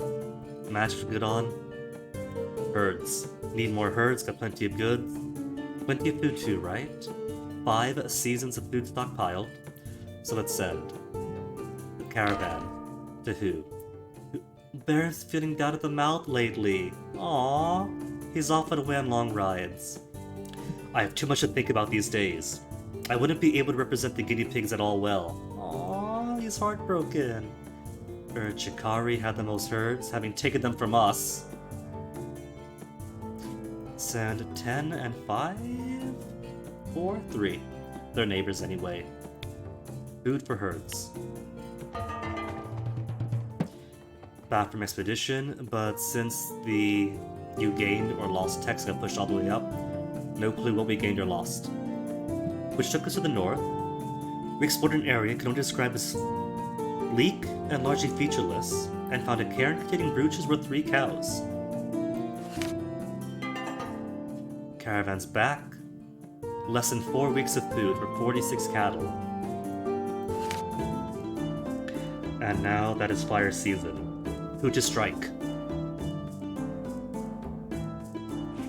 Unfortunately, we still have an oath of peace, so we can't attack the Bamernings.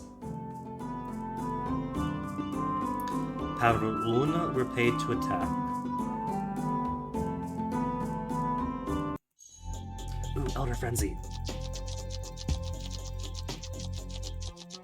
So I guess to do Pavrulun, attack them, get more cows for doing it. Maybe invite the green rocks to help soften them up, and then attack them again.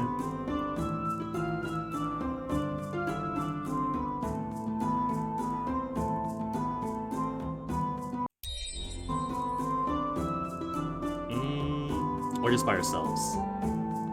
Nah, send the green rocks with us. It gets only 9 charioteers and 68 footmen, so didn't even need them. Skirmish them out. Skirmish again.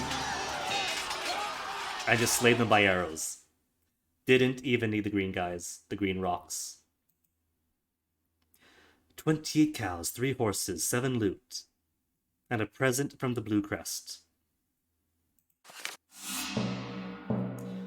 We of the Desano family have noticed something about Beren.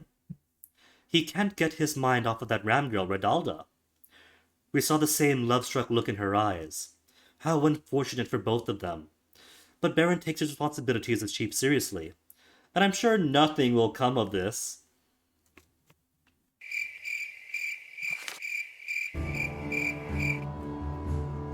Black Cloud of Locust again. Raven.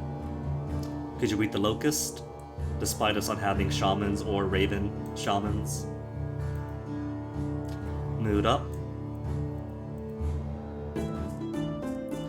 Okay, then bully the Pabral Un even further. I have no beef with him personally, but it's good money. It's cows. All of us. Against half of our troops. Their force is weaker. Skirmish. Oh, they've learned. They've learned not to let me skirmish twice, otherwise they all die. But it's only 3 and 38 against all of us. So, just press the attack. Just one pressing did it. How depressing. Brief a bloody battle. Only 16 cows. 16 cows plus whatever the blue crest gives.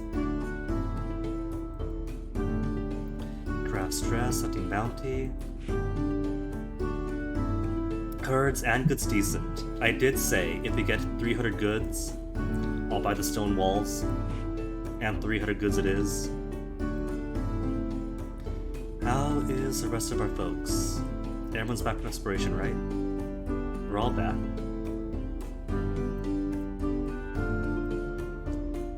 Maybe we could try setting an exploration party on down here. Send a party to the south to get more out. Then beg Pine to make winter exploration easy.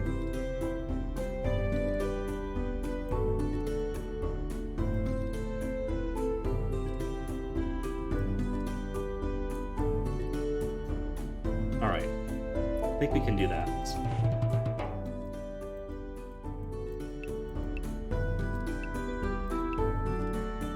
New or new? Either way, it's not going to be too much exploration to this corner, I guess.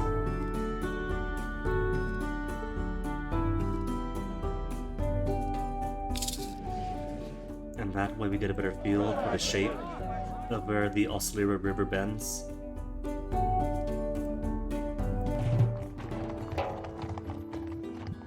Members of the Blue Crest clan request the use of your temple to Elmal.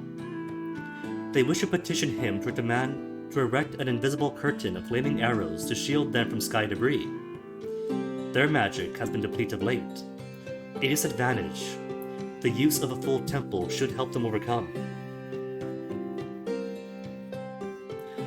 Agree, agree, agree. Decline, they'll sneak up our temple. Agreeing without asking for anything in return will lessen the chance of falling into a feud with them. That I'm not worried about. I'm thinking in terms of generosity. That if I ask for nothing, then we might be seen as more generous. That will improve our broken reputation. A favor is worth 20 cows. If we ask them now, they might get a little more, or a little less than that. When Yelm fell from the sky, Elmal took his place at the sun path. We know. Well, how does it help here? Generosity reaps diplomatic rewards. I don't see any disadvantage of helping them, and that has me worried. Refuse, for the chieftain is a coward, we'll agree. Their priests whirled in our temple. Afterwards, they said Elmal had granted the boon they asked for. Perhaps we too would enjoy the protection against sky debris. Except that's already happened. We're a bit late with protection from sky debris. Okay, it is not the dark season yet, so before it gets to that point. Spirits? Oh, we're still doing Evergreen. Was it just for 1 year, though?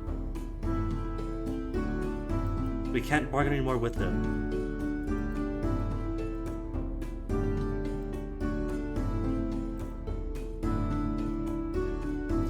Bring in more food, should I?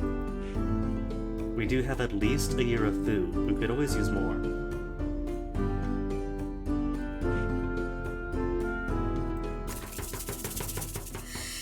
No amount of threats will persuade the berry spirit will help us. Aww. A representative of Powerol Unclan arrives to offer you tribute in exchange for peace. Your many strikes against us have without doubt established your might, he says. We humbly bring you 20 cows, provided you relent.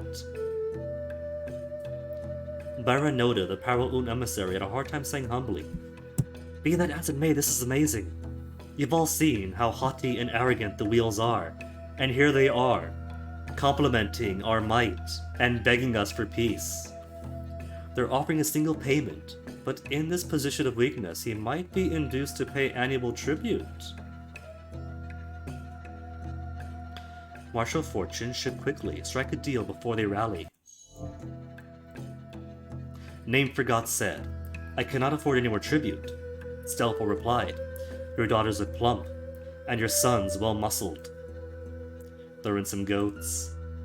Intimidation should work, as we've been hitting them hard. This is why we went to all the trouble of singling them out. No, this isn't. I mean, ultimately it's because you get more cows out of it, but not for this purpose. We fight the hated charioteers out of conviction, not greed. Let's agree. Does demand... Hold on, the wordage here. They might be induced to pay annual tribute. Does that mean demand more? Is demand more annual tribute, or is demand more in this upfront cost?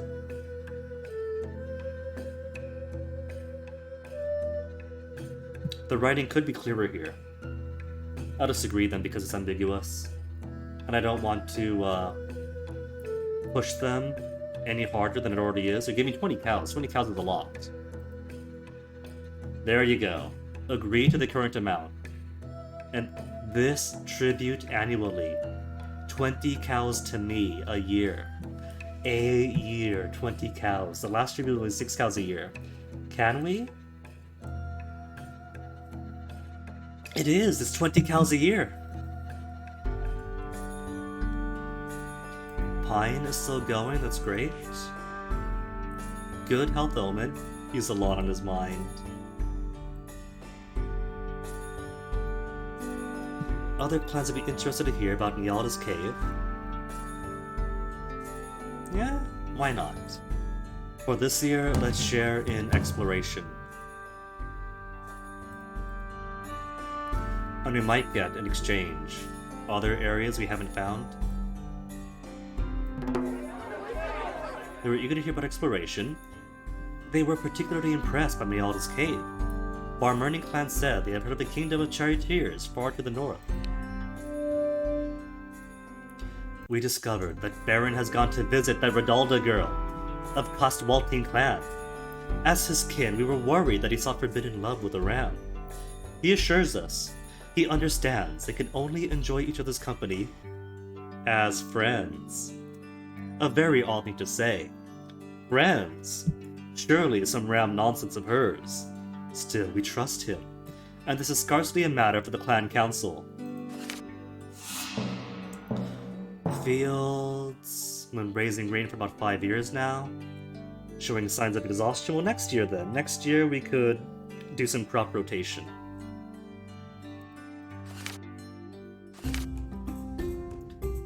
A flock of ravens nested a spirit rock, and here we are without any ravens on our clan ring. In memory of the raven we lost, we shall hold this festival, capturing and killing a captive. From which clan do I seize a captive? Leave Redalda's clan out of this. Aww, he's too love-struck. Most irregular? No, we know what we get with Raven. We know exactly what we get with Raven.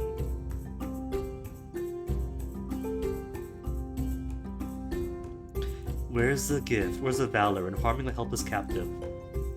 Do we have... Ada. She's how old? 49. Oh look, there's even a The little crater to mark when the sky fell. But what's this symbol? I don't know what this one is yet.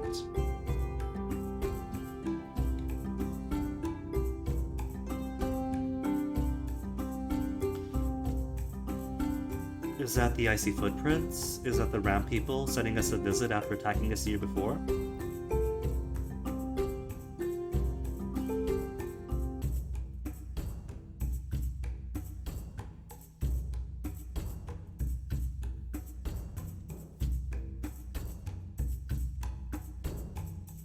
Our clan hall was now completely ready to help organize our adventures. Is that it?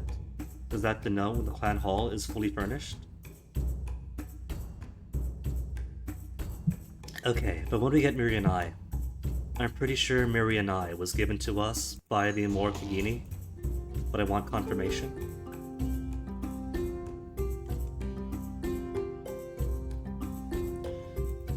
Cause I'm pretty sure that was earlier on, but not way too early. Lampreys.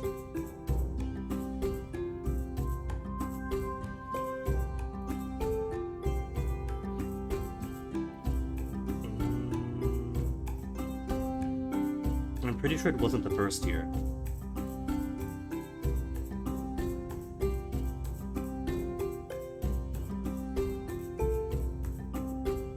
Was it Banders?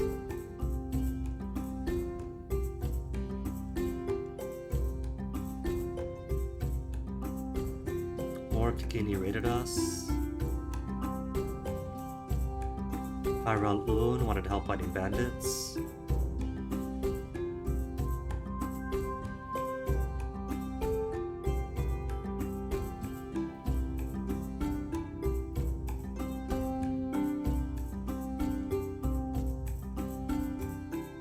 Shakar wanted help.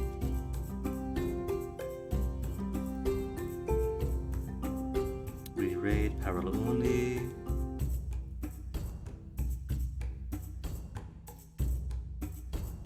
More Kagini wanted 6 horses. Paralun got raided by us. Sent banders with gifts. More Kagini. Zuchi gifts.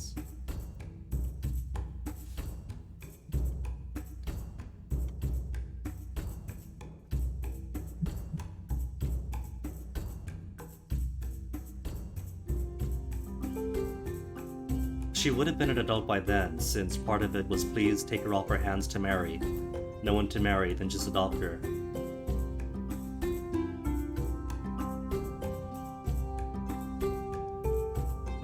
Mallory? I remember that. That was like way after she arrived. Oh well, I can't find it.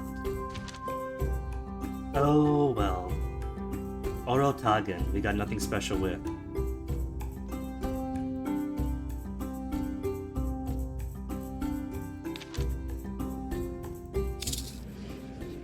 Who leads the hunt? Nah, Beren's not gonna get his hands dirty here. We'll send Kaldurka. And 7 people on this hunt. They crept around the Orotagan clan lands but found no chance to grab a suitable captives. However, they found a herder of the 7 Stars clan. 7 Stars? They like us and owe us a favor. They owe us a favor. What's one herder? The festival brought cheers to the people, especially when we use a captive for target practice and it's his corpse to the ravens. But they don't mind. No one's complaining to us. Evergreen is still ongoing. Okay. But what else do I want? We don't have any more people to build shrines, right? Why does it say build now? For the most basic one. We had the most basic one.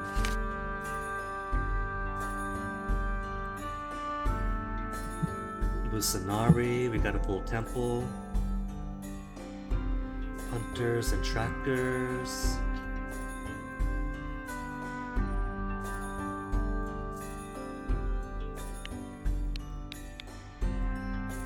Arisa. Maybe Gamari could have a fuller temple. This should be fine.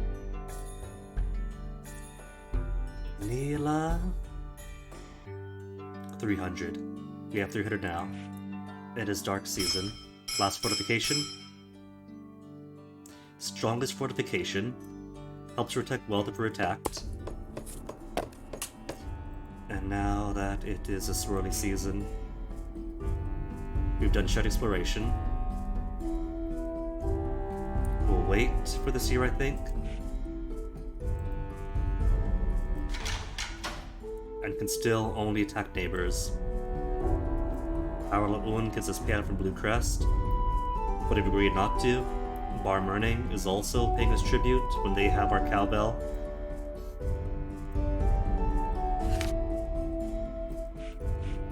So for now,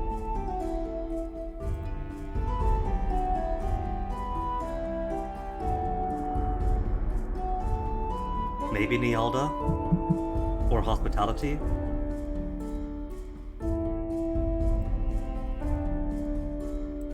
Goats are good enough. Missions never get ambushed too badly, and even if they do, get plenty of warriors.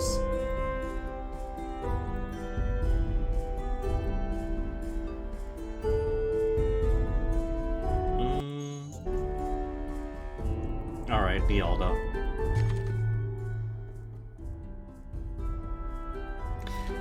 I wonder if this is just an interface bug. Because it's showing build, but on the first row, which you already have. But it also looks like the button is partially offset.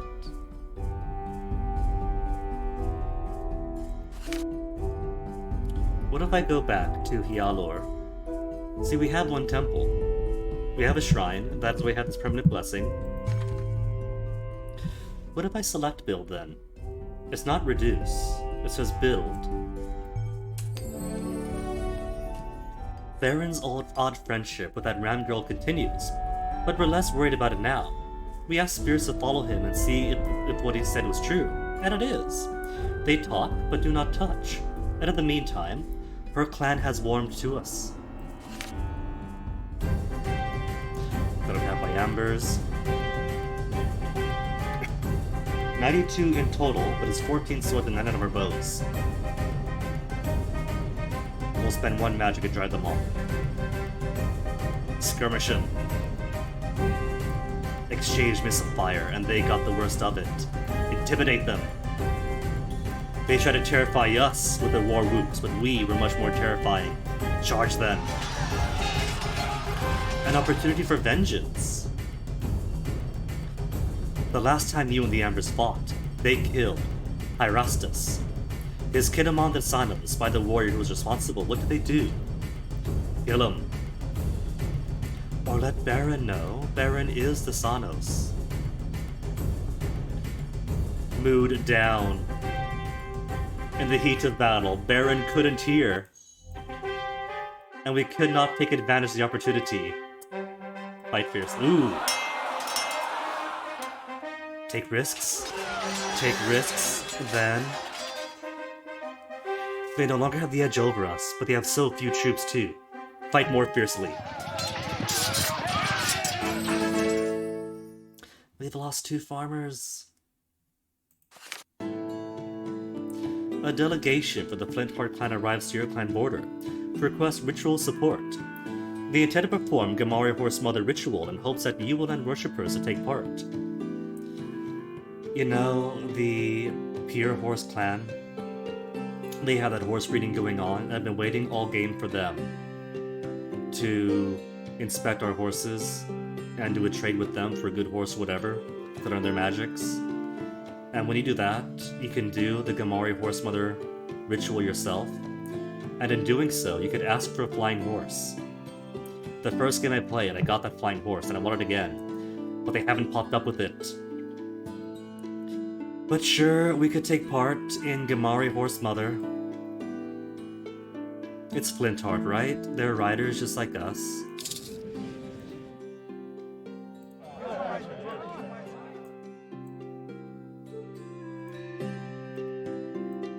And worshippers will send 15. Their ritual did not go as hoped.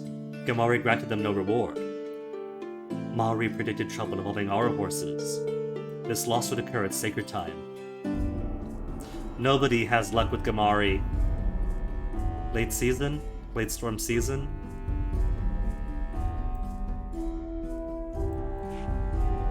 Okay, and then let's get our combat training back in for the year. And then what? 94 more heads of cattle, which is still only 875. Our goods are so low!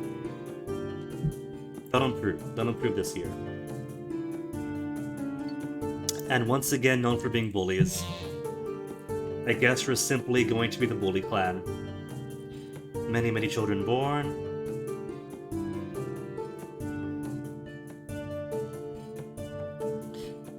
Okay, food are good, so let's do fields, pastures, wilds, crafts always.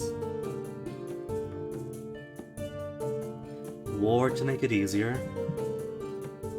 And do I want to do ritual? We have one decent Gamari practitioner. We could try for the auxiliary taming again. We don't really have to.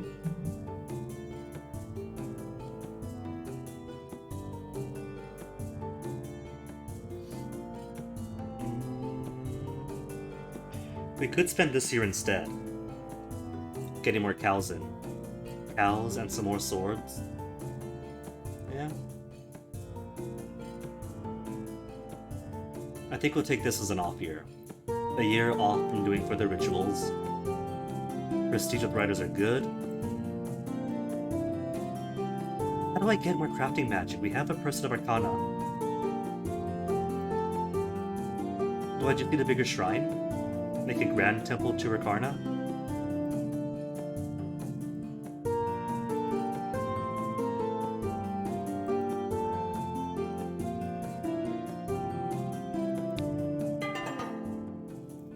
Cattle priestesses of the Erchakar clan, famous for the secret rites that keep their herds from dwindling, offers a boon. If we give them 20 cows now, we will get twice that number back in 10 years. This is the endgame. Beren is flirting with Lander, so it's going to end pretty soon. If this came up earlier, I'll say yes. But there is no more 10 years of game.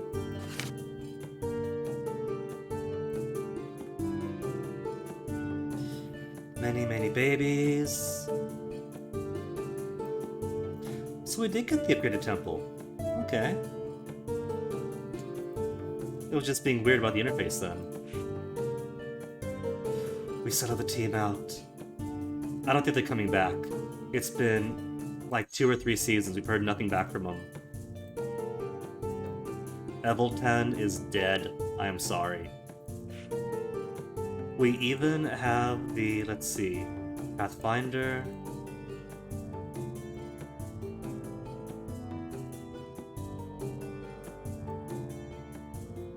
Fleethoof, decreased travel time expeditions, and it's been like 3 seasons so far. So they're gone. They're just gone. Let's exchange food for herds. With who? Barmernings have the most herds. Okay.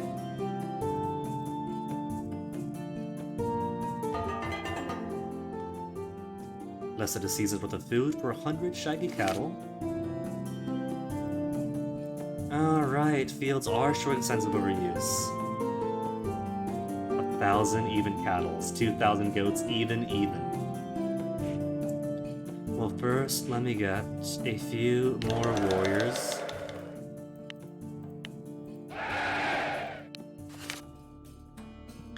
A war party of rams from beyond the valley request parley at your border. They identify themselves as Feroci Duli, who dwell to the south. We despise all Sun people, but today despise the chariot riding Sagolrini above all others. We know they were in the general area, but we need exact directions to their lands. You will help us this. You will give us this help. Or subtly, we will despise you more than we do them. The thing is, right? We don't really have any particular love for the wheels. But they are Omali. They did flee Nivera like we did. We have our differences, but I don't think I'm going to send foreign rams after them. Breakthrough and clot at the same time. Lovely. Best day ever. Let me show them the way. Beren? Saga Rinnied will not take well if they divine that we sent them. Certain Orlanthi worship a tiger god named Yiskin or Yenkin or some such. We have nothing to gain by attacking them. We have something to gain. We have the wheels to think better of us. We have not granted, nor have they asked for, hospitality. So if we choose to attack, we are not doing anything wrong. He's got renowned lore. If he's saying that, I believe him. The people are no mood to cause stripes between lambs or the wheels. We'll attack them. Their long, fine, fanged Sakar did not help much. We killed 5 Forosavuli and scattered the others, but 2 of our warriors were hurt. It's fire season and they're not back.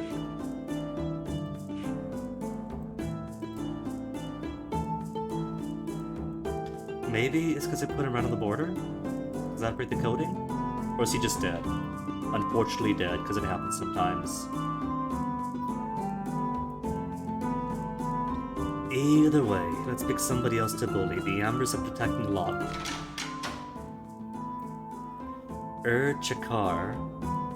I don't think the Chakar have anything with us, do they? We have a trade agreement. They have the most cattle. They don't particularly like us or hate us.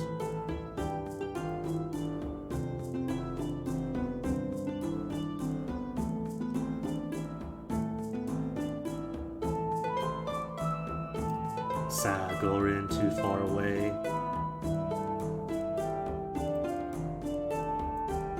Alright. Let's get some retaliatory strikes on the Ambers then.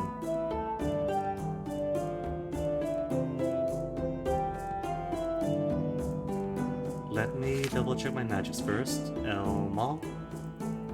Flaming Lance and Morale. Good.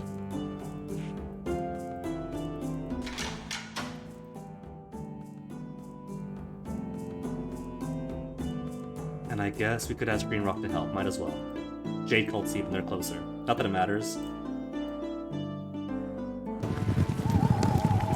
17 warriors, throw our 12 swords and 106 bows against only 7 swords and 41 bows. No magic necessary. Skirmish them out. Skirmish again.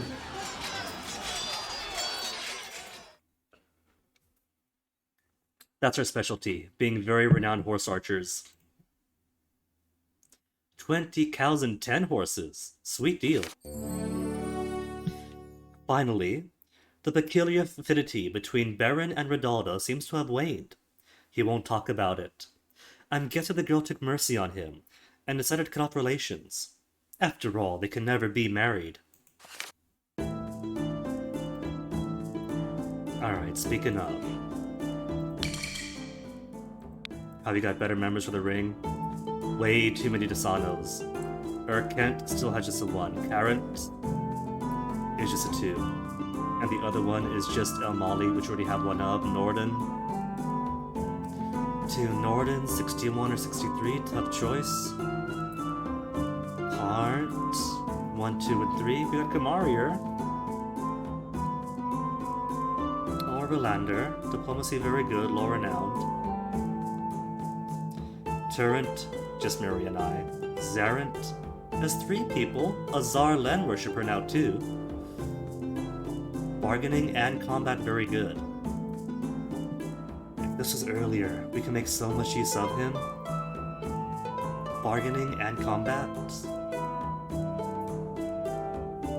And Zarlin is the masculine half of Ulthara. It's a shame then that a car has already popped up when there's so little game left to go. But still no shamans, still no Raven.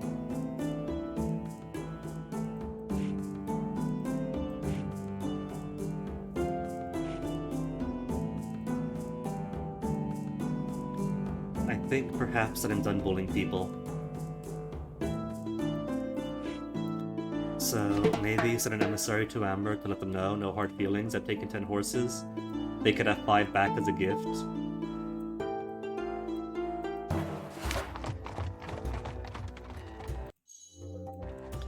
People from the clan that borders yours, the Sky Racers, comes to demand compensation. Some of your foragers have been digging along the riverbanks, they claim. They demand a punitive compensation of portable goods worth 10 cows. That's it? Just 10 cows? That's all they want. Sure, take it.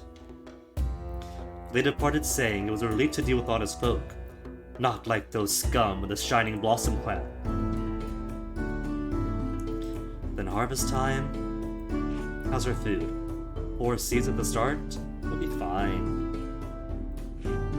And many babies made. Many babies made, and these guys are officially dead then. It's gonna be a year long, and they'll be gone. Naztal then, is that the northern wheels who attacked us before? Porosan, Vastanan.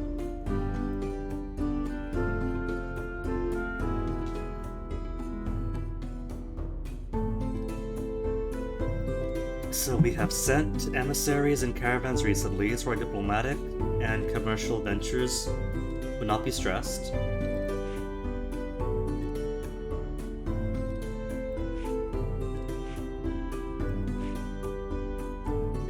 Swords total.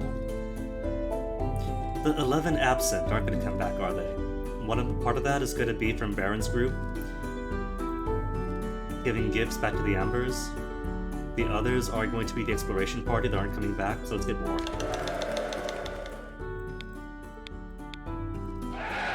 One qualified warrior. Ugh. The party we sent to explore to the South Irigo has not returned. Evelton and his party must be presumed dead. Gives to the Ambers. Ba-dum-bum.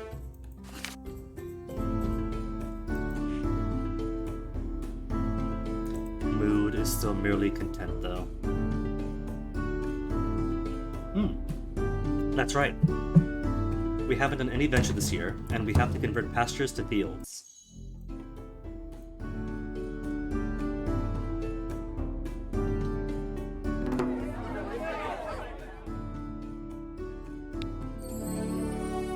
The Paralun clan brought their annual tribute of 20 cows to us. So many cows every single year. Urgashites. 22 of them in all appear on your clan border, bringing with them a herd of unfamiliar-looking goats. The goat folk beg to be adopted into your clan. Life in the foothills grown too difficult, the Urgashite elder says. Disease spirits ravage our herds. Frost demons steal our children of the night.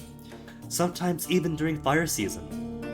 We perform divination to our god, Seedor Goat Father. He bid us to come south and seek refuge among your people, who honor his wife, Mother Goat. Adopt us, and you will gain keen-eyed herders. Rebreak a flock with us to establish our work. The last group of Urgashites you took in ended up integrating well, and are now no different from the rest of your clan. Well, let's take them. What's Beren say? They are weak, but with a desperate fire in their eyes. A fight will turn into a slaughter, demoralizing our warriors. You don't want to slaughter anyway, they're good people. They'll bring with them herds and workers, and potential bowmen. Take them in. Herds plus 20, population 22. And how is the status of our people? Are they bullheaded? Are they open-minded? Guard the goats. Our people are fairly open-minded these days.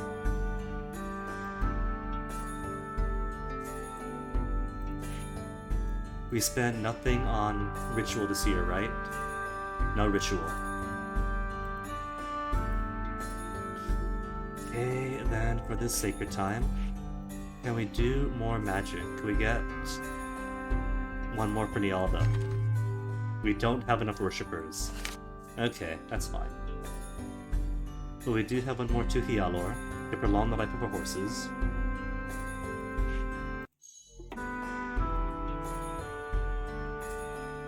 quest then. Let's see. Pine? Pine is still giving evergreen for peaceful expeditions during snow.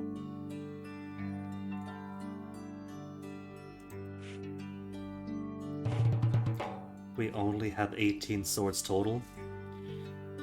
But... What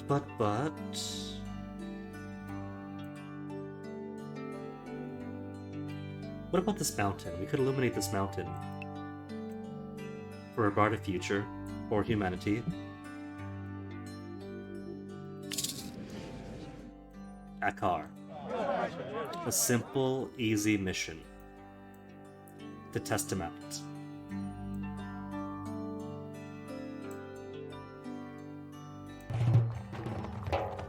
And do we still have Pine's magic? We still have Pine's magic. Alright, so let's get more warriors. One warrior. One qualified warrior despite offering the world to him. Sad news of Shining Blossom clan. Ave 2's husband has died. He keeled over in the saddle without warning. Ave 2 blames Ascending from Yetello the Hungry Son, against whose bandit priest she has sworn fiery vengeance. At first I hoped she would come back to us, but she does not want to uproot her children from her clan where they were raised. Hate her revenge with magic? Of course, this is Ave 2. She is our clan's daughter.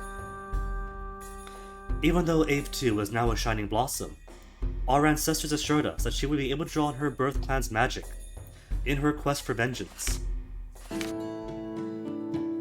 A party of rams belonging to the Wallacarian clan appears at your clan boundaries asking for an afternoon's hospitality in exchange for a small gift. They're taking a group of captured charioteers south to sell toward the southern kingdoms. Our slaves are exhausted, says the expedition leader, Orldag. We ask that we may rest them for a few hours and give them water and gruel.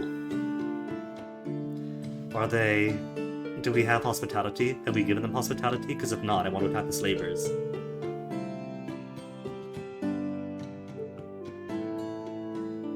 Thengus the Ram stole many people from Gold Talon the Wheel.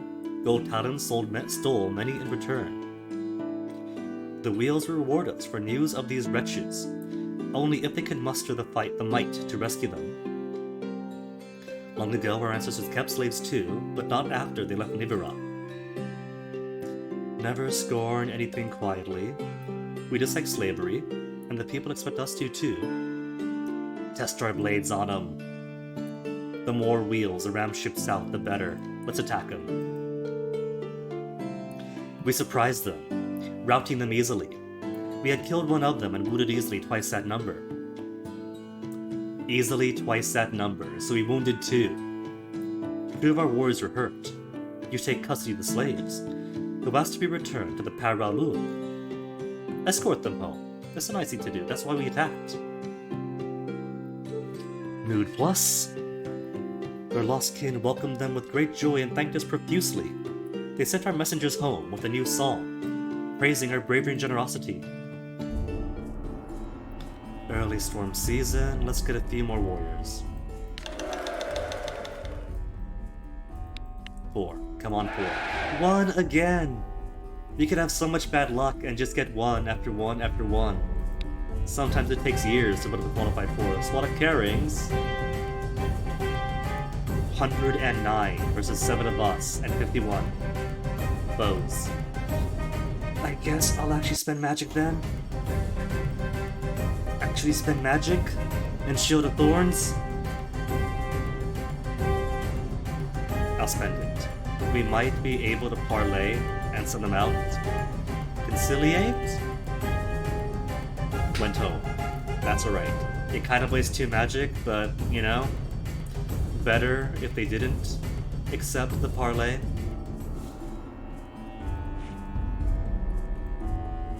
And 12 magic, end of year is fine. Combat training to be good for next year. The magic we gave her clan helped Ave 2 to track enslaved bandits she blamed for her husband's sudden death. The Shining Blossom clan thanks us.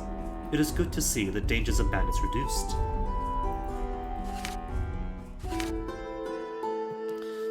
People complain the circle is too timid to embrace the changes it needs to survive. They say that the council might as well be charioteers and fears every shadow. Have they forgotten that we have been more lenient with our rider fellows who dally with ram girls? We're being very liberal about Beren doing the same.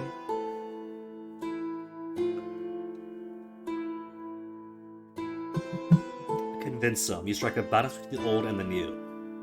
And that balance is very lopsided towards the new. With the aid of the story tent, the council showed that it embraced change when it counted, without discarding tradition. Balin dried out of old age. At the end, she admitted that she thought highly of our clan, and the rest of us were not so bad as she had sometimes made it seem. Our farmers and herders will miss her advice. Back from expedition, which took us to the southeast, untamed, unpopulated, found burial mounds containing imperial coins worth 5 whole cows. So what have we got? 159 more heads of cattle. 22 fewer horses. Goodness. 177 cows worth of goods. Couldn't perform rituals for herds this year. And still known for being bullies. Well, in that case, devote pastures, allowance to fields and wilds, crafts. Tame the Osleri? Gamari Horse Mother? Or should we do some other, easier ritual? One more for war. Pop one for diplomacy, just in case.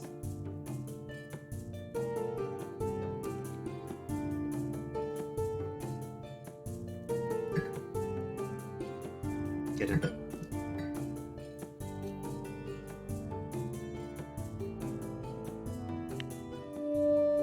There's a rumor going around the blue sun will rise again. It tumbled from the sky during the War of Many Suns, so this seems unlikely. Mood down to get more Beren stuff. Your young hero, Beren the Tall, goes to a market held by the Amber clan to see his friend, Beren the Swift. Is that why mood is down? Is that Beren the Swift? Speaking to his girl. There he finds his friend flirting with Redalda, the young Ram Priestess. Beren the Swift is a rider too, and subject to the same prohibitions against loving around. He says he would never break holy law. Still, the discovery has left your Beren clearly shaken. As has happened before, his sorrow has arrested your clan feeling down too. Snap out of it once and for all. Seek a suitable mate for him, although worldly advice. First, Beren, what do you say? Go ahead, talk about my fate. I'll be riding around outside. Aww.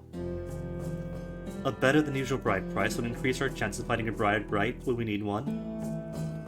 The mother of Yenfar, the nemesis, was a beguiling ram who drove a sane rider boy to conspire against the sun. Neither their Beren nor ours may dally with the ram, for fear of evil offspring.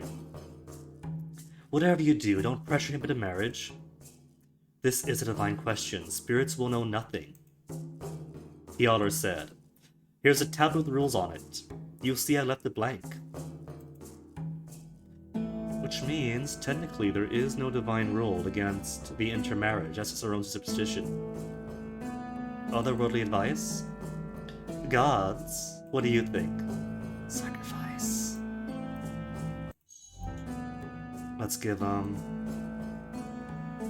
we have plenty of goods. 15 goods and 20 herds. I should be less generous in my herds, since we can't give rituals 2 herds this year. 25 and 10 then. Mood plus. The priest placed gold tablets of the truth among the sacred seeds. The priest placed gold tablets of truth among the sacred seeds. There we go, and threw them onto the fire. Spinning to the sky world, they found Hjallar breaking a fiery horse. He reminded them that rules can and must be changed, survival depends on it.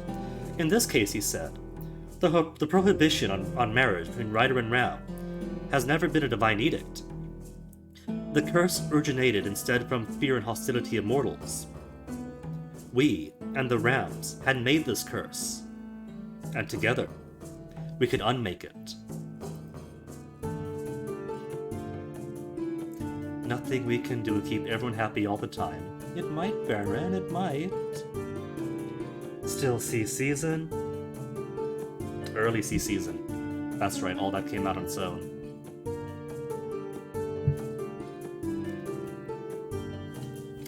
So we could devote some time to ceremony first to increase our chances of success in the rituals.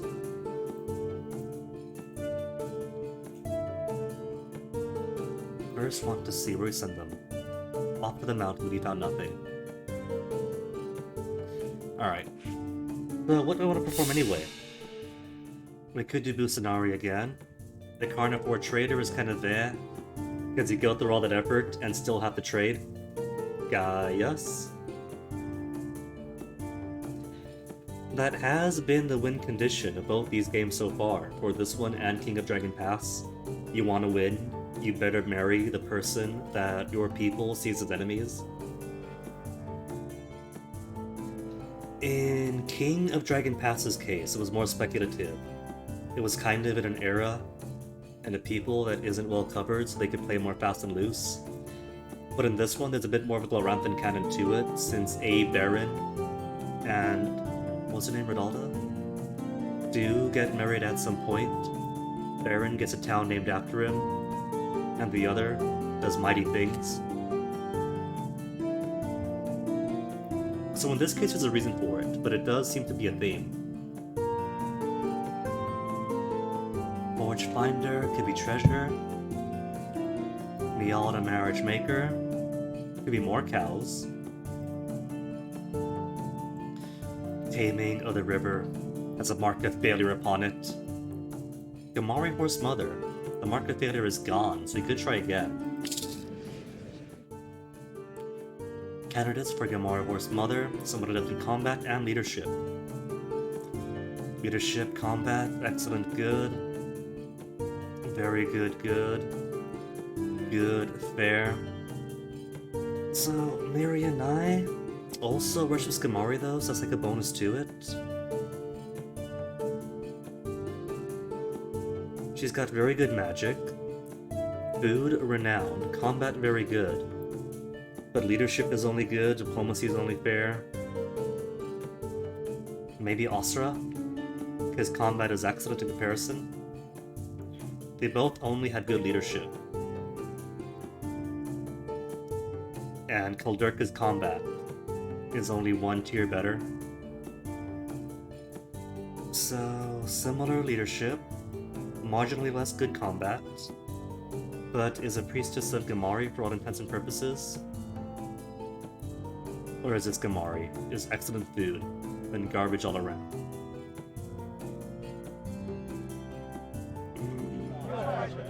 Could try again, but if I'm going to, then we do need ceremony.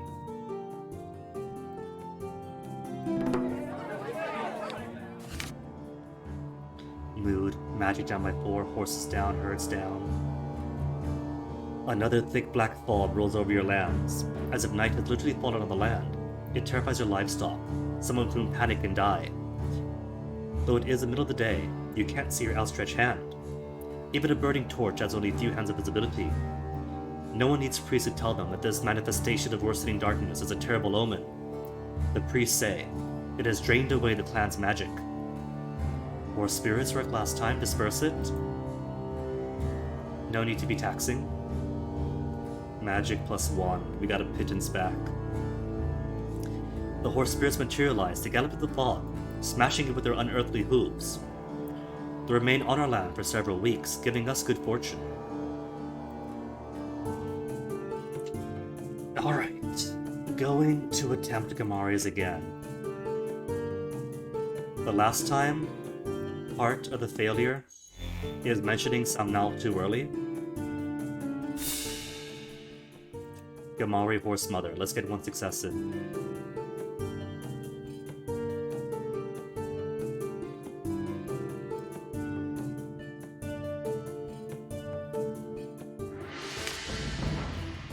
Ask of the riders, are we in good enough esteem? Exactly, Hino. The mix of cult is like with the goats and the cattle.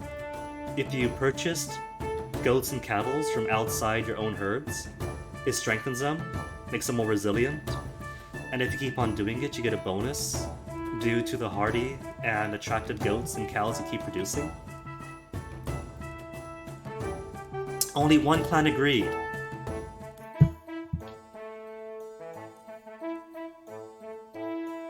And the wheels worship Gamari but scorn Hyalor. Will they accept helping us? In response, he profaned the name of Hyalor. We should have known better to ask. So already, this is off to a fantastic start. No sacrifice. He brought off some herds. Let's do five horses. Those are cows, not horses. There's my horses. 10 herds, because we can't sacrifice for pastures this year. And 25, 30 goods. We could be generous with goods. Alright, Miri and I fought many enemies. Before the horse goddess became Gamari, she fought many enemies, accompanied by her easily distracted comrade, Yamsur. To win the trust and attention of Gamari, which foe does Miri and I battle? Marangor, the Shaker of Earth, Urok the Boiling Ram, Zorak Zoran, the Hungering Troll who bites her wings off. Inspire Yamsur to do his duty? Can we? With food, renowned food. Remind him of his duty with albrabang and crab cakes. Except diplomacy is only fair, and I'm pretty sure that would be diplomacy. Combat is very good, though.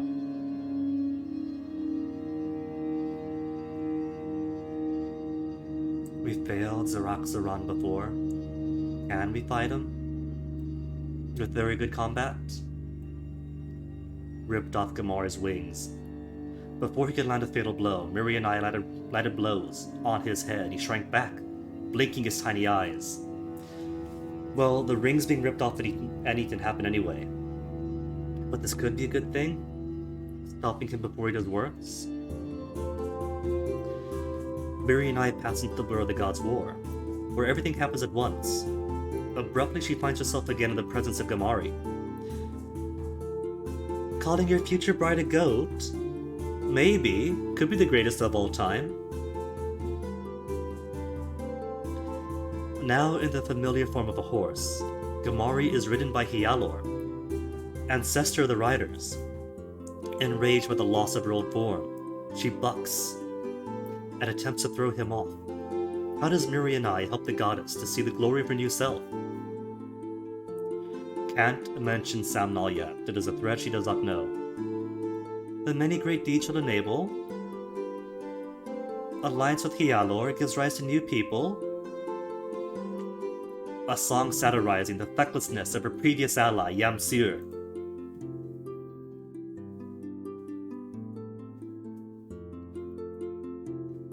I don't know, none of these options use food.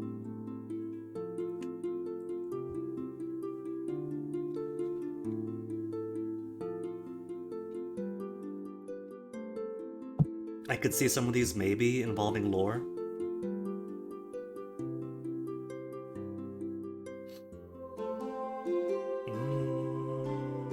Alliance with Hyalor for new people? Gamari saw this was true, and allowed Hyalor to calm her and proclaim her new name. So that's 2 success so far. This might actually win this time. Hyalor and Gamari come to an accord. She performs a birthing miracle, bringing into being many fine mares and stallions. Then Miri and I see Samnal, who is to the wheels what Hyalor is to the riders, sneak up and try to bind Gamari with his fearsome chains. Appeal to Elmal, attack him? We could attack him. We do have very good combat. Miri and I slashed him with a sword, forcing his retreat. 3 successes. After Gamari allies with Hyalor, leading to the foundation of the writers' people. She performs many miracles, which does Miri and I assist. Again, nothing here involves food. Combat maybe, very good. Slaying the Alkathi demons.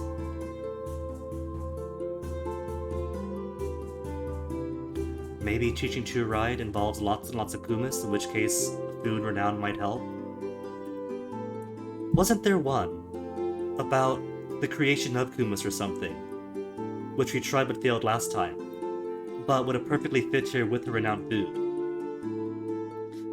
Oh well, very good combat, so I'm going to take the combat check and slay Alkathi demons.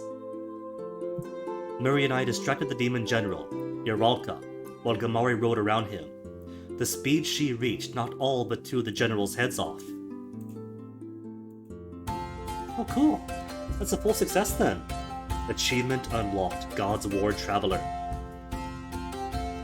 Gamari flares her nostrils at Miri and I and sniffs. She nods and says yes, you are a true daughter of Yalor. Big praise coming from Gamari, considering that Miri and I used to be a wheel until she was given to us. Thank you. Thank you. And now, I would like to offer you a boon. Horses! Protections for horses. Strength and abilities in horses. Treasure.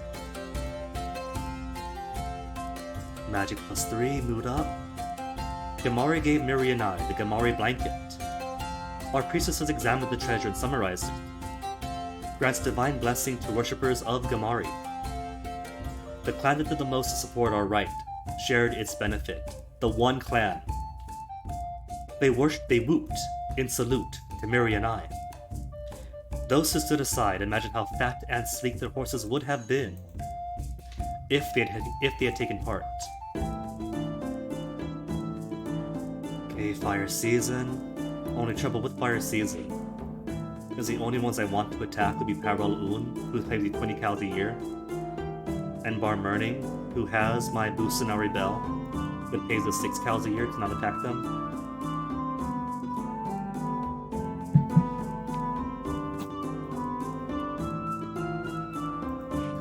Everyone else is too far away, because I can only raid immediate neighbors. We have 21 swords though, so maybe could do some more exploration. Goods are okay, horses still a bit sparse. Everything else is somewhat decent.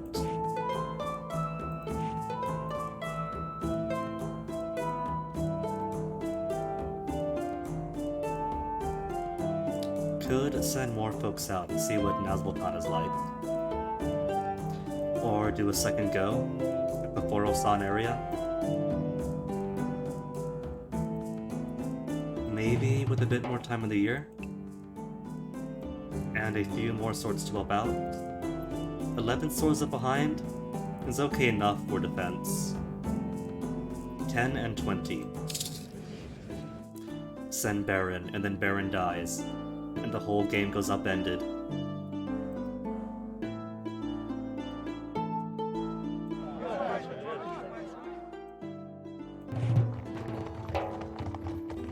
Beren gathers a council to ask that they petition the Caswaltings for a daughter's hand in marriage.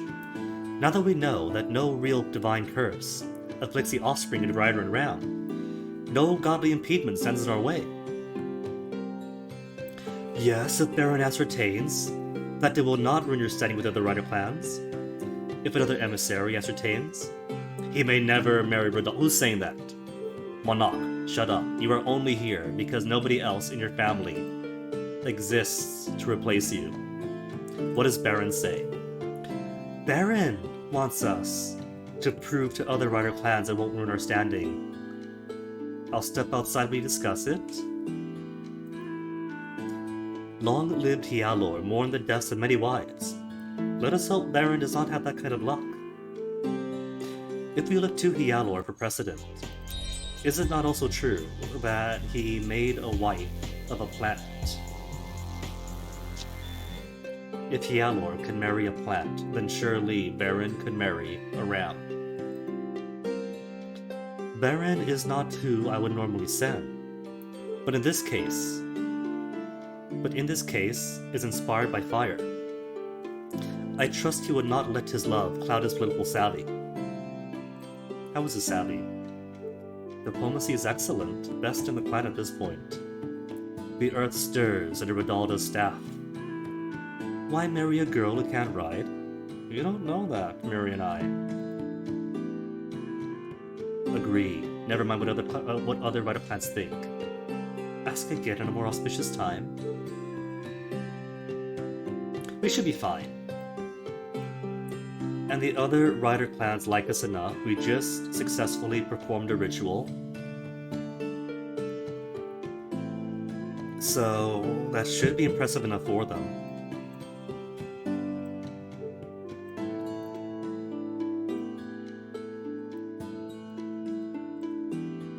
Mood plus goods 36. As he spoke, an inner light suffused Beren. He became Elmal and spoke as Elmal. The other rider councils clung to the necks of their horses, all struck by his presence. If Elmal said the curse of Ram blood never existed, it was so. The Ram killers seemed subdued, but the other clans laid gift at Beren's feet. That's right, normally the Ram killers, being Ram killers, attack the wedding, but if they witnessed this miracle, will they still, if Elmal himself said it's perfectly fine? You will need to convince Rodaldo's clan to approve the marriage, ideally from a position of strength and wealth. How many seasons do you devote to preparations before approaching the Caswalting's proposed marriage? We'll take the full 10 seasons. Goods, I need a lot more of. Herds are okay, but could always be better.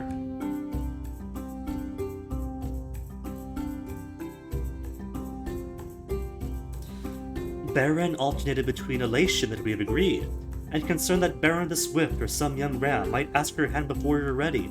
It's 10 seasons, it's 2 years. It's alright, relax, trust her. You're only what? 26 years of age. She was born a year later, so she's 25? They'll be fine.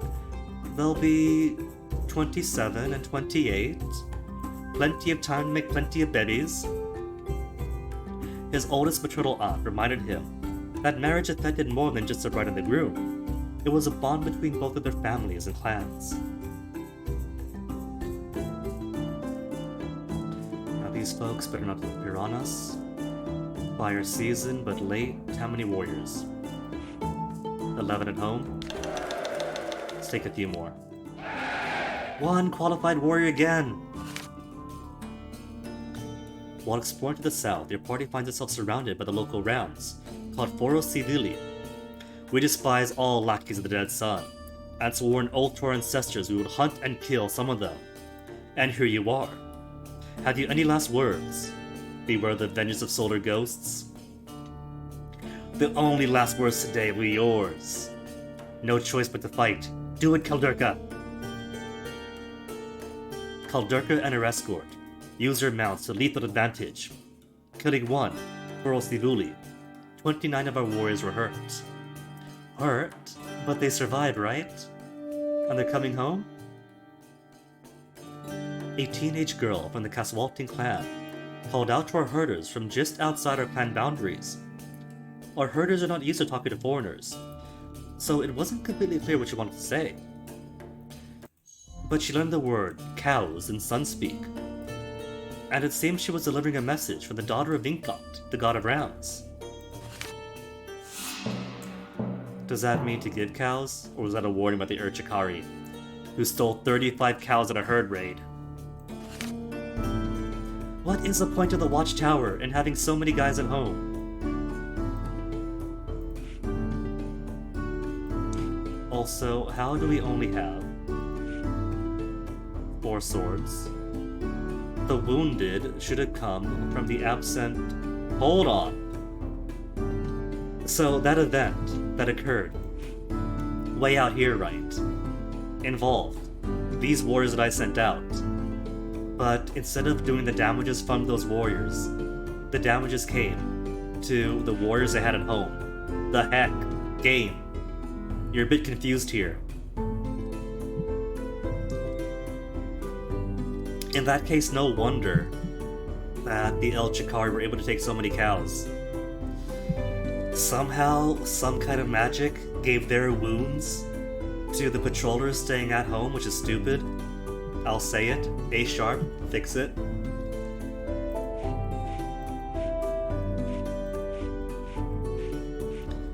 Injuries taken by the away party should not manifest as injuries on the home team.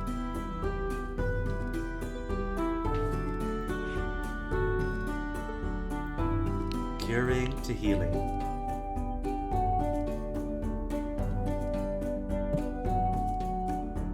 Goods replenishing. I guess this means I have to buy my own cows back from the El Chikari. Who's got the most cows? Surprise, surprise, the El Chikari had the most cows. I wonder why.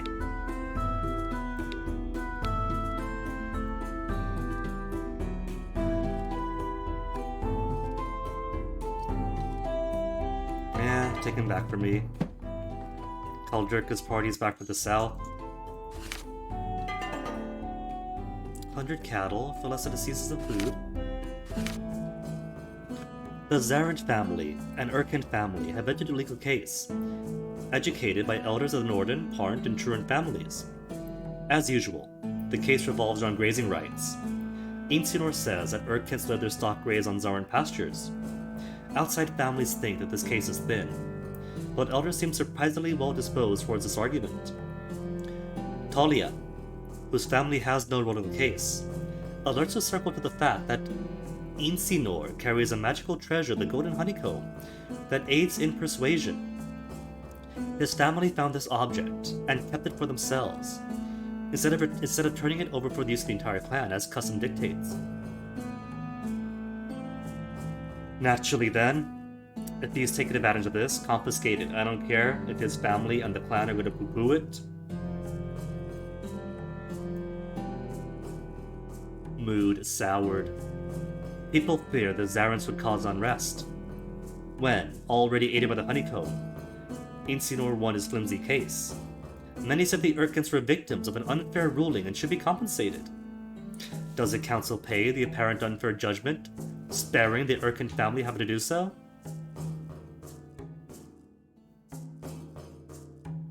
Yeah, sure. Council compensated the defendants, paying Zarans what the elders said they owed. Other families are glad to see them protected. How's the mood? Happy at least.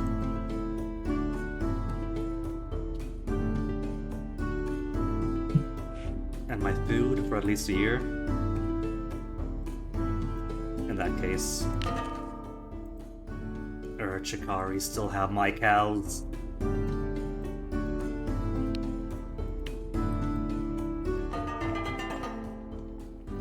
For 54 cattle, oh, because it's that smaller, the smaller caravan width. Food for at least a year still, so good on food. Goods rising back up to place. Think I'm good on magical stuffs. And we have about 2 more years to explore. And what's that little blue here? The Oslira River. So it bends to the left, I think. But it doesn't pop up here, so probably curves back down. What's that little bit here? This little tiny bit. The output of it off the map.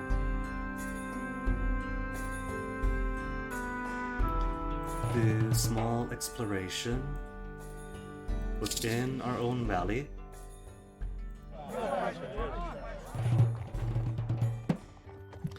Back from scanning our own lands, we found a single silver coin, extremely worn. On one side was the obvious head of a Dara Hapan emperor, but none he recognized. Some thought it must be a usurper. Other one who sought to rule, after Anaxiel sailed. Jade Cult emissaries come to ask if you know the story of Dostald and the Snow Elf. Yeah, we know it. Forgive a favor that we owe them? Sure.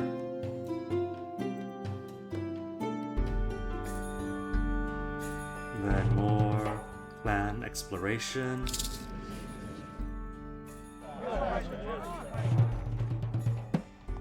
Relentless Lead couldn't proceed.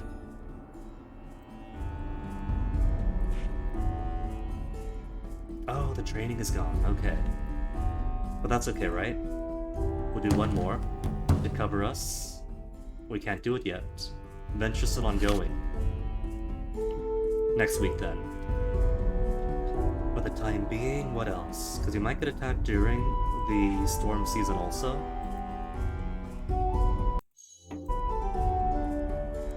So do I want to send a party to explore for a bit, to come back home in fairer weather? Or do I do more exploration? Not exploration, trading. Trading for some more cows. Bar Murnings are the most herds this time. Okay. Food for herds.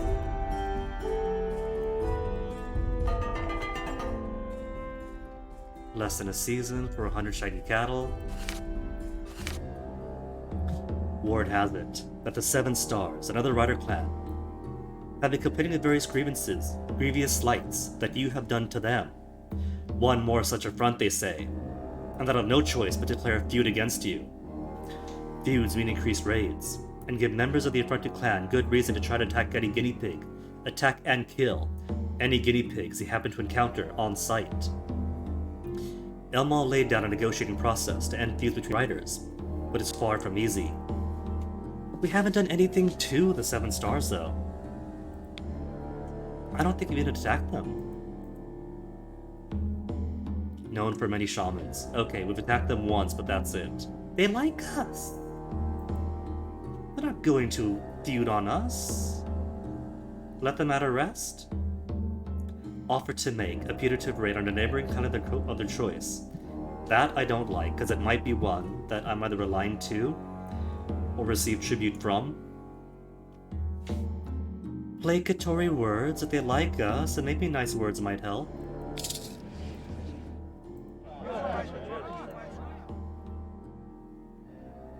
Just a small party. Don't want it to seem like I'm going to lean on them and whoop. The Seven Stars were surprised that we did not offer gifts. But in the end, Beren's eloquence brought tears to their eyes. I bet that's it. They were just whining and complaining, knowing that we have lots and lots of goods and cows. And they want us to pay them to keep the politics going smoothly. We're generous, but we're not stupid. And season number 2, let us do combat training.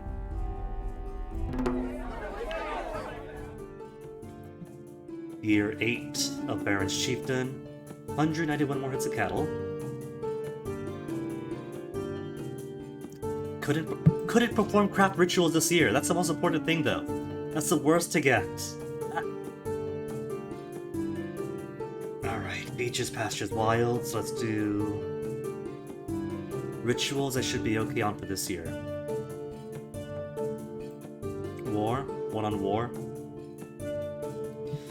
We could try a ritual, except there's nothing I want to do, really.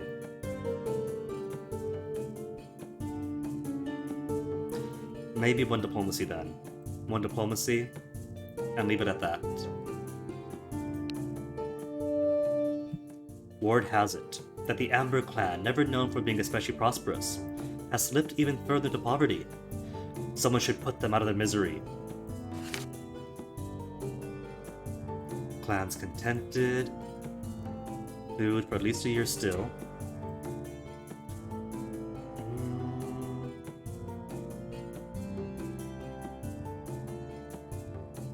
Alright. I'm gonna do as I said, and put the Ambers out of their misery.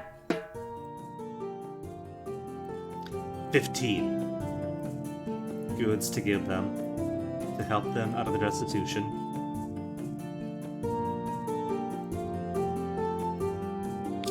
Send Beren, chief himself, to give this gift. Goods and horses will be extra nice to him. Extra nice.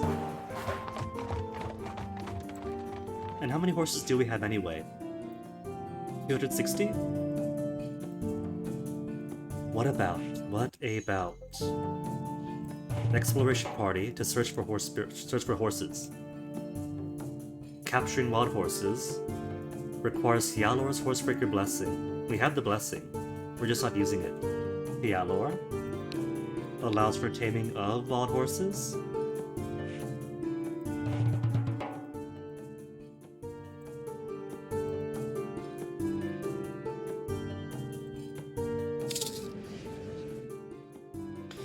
They want food for the capturing mission?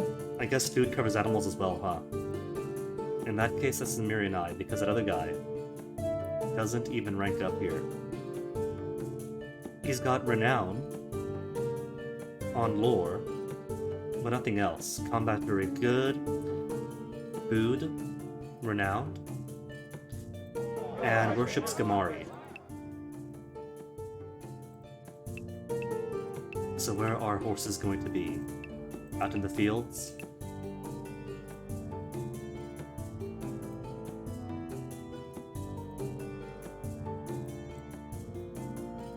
Unlike spirits or exploration or foraging, doesn't say if it's better to do it on your clan land or out of, but I'm going to assume any horses in our clan boundaries already belong to us.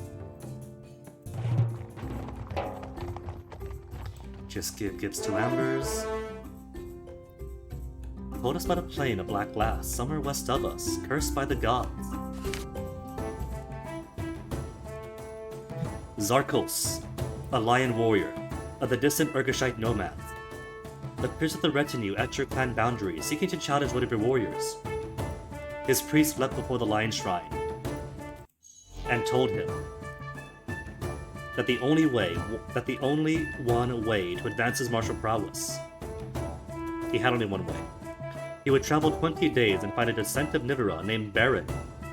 He and Beren will fight a duel, Zarkal says, with the winner getting prowess and much magic. Victory will allow him to marry Ererera, the vulture priestess of the alien huntress. What do you say, Beren? I must and will prove myself. Monarch, hateful xenophobic monarch. Stupid foreigner! We're not gonna mock his stupidity. Ulsara proved her worth by challenging and defeating the 4 quarters Outlanders. Beren will have a greater chance, permitted to fight without quarter. Excessive respect for Outlanders is a vice. No one says so, but the people fear for Beren. Then how much happier will they be when he comes out on top? Mood, magic +1. That's the magic promise, just one. They battled furiously. Both dealt terrible blows, Zarkos raking Beren with his magic claws. Finally, Beren swung his sword, nearly decapitating the Urgashite. The people cheered as his retinue looked impassively on. Such is the price of greatness, Zarkos the shield bearer said.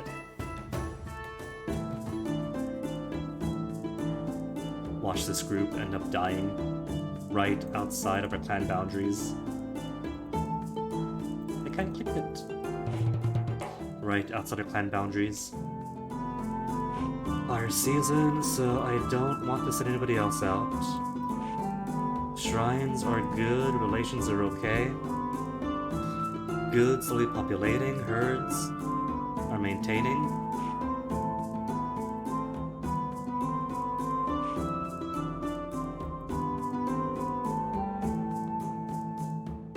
Let's do a small raid then. A small raid on Paraluna's paying tribute. Barmaning's paying tribute, but Erochakar isn't. And they've taken plenty of cows from us.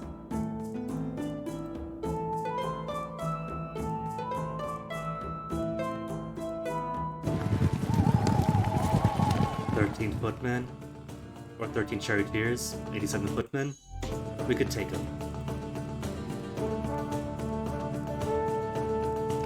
Devote 1 magic to it. Skirmish them out. Try to hold them off missile fire, but they managed to use terrain to outflank us. But still, 6 against 12, 71 against 121. Opportunity for vengeance. The last time you and the Urchikari fought, they killed Evern, His kid Amanda Desano spied the warrior who struck him down. What do you do? But Kadurka know? Cannot hear again. Oh my goodness, they got wax in their ears. Press the attack. They attacked wildly, rattling death carts driving back. They attacked wildly, rattling death carts. Driving us back. Whatever. They gained the upper hand. It was hard to tell if their war leader was as capable. Take risks. They try to snap fast, but we press them back. Okay, and then press some more. 20 cows, that's it. They've taken so many more from us. 20 cows, 7 horses, 31 cows of plunder. And I should say, they have been significantly weakened. Track down wild horses. With Yalor's ritual, we tamed 5 to bring back. Cool. In that case, let's go back to Horse Friend. So what horses we do have don't die prematurely. We have what now?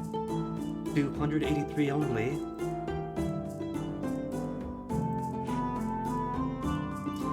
And with more people back, we could hit the Air Chakar even harder.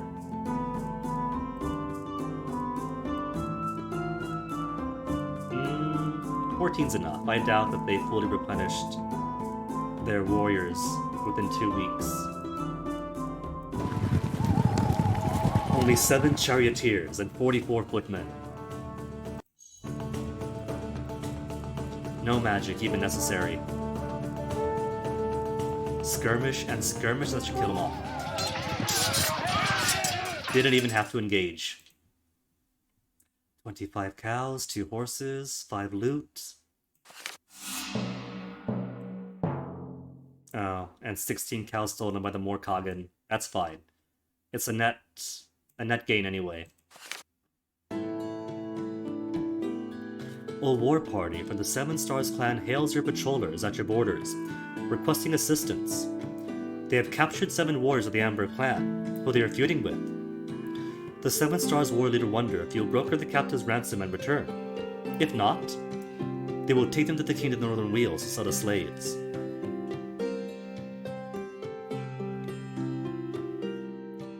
So what do they want? To broker their ransom and return. We can do that.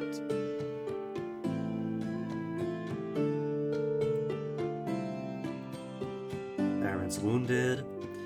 Their value as slaves exceeds that of a single favor. That would cost 35 cows to ransom. How would I need my cows? Belfor once captured every member of Name for God's Council. Uh-huh.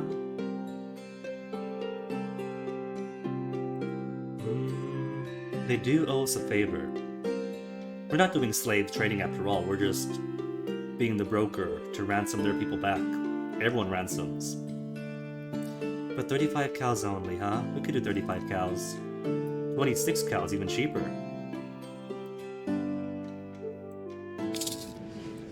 But the freedom, then who takes them home?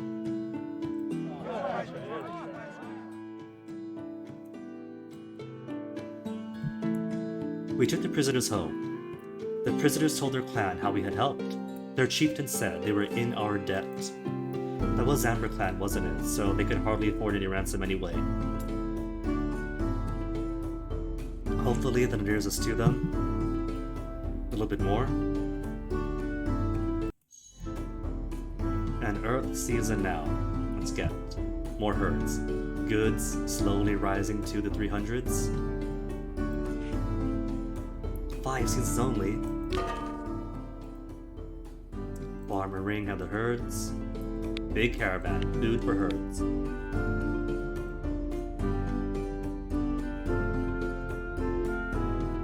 That'll do. 100 more shaggy cattle. And at least a year of food again. Who's got goods? Jade Cult of the horses, of course they do. Coswalting have the goods. We will buy the bride price from them to give back to you.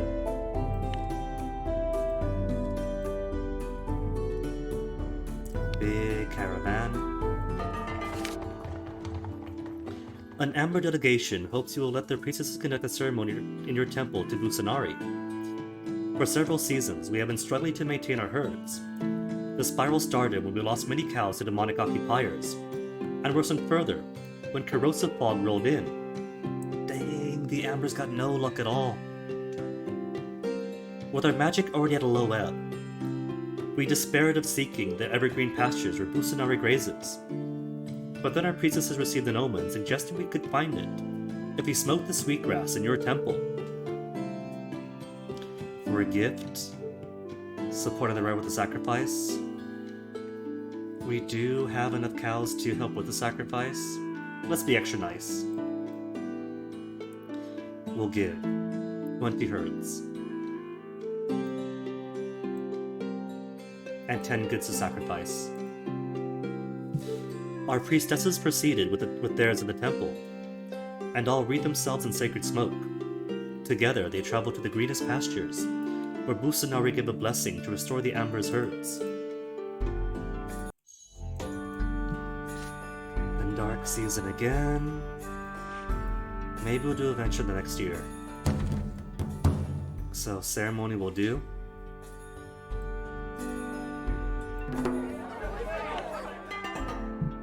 $126 cows this time, dang! How's it at? 447 goods, 1359 herds. It's just horses then, huh? That are falling behind. Golden mirror. Prophetic visions to a special few. Ritual preparations. Do another exploration. Now with you.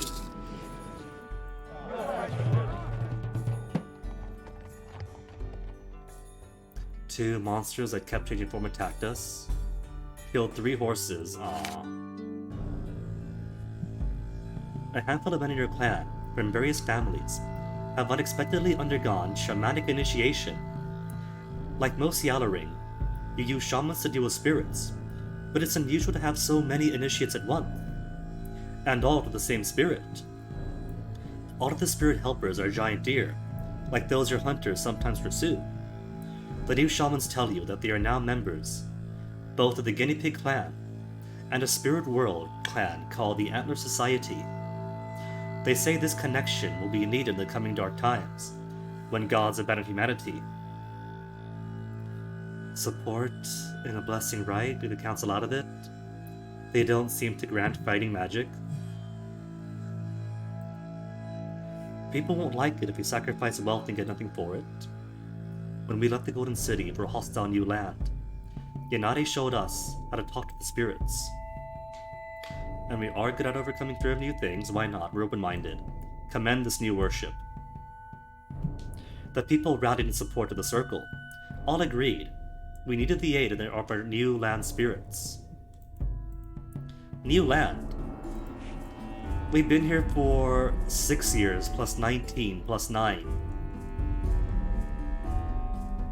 It's not exactly new anymore. Early storm season. And only 282 horses. We'll send a caravan out. Who's got horses? Jade colts, naturally.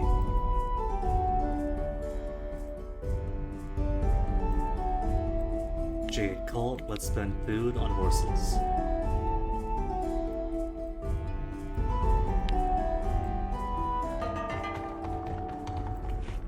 And then do a final venture for combat training, keep our troops up. Weren't able to trade at all. Discord erupts within your clan, between members of the Antler Society and those who see them as threatening the old ways. Some people support the Antler's rights to deal with their tutelary spirits, as other shamans of your clan do. Others complain that they're becoming withdrawn and antisocial. Feasts, contests, and match between Antlers and your shamans. Convince Antler detractors your complaints are exaggerated. Y'all are always said embrace new ways. While Nox finally had something useful to say for once. Never trusted them for the reasons you perhaps prefer to question. But now we can all agree they must go. Well, because some stubborn people don't like them. Keep clan circle out. Banishment is an extreme measure. The people will not thank us. Discord affects our martial readiness, so banish them anyway. It's not a trade matter, doesn't care. If their strange destiny came from the gods, I would not stand in this way. But this harms your reputation. The Discord does, surely. But them just being here doesn't seem to.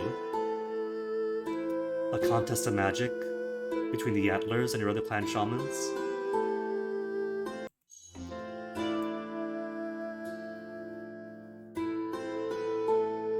Mood and Goodza.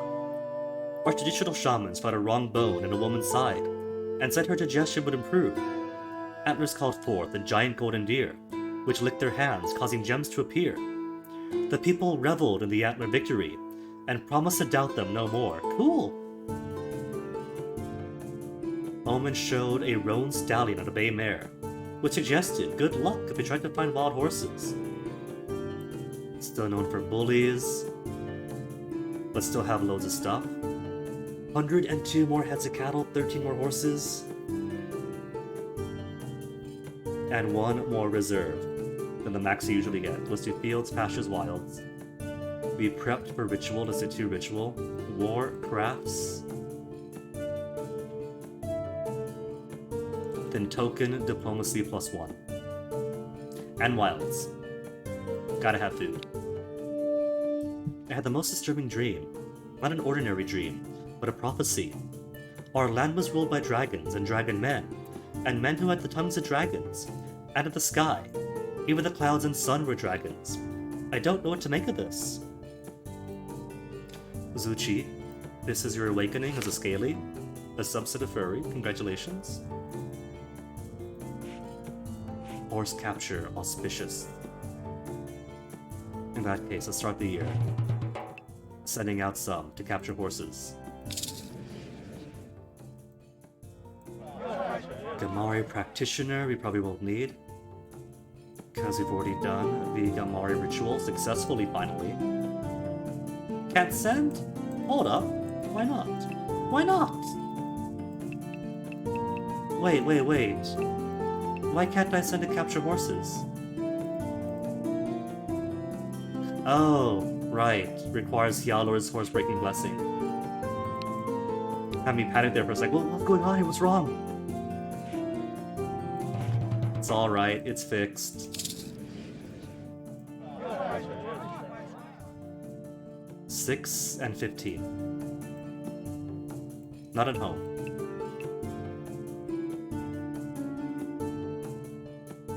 Should be safe. Pasture land. Has damage from overgrazing. Well, perfect then, because we're about to do a ritual. We could do it for Busanari. The Dawar Hapan's refugees he gave shelter to have been living with you ever since. Although they lack the magic to successfully ride horses, they have done what they can to contribute as crafters, foragers, and hunters. Some of them even fight alongside you. On foot, of course. Now they wish to join you as full members of your clan, able to rise to elder status, perhaps even serving on the clan circle one day. They know enough of your clan lore to point out that your ancestors long ago found farmers and adopted them. You must look to show people new ways, so accept them, and permit Dawar Hapan worship. They will be more effective as fighters, if they can ride, so they must accept Hyaloring ways. This is a Hyaloring clan. I don't think it would be out of the question to insist they adopt our ways to become our clan members. Losing them will lower craft productivity. They worship the sun, but differently than we do. Some of our clan refer to theirs as a false sun. It'll be harder to get people to accept them if they do not renounce Dawar Hapan ways. Our ancestors adopted farmers. We should adopt. The Olentoshites. Will they be willing to adopt our ways? They said They would not expect us to adopt them if they did not learn our ways. The priest explained that we would need to perform a ceremony to Gamari, who would truly decide the matter. She would either give them writing magic, or leave them on the ground and outside our clan. 400 goods. We could afford to be generous now. Say 20 and 25 herds. Gamari rejected our pleas. They cannot truly join us. Our priest said it was not easy to grant Gamari's gift to foreigners. If we wanted to do it in the future, we would have to learn more. Alright, if it keeps them along with us, then their people may retain Darahapan worship. A few traditionalists complained, but most people were happy to hear that those they thought of as friends would now be considered kin. The adoptees said if we wanted, they would show us how to build a shrine to Venerotera, goddess of potters. The spirits of our ancestors seemed delighted, like they were greeting a long-lost friend. Are we actually going to get a new possible shrine? We do. Produces fine porcelain. We do have the blessing learned. Is there more we could sacrifice too? Just porcelain. So we could make a shrine too and get more goods. Cool. But for now, let's do Busanari Lightfinder. Since it has been 35 years and we do need to clear out the pasture lands again to replenish it. One clan only, ugh. More wheels are helping us in riders. Leadership and food. We have no Busanari worshippers. Food, renown, leadership, very good. Probably the best I'm going to get, Alayi.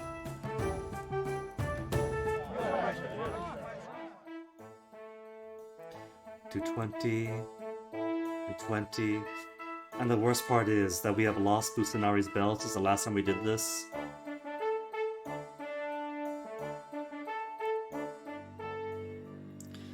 Bones are devoured, make them whole again. Walk in the back, low in joy. Busanari's daughters scatter all directions. How do you get them back? Bargaining is good, leadership is very good. Reassure them? A song came to Lai's lips. It was called Now Is the Time to Gather Ourselves. And they did. Then easy to the south.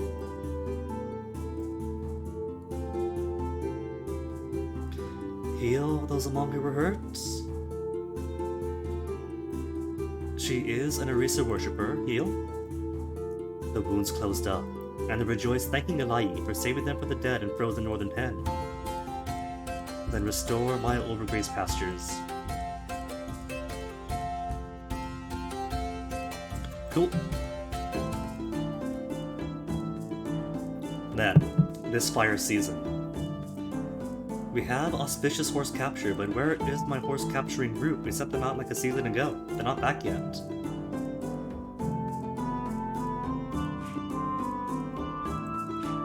Let us send... I'm gonna bully the Urchakar even more, because they have taken plenty of our cattle on cheap cattle raids. Green Rock to help us, because all I want is cows.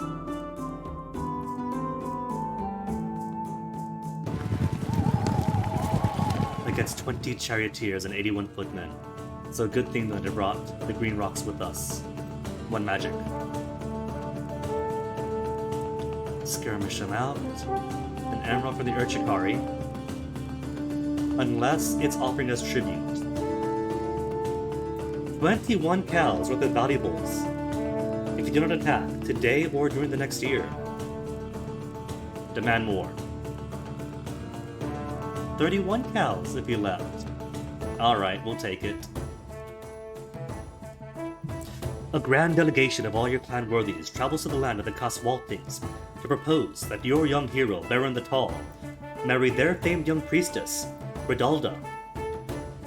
A union between any rider and a ram will be unprecedented, let alone one between such prominent heroes. Led by their chieftain, Leikan, The Caswaltings will doubtless require you to fulfill several requirements before agreeing. When beginning the negotiation, what is your opening gambit? Redalda says we should offer horse secrets first. I have learned to do as she asks, especially when she has a mysterious look in her eye. Starting with an offer of 200 cows would give us an advantage in all further tests. I don't know. I'm gonna take Beren's word for it, if Redalda told him exactly what they want to hear. Thankfully, they won't accept our goats. Luckily, our herds have plenty of cows. Mention of true love will invite ridicule, and rightfully so. Were he to secure his people horses, and the ability to ride, Lyca would gain immense stature among other rams. And the xenophobe? We have horses because Hjalar healed the wounded hippogriff, allowing her to become Gamari. But no other useful, meaningful insight. Or secrets. Who argues this? Where's Beren? Beren can't argue for himself! We have to argue on behalf of our boy. Diplomacy, we got very good and very good. Earth Mother Nialda shall argue for this.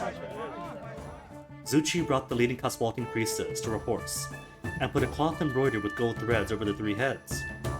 Although none could tell what was said, they all heard 3 muted voices. When they were done, the priestess nodded at her chief.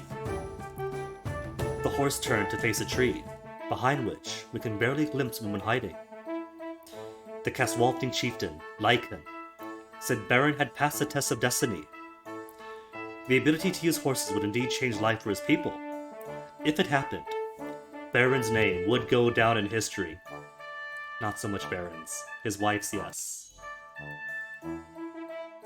Having passed one test to wed Beren to Redalda, what do you propose next? Where is she hiding? Oh, is that her behind the tree? Beren, you'll see her on the wedding day, don't stress it. Can't believe didn't start with cows. Should have little proof of might, but can still redeem ourselves now.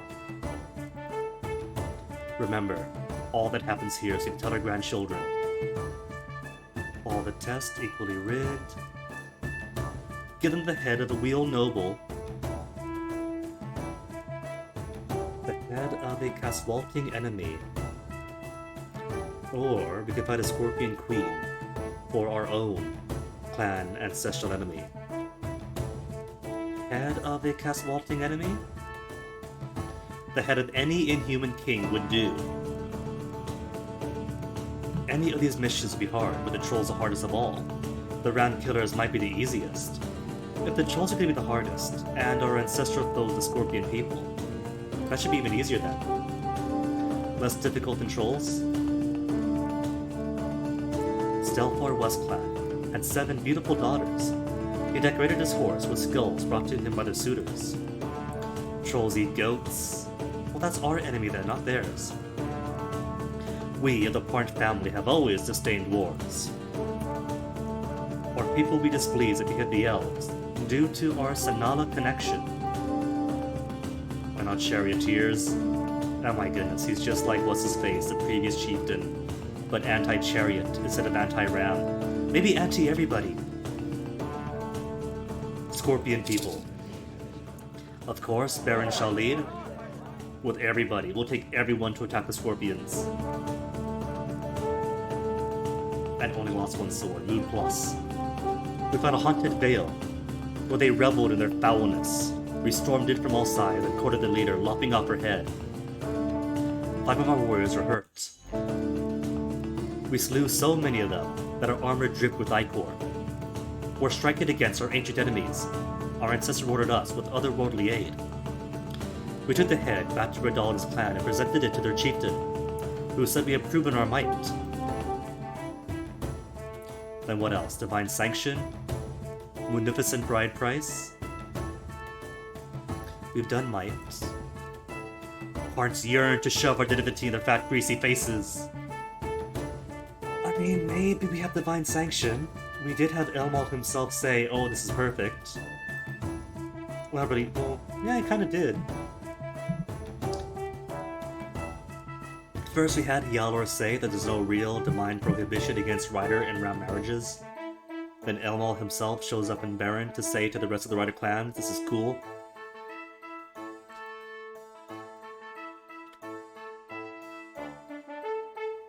Divine sanction. Which divine claim do you invoke? Yalor personally said that no divine impediment prevents marriage between our peoples. We'll bring Sanala, a demi-goddess, to officiate the wedding. Beren now manifests as Elmal. Will he now? That sounds like he'll do it, on command. They will take into account both what they think of us, and what the Rams as a whole think. Sanala to officiate. Who says this? Who's got better magic and renown? Just by diplomacy, alright. I'm gonna tell him this time. Give them a gift. Yeah, we'll give them a gift. We got plenty of gifts to give. We'll be lavish. 46 gifts. And 45 herds. And that's not even touching the bride price, is it? The Caswalting chieftain, Laika, said he never met a demigoddess. There would be no surer sign of divine favor. Still, we had one more test to pass still. Fine then, the bride price. Has it been 10 seasons already though? Thought we had like one more year to prepare. How munificent. Having passed 3 tests wed Beren to Redalda, you propose that your clan attempt to test well. The traditional way to do this is to offer a munificent bride price. Make it rain. Mood plus. The Caswalting seemed impressed we could easily assemble so much wealth. Lycan embraced Beren. You shall prove a worthy mate for Redalda, he said. May this union begin a new era in the valley and beyond. Redalda leapt into Beren's arms, and the 2 clans roared in delight. Together, our leaders began planning a wedding unlike any the valley had ever seen. Don't make it bird grain-haired animals. It's goods worth herd animals. We can't toss our cows, they're too precious. Silver, who cares about that? Oh, while the warriors were away, they took 14 cows. That's fine. Then attacked by Northern Wheels. With 17 chariots, and 107 on foot, 109 on foot. They only have 13 swords, and 96 bows. We got this though. It's only Northern Wheels. And we have all the fortifications to include the ones that are good against wheels. Skirmish them off. Northern Wheels set aside a reserve force to shower them with arrows. Skirmish again. Exchange missile fire, and they got the worst of it. Intimidate them. Our war whoop did not halt them, though they did seem to slow. The last time you and the Northern Wheels fought, big kill. Amanai. Her kid on the turret spots the warriors responsible. Let Beren know. Beren has wax in his ears, just try to kill him. Without delay, Animai's kin rushed him. The Northern Wheel Kingdom warrior held his own for a minute, until the younger Turin shot him in the throat. The rest of the Turins cheered. Then let's see. We'll fight fiercely. And that's it! And we haven't even lost anyone, just injuries. Fire season still. We have 6 absent, because how long does it take to capture horses?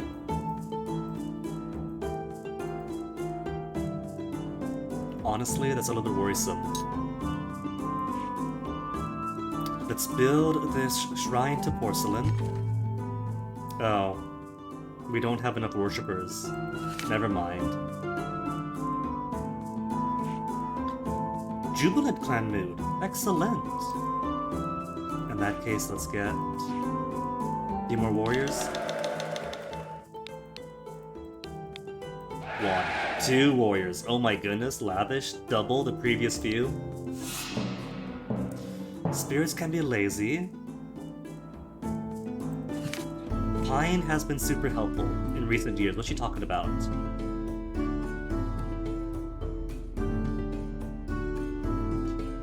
But if our spirits are feeling lazy, herds and goods should be alright. Wait, what was that cows I gained? Because my goods have stayed in place, but herds is down by about 300. So I did make it rain actual cows. Oh well.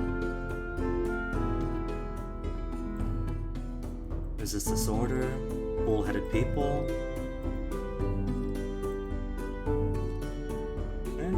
Could use more food.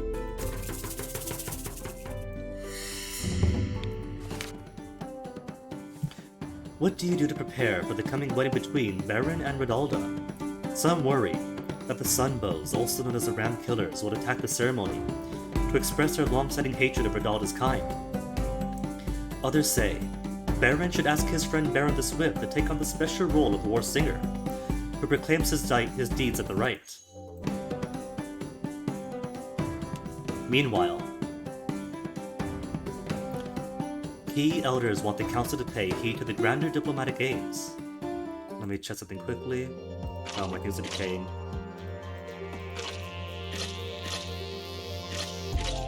There. Hey, Ed Weirdo. Buy some from bigworship.com. Oh my goodness, these bots, gotta ban these.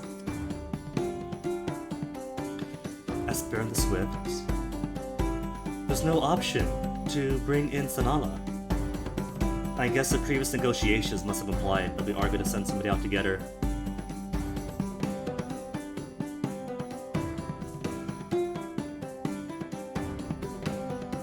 At a Rider wedding, the War Singer pays tribute to the groom with a musical recitation of his worthiest deeds. Let me go and patch things up with my old friend Beren the Swift. Alright, go for it. The two Berens shall come together. Take a gift, of course. For the two Berens who were once friends together, we'll take 40 goods and 25 herds. That's gonna hurt nobody. Beren the Swift was moved by the gesture. I fervently wish that our rivalry be forgotten, so we could return to the friendship of our sun-dappled days. Their Beren told ours. Do anything else? Yeah. Preemptive striking against the Rams, I'm not gonna do. They're just Ram Killers. What harm could they do to me? Invite other Rider clans, other than the Ram Killers, to the ceremony. This is your wedding day. You are gonna send out the invitations.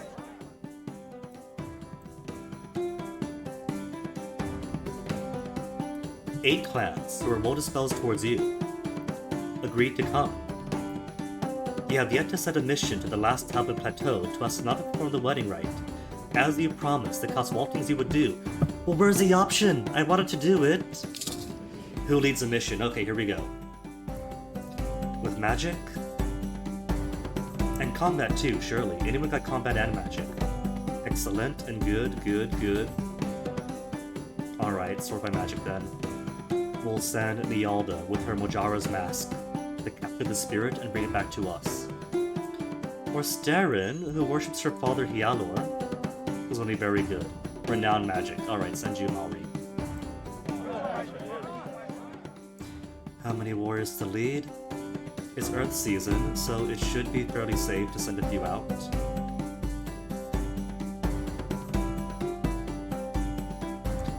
But it is a far distance away. 10 and 10, 10 and 15.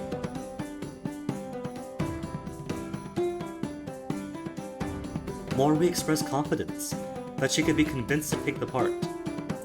While they waited, people continued to prepare for the wedding, making or mending clothes and stockpiling feast foods. While we get more warriors, because it's Earth season. How the heck have they gotten lost? Going right next door, just down the river. They're not coming back. We sent them out in the sea season. First day of the sea season. Sea passed. Fire passed. Earth now. They're dead. Calling it now. Get more warriors to replace them. One qualified warrior! This game! One again! Frighten the kids. 3. Three's better. And adventures are still possible. I don't think we're going to do any more rituals next year, because there's no reason to. The game's basically won at this point. So... combat training is end of year. We have how many folks? 11 warriors. Only 11 still. What the heck? At least we have Elder Frenzy for a few seconds. Which is barely raising the number of cookies.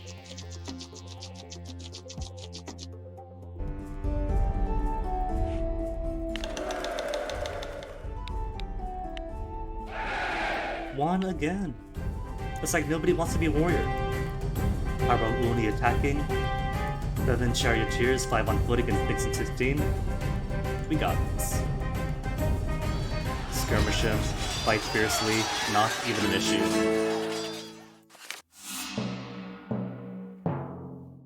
Parallel Un Raid means he no longer owes tribute. We could attack him. We could. But first, we require combat training to keep our troops on double strength.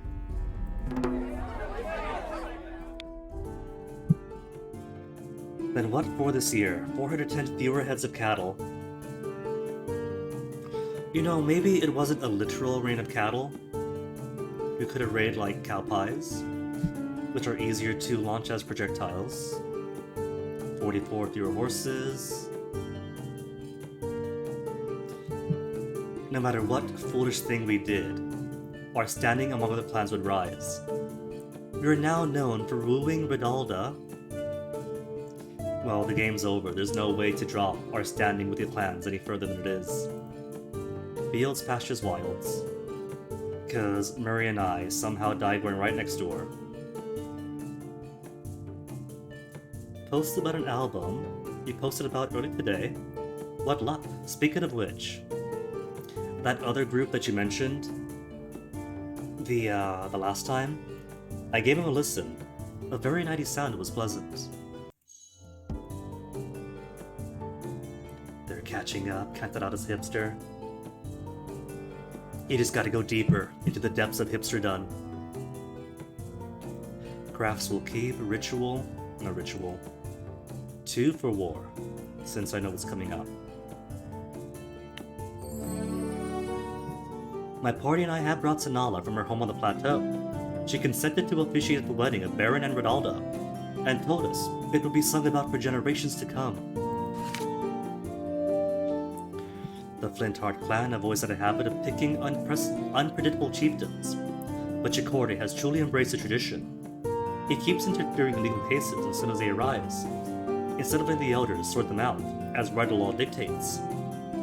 Maybe next time they'll break the habit and pick someone sensible to lead them. But I won't bet any of my own gold plaques on it. The party sent to look for horses a year ago is not returned. The day has finally arrived for the wedding of Beren and Ridalda. Your clan travels in a grand procession to the Coswalking lands, and a place of honor lies Sanala, daughter of Hialor, who will preside over the rite. You arrive at the wedding, and the ceremonies begin. Beren the Swift launches into a performance as a war singer, paying tribute in song to the groom's many virtues. Then, a rumbling arises from the south. The Sunbows, strengthened by other ram-hating warriors, attack. Immediately you understand why. Their ancestors have always hated the Rams. They have always hated the Rams. They aim to keep all riders free from the taint of intermarriage. Counterattack, call Elmal to smite them. Husband, what do you think? Today is all about working together. for Lara, and his sister Osara fought off an attack on his wedding day. We should do the same. Together with other attendees, we outnumber them. We have not trained to fight alongside rounds, so we should set them ourselves. Elmal might help us. Fighting alongside others merely breeds confusion. It's possible. Since we didn't arrange this as a war party, that's supposed to be just a wedding party.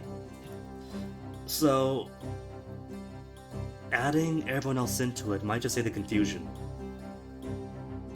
Let's ride swiftly. Intercept them ourselves. Beren, of course, the lead. It's his big day.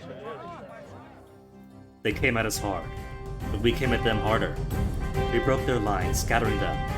5 of our warriors were hurt as our forces met. Beren took a hard spill from the smoke from his mount.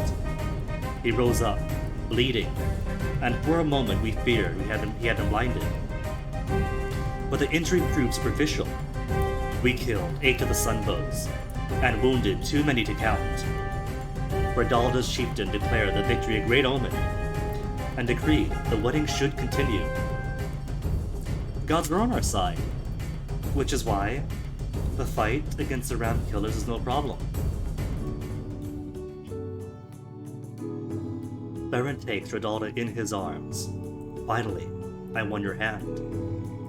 Redalda smiles, that mysterious smile of hers, the one that captivates him so. If you say so, dear. Beren furrows his brow in confusion. Redalda laughs. The truth is, I won you. For every trial, every test you undertook to make this day possible, I, aided by my mothers and sisters, performed an equivalent and necessary deed, sometimes more than one. Of course, all along, I could tell something else is going on, or I'm embarrassed to say that I only see it now. Nah, pretend you swallow. Redalda smiles again, then turns serious. Though it pains me to say so, a task awaits us before we may lose ourselves in the pleasures of the marriage palette. We must go to the Gods' War. The struggle between your gods and my gods cracks the world. Together, you and I must fight, not for the victory of Ram over Rider, or Rider over Ram, but to plant a seed of possibility. If we are strong and smart and brave, that seed will one day germinate, making unity where today there is hate. Which God's War event does Redalda choose? Against invading trolls, or rivalry between warlords, I think would be most appropriate.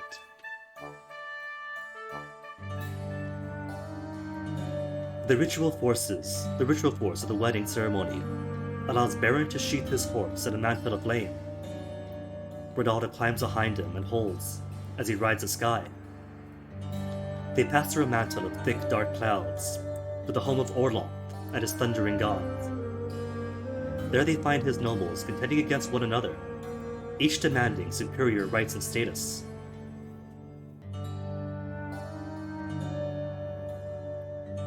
Beren seeking to join up as a shield. Redalda urges Izuri as a traitor, remember his charm. Urges Lancor Mai, Lord Keeper, to remember his dignity.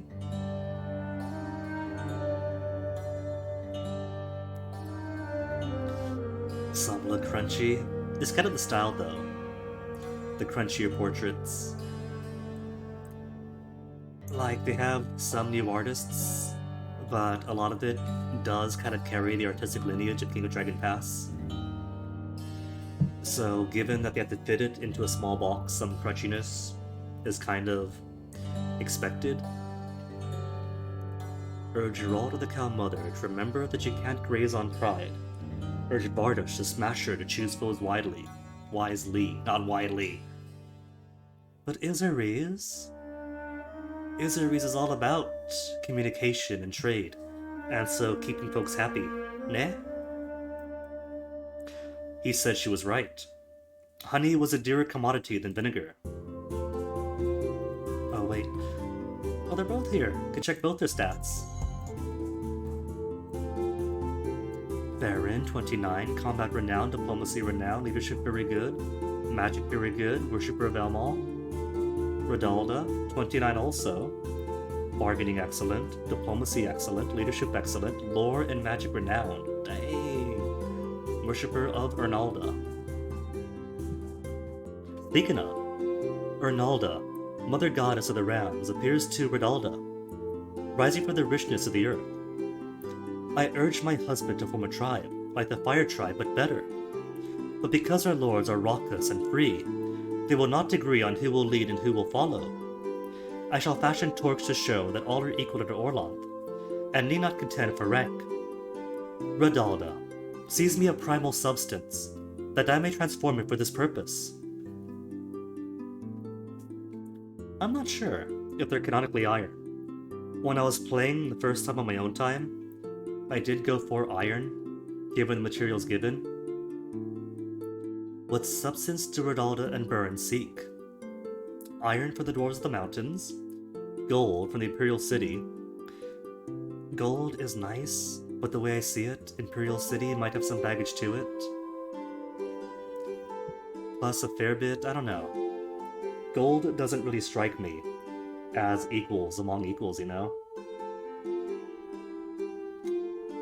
Webbing for the troll spider feels cheap. You want to wear the secretions of somebody else's butt.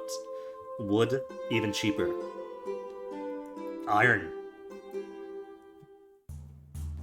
Especially in this Bronze Age period, iron is fairly valuable. Possibly even more so than gold. Like gold you expect to be decorative, but if you have iron and you're using it for a decorative purpose and not a functional one, that's prestigious. That's a statement. Beren rode his fiery horse into the depths of the Dwarf Mountain. From the crown of their king, he snatched a lump of iron that chilled the soul. Dwarf crossbow bolts neared Beren's steed and melted in his wreath of flame.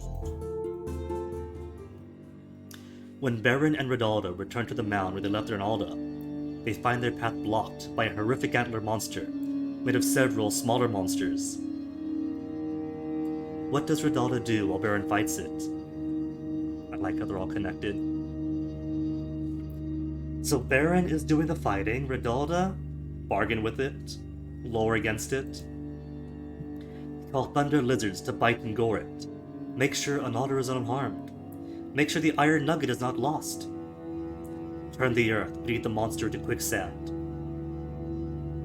Ernalda is gonna be fine. If we win out, the iron is gonna be fine.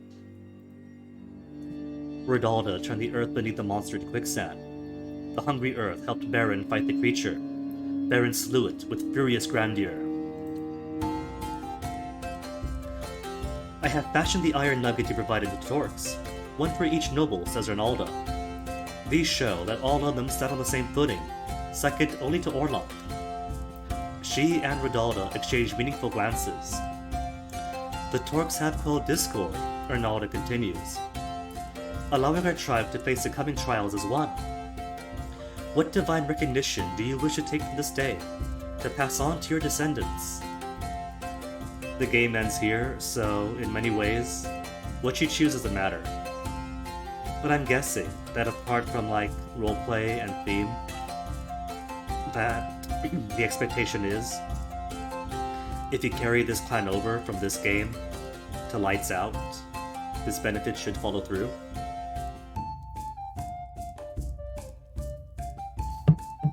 Which, maybe next year? Remember how we beat the Chaos Creature? Remember how we seized the Iron Nugget? Remember what we said to Izaries. Remember your bounty. What would this translate as? Because my assumption is right. That instead of a direct continuation from first week of the sea season in this year of Beren to week 2 when Lights Out, maybe there's going to be a time skip? The time skip makes sense. 3 and 4 are style boons.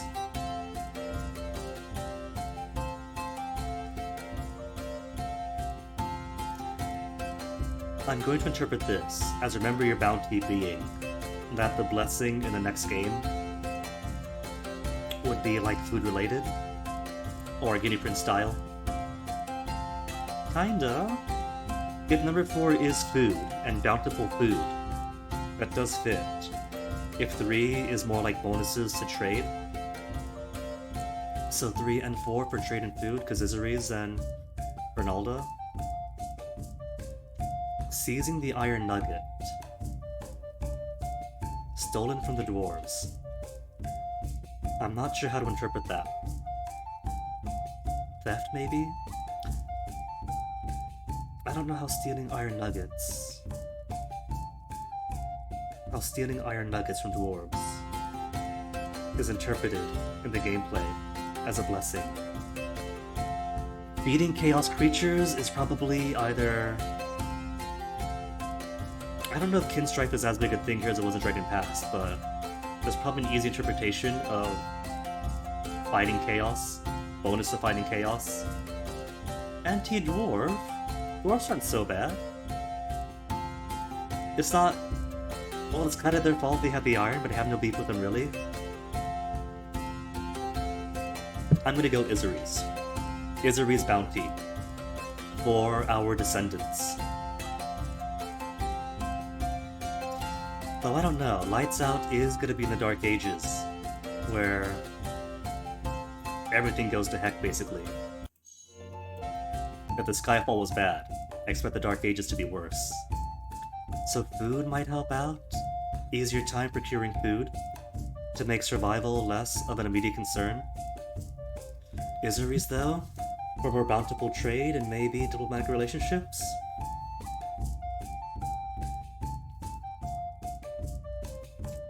Divine recognition do you wish to take from this day to pass on to your descendants?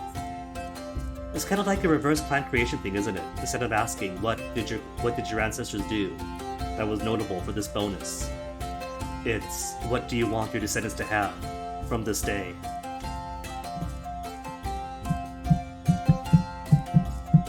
In that case, it's down to 3 or 4. Ronaldo or Izaries. Thematically, we did go from basically focusing on food to then opening up all of our trade routes and relations with everybody. We have advanced from survival, hunter-gatherer, agrarian folk. To trade ones? Izaries will go Izaries. I shall see to it that Izaries grants a blessing to your line, Ronaldo said. Ronaldo returned to our clan with us. A year later. A year later. So, you know, maybe we'll be a time skip of some kind. Either same clan or immediate descendants. A year later, the first of her children, also named Beren, was born.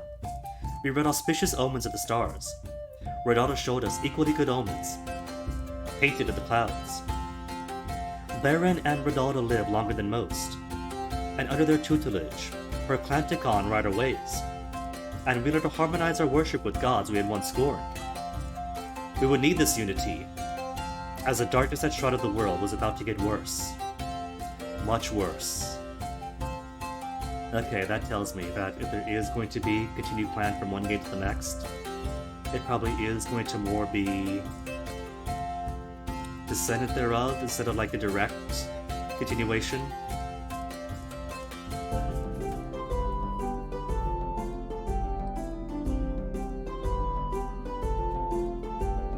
Oh, they make a baby. Looks just like them. What are these tattoos in the round style? Cool.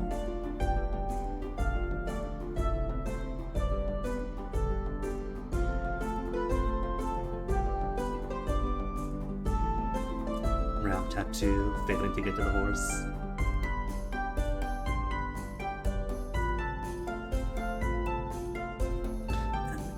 We could have Alex's. Will we have Alex's in the next game? A sharp, will there be? Do we get to keep Alex's and Lights Out?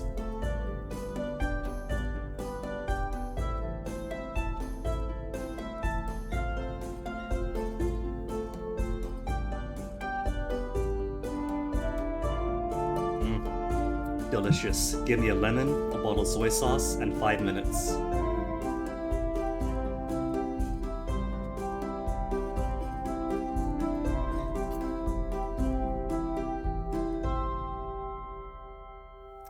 Yay, well that's it. That is 6 sages right at the wind. Pop these. Well, that was fun. Now I've got 2 completed games and 1 abandoned because I was stubborn and frustrated.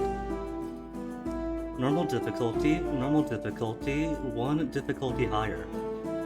But in this game, even bumping it up just 1 point of difficulty makes it so much more difficult. This game doesn't mess around. What it says, it's gonna be harder, they mean it. King of Dragon Pass is relatively easy, even with an Elmal clan on the highest difficulty, once you know the system. But this one, oh my goodness.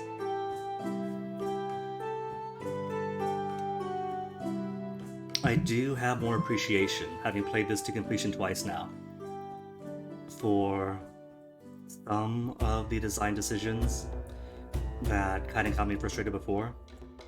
It's a good game. It is so much shorter than King of Dragon Pass though. Like, it's more linear in story. They both are, but this one's story comes up so much quicker. As soon as Beren is born, that's it. Even getting married by age 29 is still a much easier game. Not easier, quicker game I mean.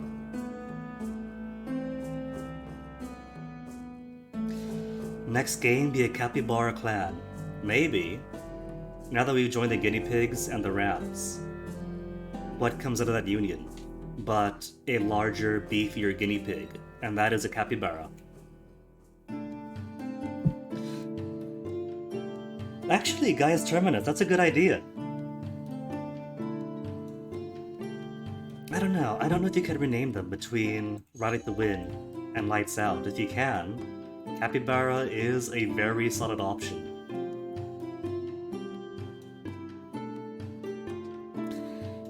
But that'll have to be for future clans in future games whenever Lights Out comes out.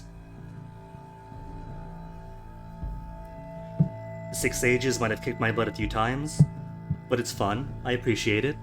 I enjoyed playing it.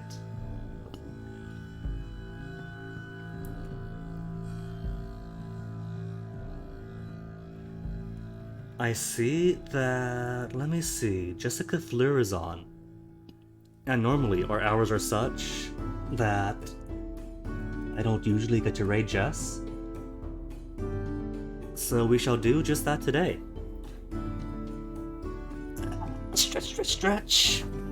So, thanks for hanging. We'll see what we do for the rest of this week, if anything. I have plans for October.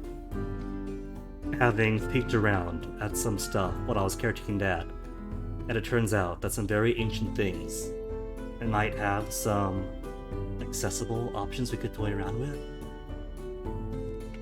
So I know what we'll be doing next week and thereon. For this week, I don't quite know yet. But that is a future problem for a future Guinea.